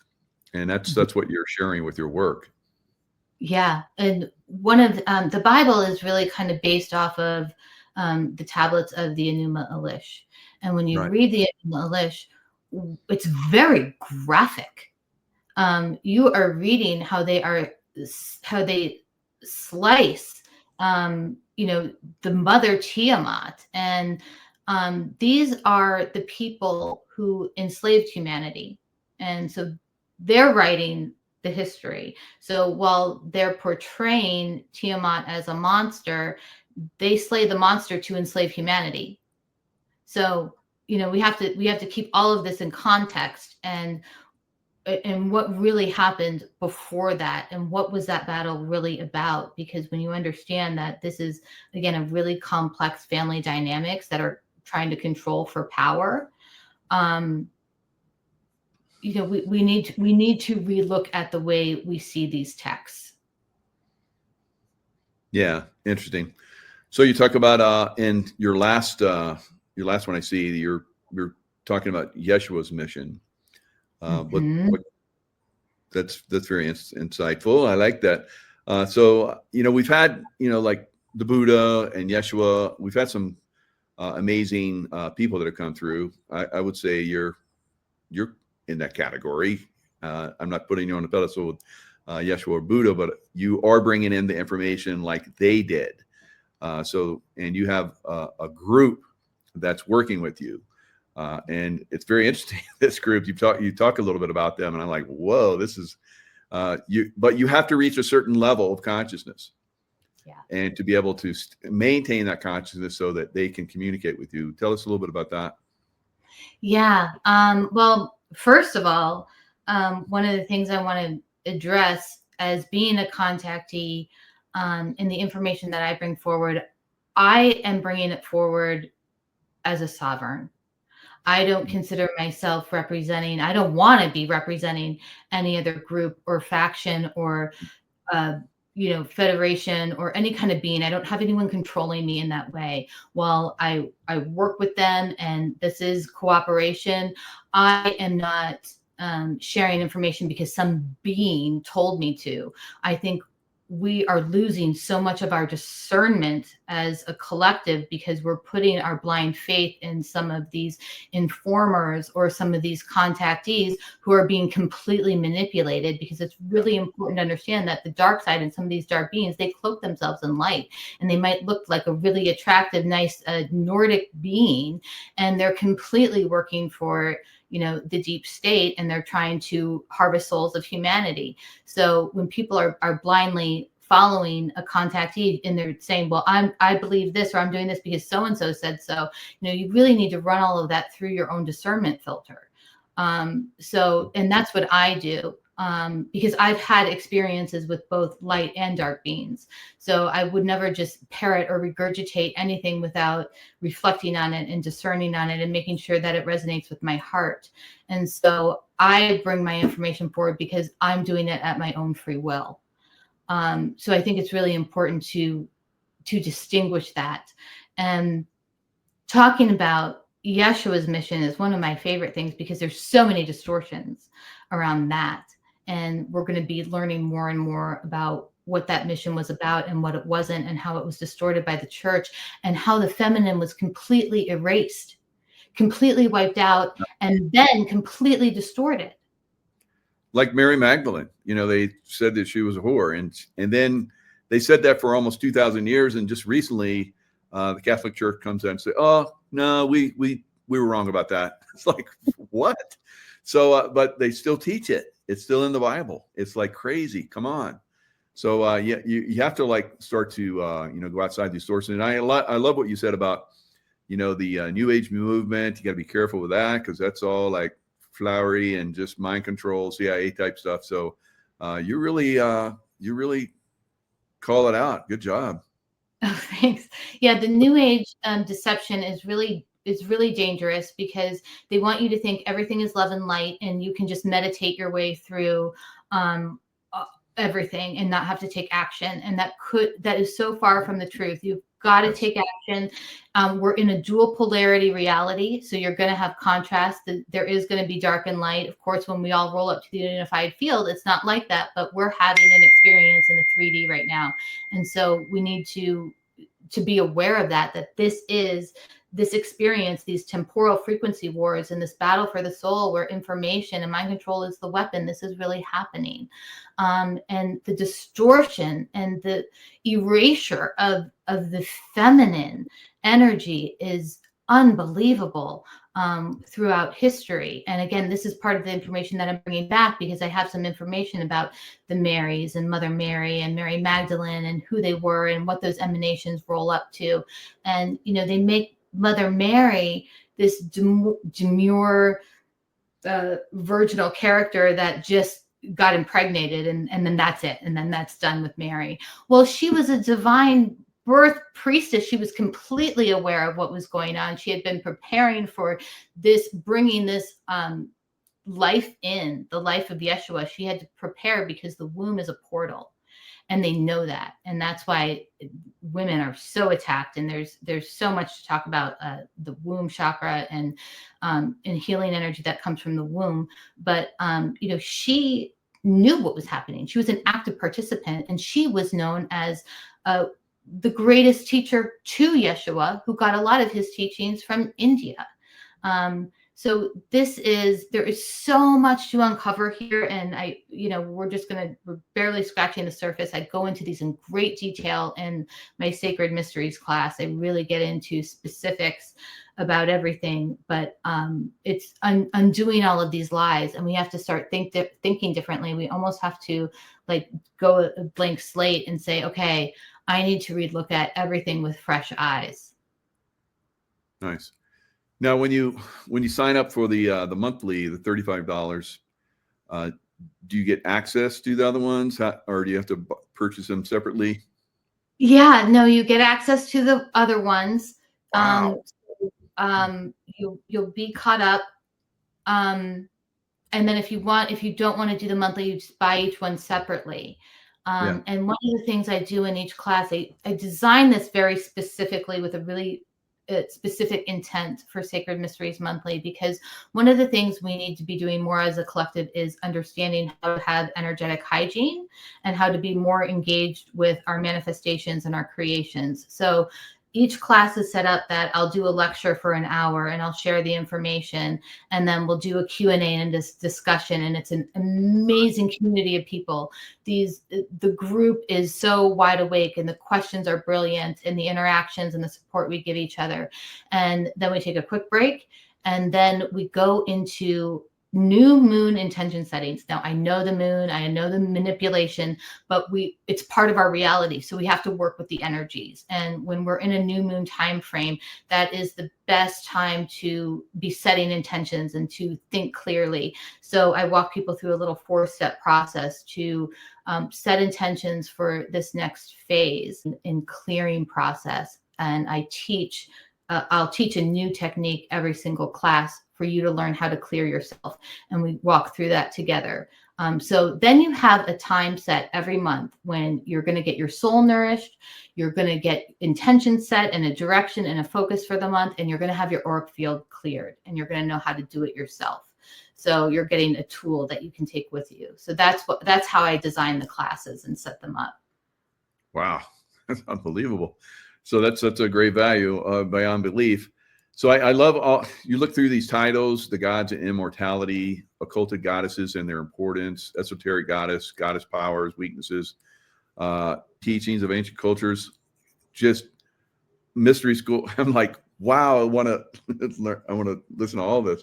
So it's incredible. So now, when this information comes through you from your guides and so forth, do you have to go into any state of consciousness, or there's like it's just time for you to be uploaded with new information? How does it work for you?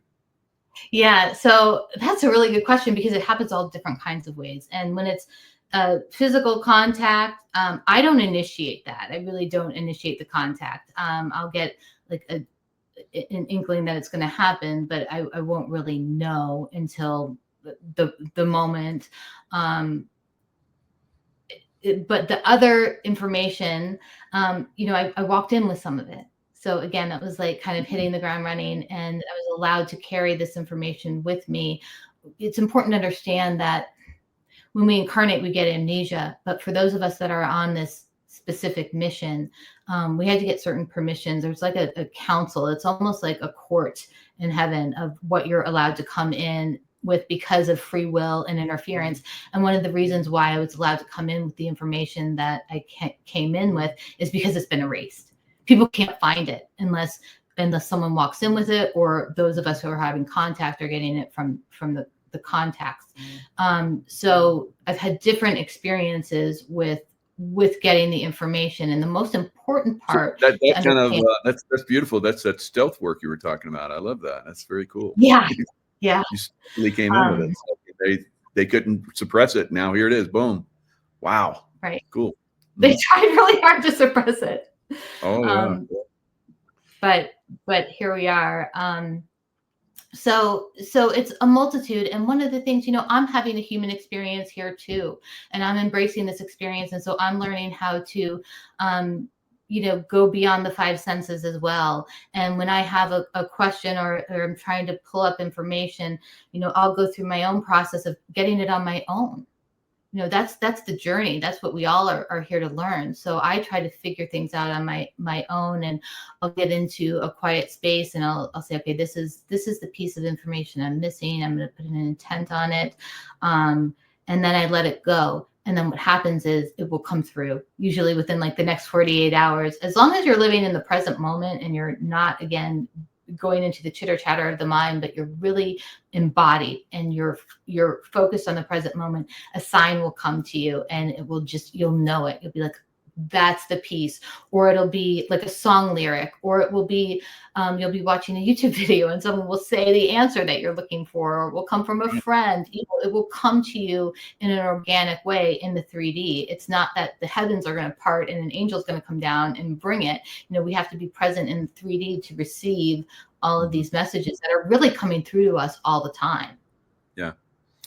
Yeah. My wife Tracy was in the chat, and she's like, I get it when I'm cooking, when I'm listening to music. So the same thing. So a lot of us will have these, incredible, intense, visions and so forth. And sometimes it's just a little, oh, now I know that. And for you, when you came in, it's like you knew that a lot of this stuff because you've been through the trauma, and then your walk-in comes in and brings the information that, we just can't, most of us just can't come in with. So that's pretty interesting how that process worked for you. And what else would you like to share? Well, all of this information really resides within all of us. We're all walking libraries. The Earth is a library. Every planet has its own houses its own library of information, has its own consciousness. Our Earth has its own consciousness.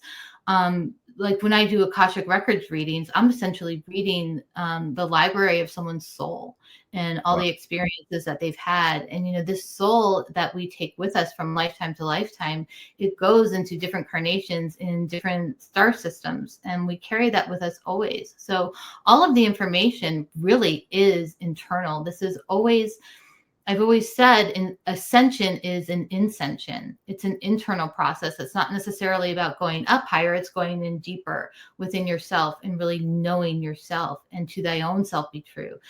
That's where all the magic is really bringing up all of the subconscious and all of the shadow and bringing them to light. That's how you really get to know yourself. That's really uncomfortable work to do. And again, that's part of the new age deception that there's no darkness and you don't have any of that. Well, we all do. I mean, that's where enlightenment and evolvement comes from. It comes from the learning through the shadow and learning from the mistakes that we made.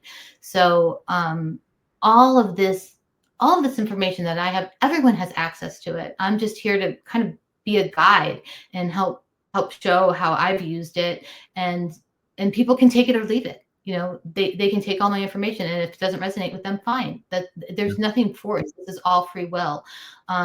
So I'm just glad that I finally got to a point in my life and things have aligned in such a way that I can finally come forward now and bring this truth, because I know it's helping a lot of people, and it's really helped spark, bring back that spark of life, so that people don't feel like they're just existing anymore and they're on this treadmill, but they're engaged, and they're engaged with their humanity, and they're embracing the human experience. And that's what it's all about. And, there's a huge new age deception with this whole galactic circus too, because they want you to spend all your time and they want you to be distracted with, go learn about a planet on the other side of the galaxy that has absolutely nothing to do with anything that's going on right now. So the goal is, as a contactee, I will say it is not about them. The real disclosure is about us and what we're able to bring to the table. And the real disclosure is about the construct of the reality more than anything. Because when you understand the construct of the reality, then everything else falls into place, and you're not just mindlessly wandering and being manipulated and thrown around the chessboard. You become a player, and you're making the moves, and you're making things happen in your life. And that's why I have a whole masterclass just on mastering your universe, which is all about the fundamentals of Hermeticism and understanding how to apply these things in your life. So the experience here is it's about being human, and what the guides and the galactics want us to do is embrace that.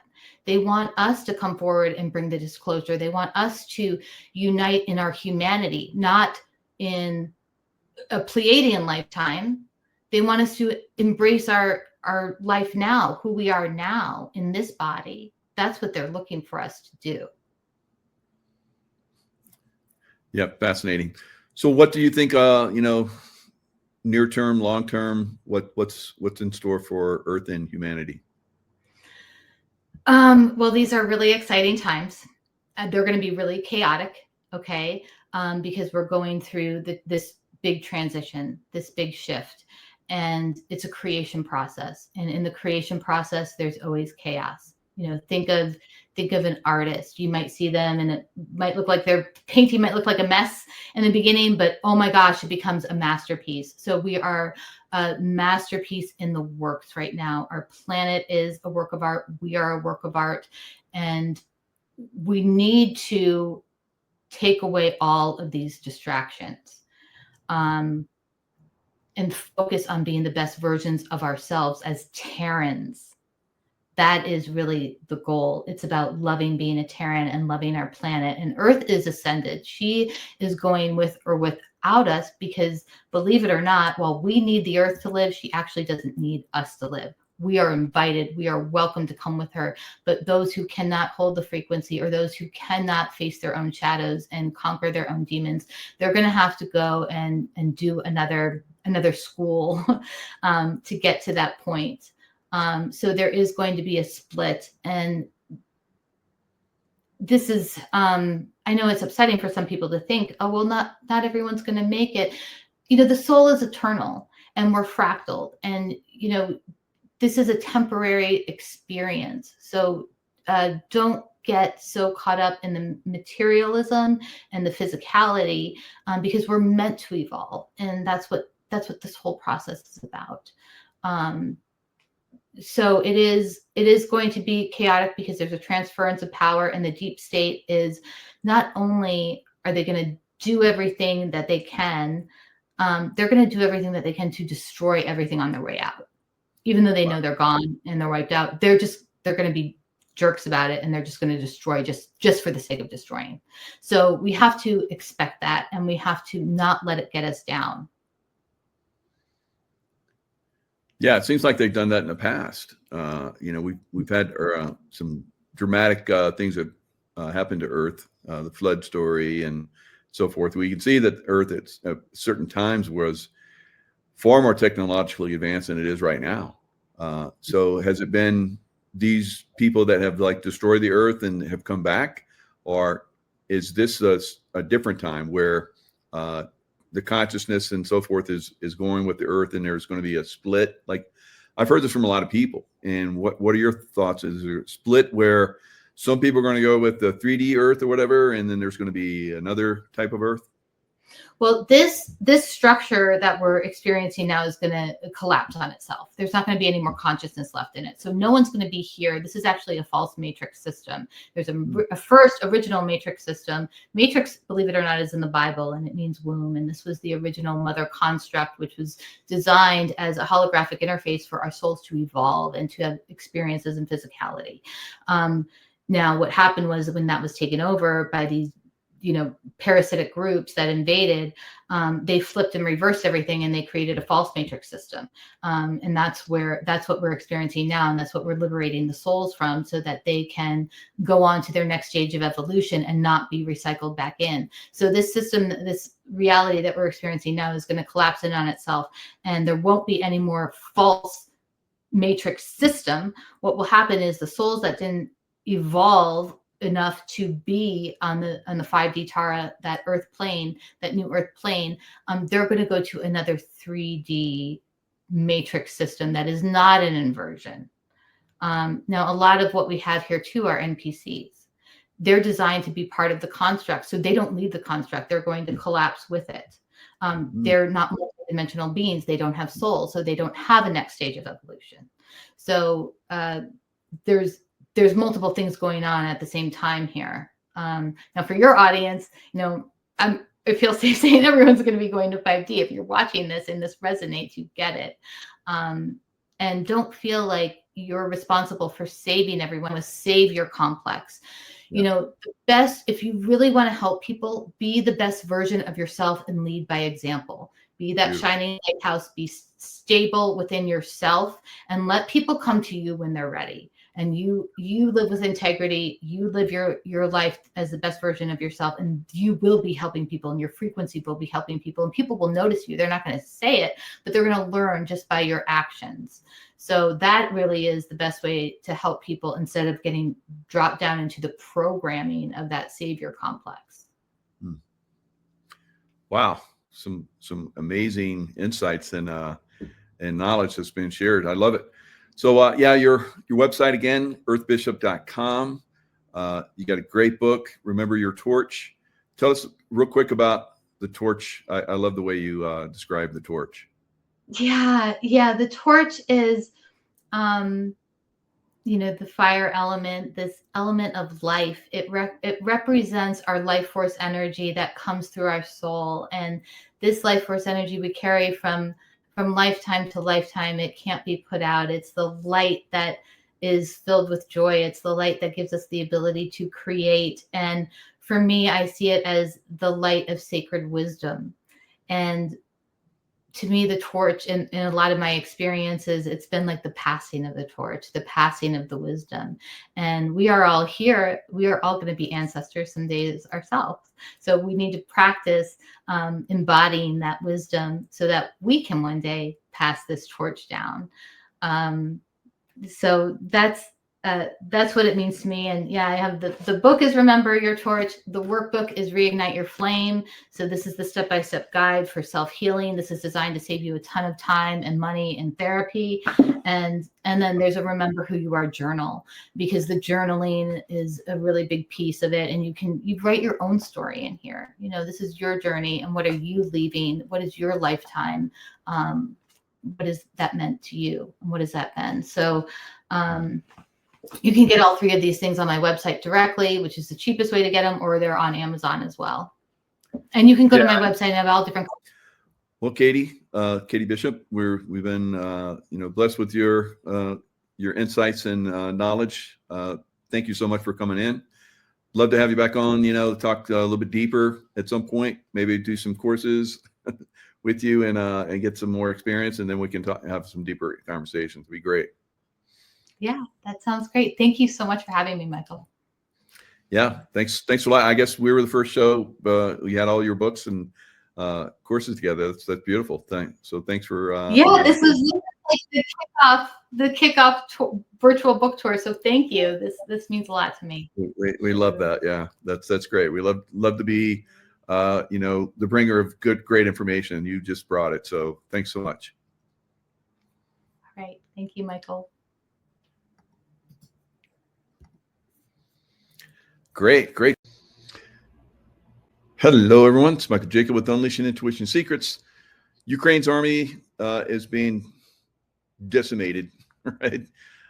It is it's a NATO trained, NATO supplied. NATO, when it was formed, was the Nazis from Germany basically started NATO.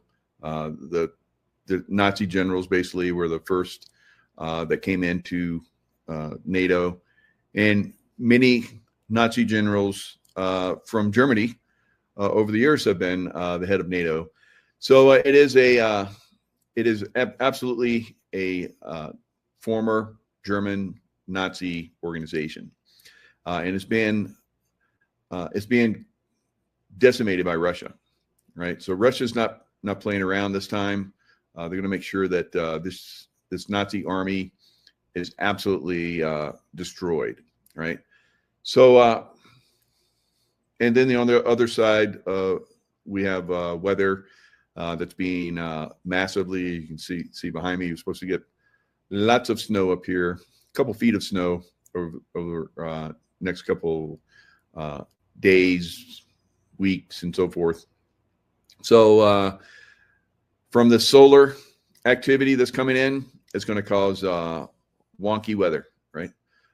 The coast of California is supposed to get 4 to 5 inches, and going deeper, there'll be some 4 or 5 inches well into throughout California, in the deserts and so forth. There'll be flooding, devastation.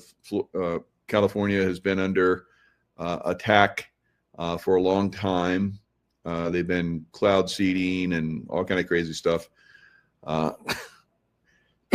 Area 51, they were dumping all kinds of aluminum in the air that's caused nano thermite and all kind of crazy stuff that got in the trees and on the houses and so forth. So when they came in and it hit it with the direct energy weapons, it basically caused a massive conflagration, destroyed much of California. It's been an ongoing process of destroying California, and it's not going to let up. Now we know the deep state is on their last legs, but they know they're on their last legs, but they're going to destroy everything on their way out, guys.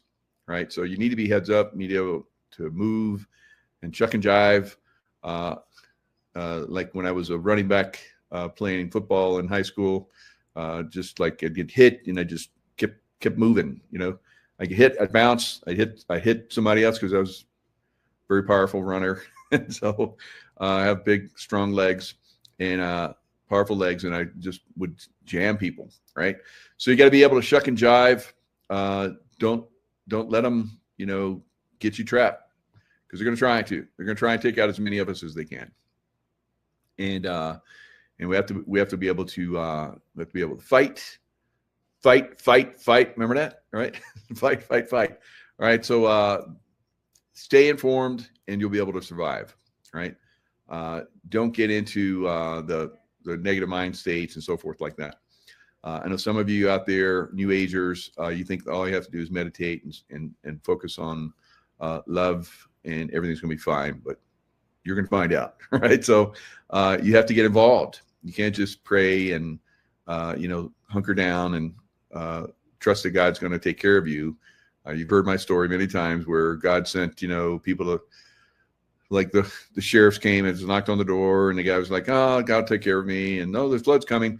And then the boat came when they're on the first floor, second floor, and it's like, no, God will take care of me. And then a helicopter came when they're on the roof, and they're like, no, God will take care of me.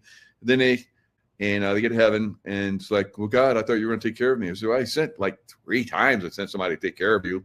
So a lot of you guys in this group, you're involved. I'm not worried about that. No, I just did a show with Katie Bishop.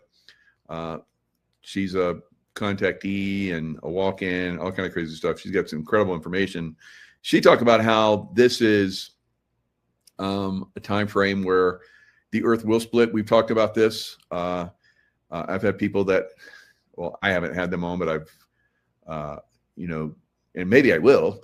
But this is one gentleman that basically talked to Jesus, and he said, the earth is going to be destroyed. Right. So the floods are coming.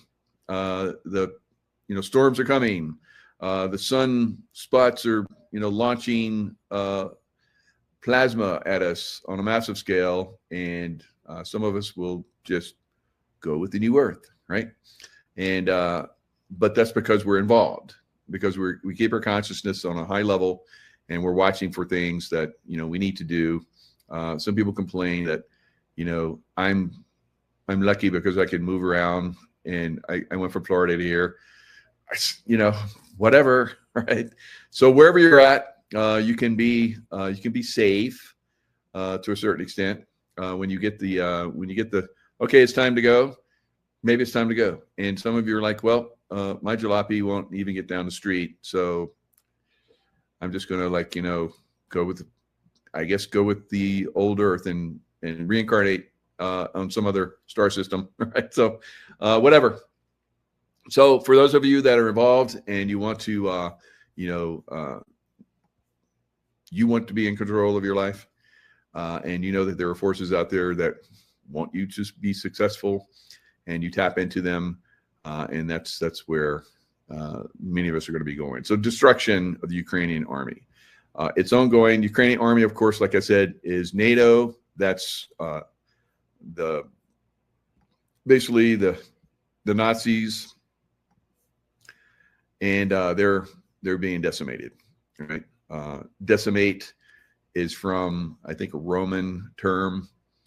It was think deci is like 100. So when you had the 100 come in, the 100 Roman legion, right, they were going to decimate you. So anyway, Ukrainian army is being decimated. And I've been saying this is going to happen. It's going to start to accelerate. It's going to move very fast. Now, this is very important, I think, going forward, because the destruction of the deep state, the reptilian, Draco, Anunnaki, and so forth, the negative ones. Of course, there's some positive ones out there, but the negative ones that are, very much in control still in some areas. In Ukraine, they're still in control. In NATO, they're still in control. But we know that they're running out of money.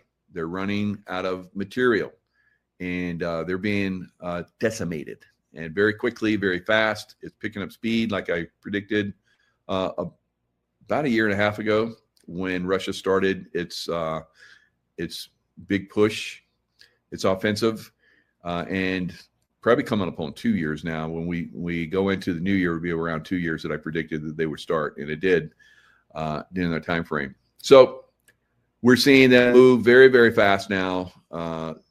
It used to take them weeks and months to take cities. Now they're taking them in a very short period of time. The bigger cities used to take them a year or more. Now they're taking them in a month or two. So it's really accelerating. And this picture that I'm showing right here, this area right here is 34 square miles or kilometers. So 34 square kilometers. Massive move for one day, guys. Massive, massive move. So it's a disaster. Disaster everywhere for Ukraine.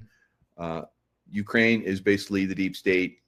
Zelensky has basically taken a lot of money that the United States taxpayers have given him, and he has mansions all over the world. Just recently, someone that was, I guess, money laundering all the money that was coming in, they were supposed to be making drones and so forth. The Ukrainians don't have a lot of drones.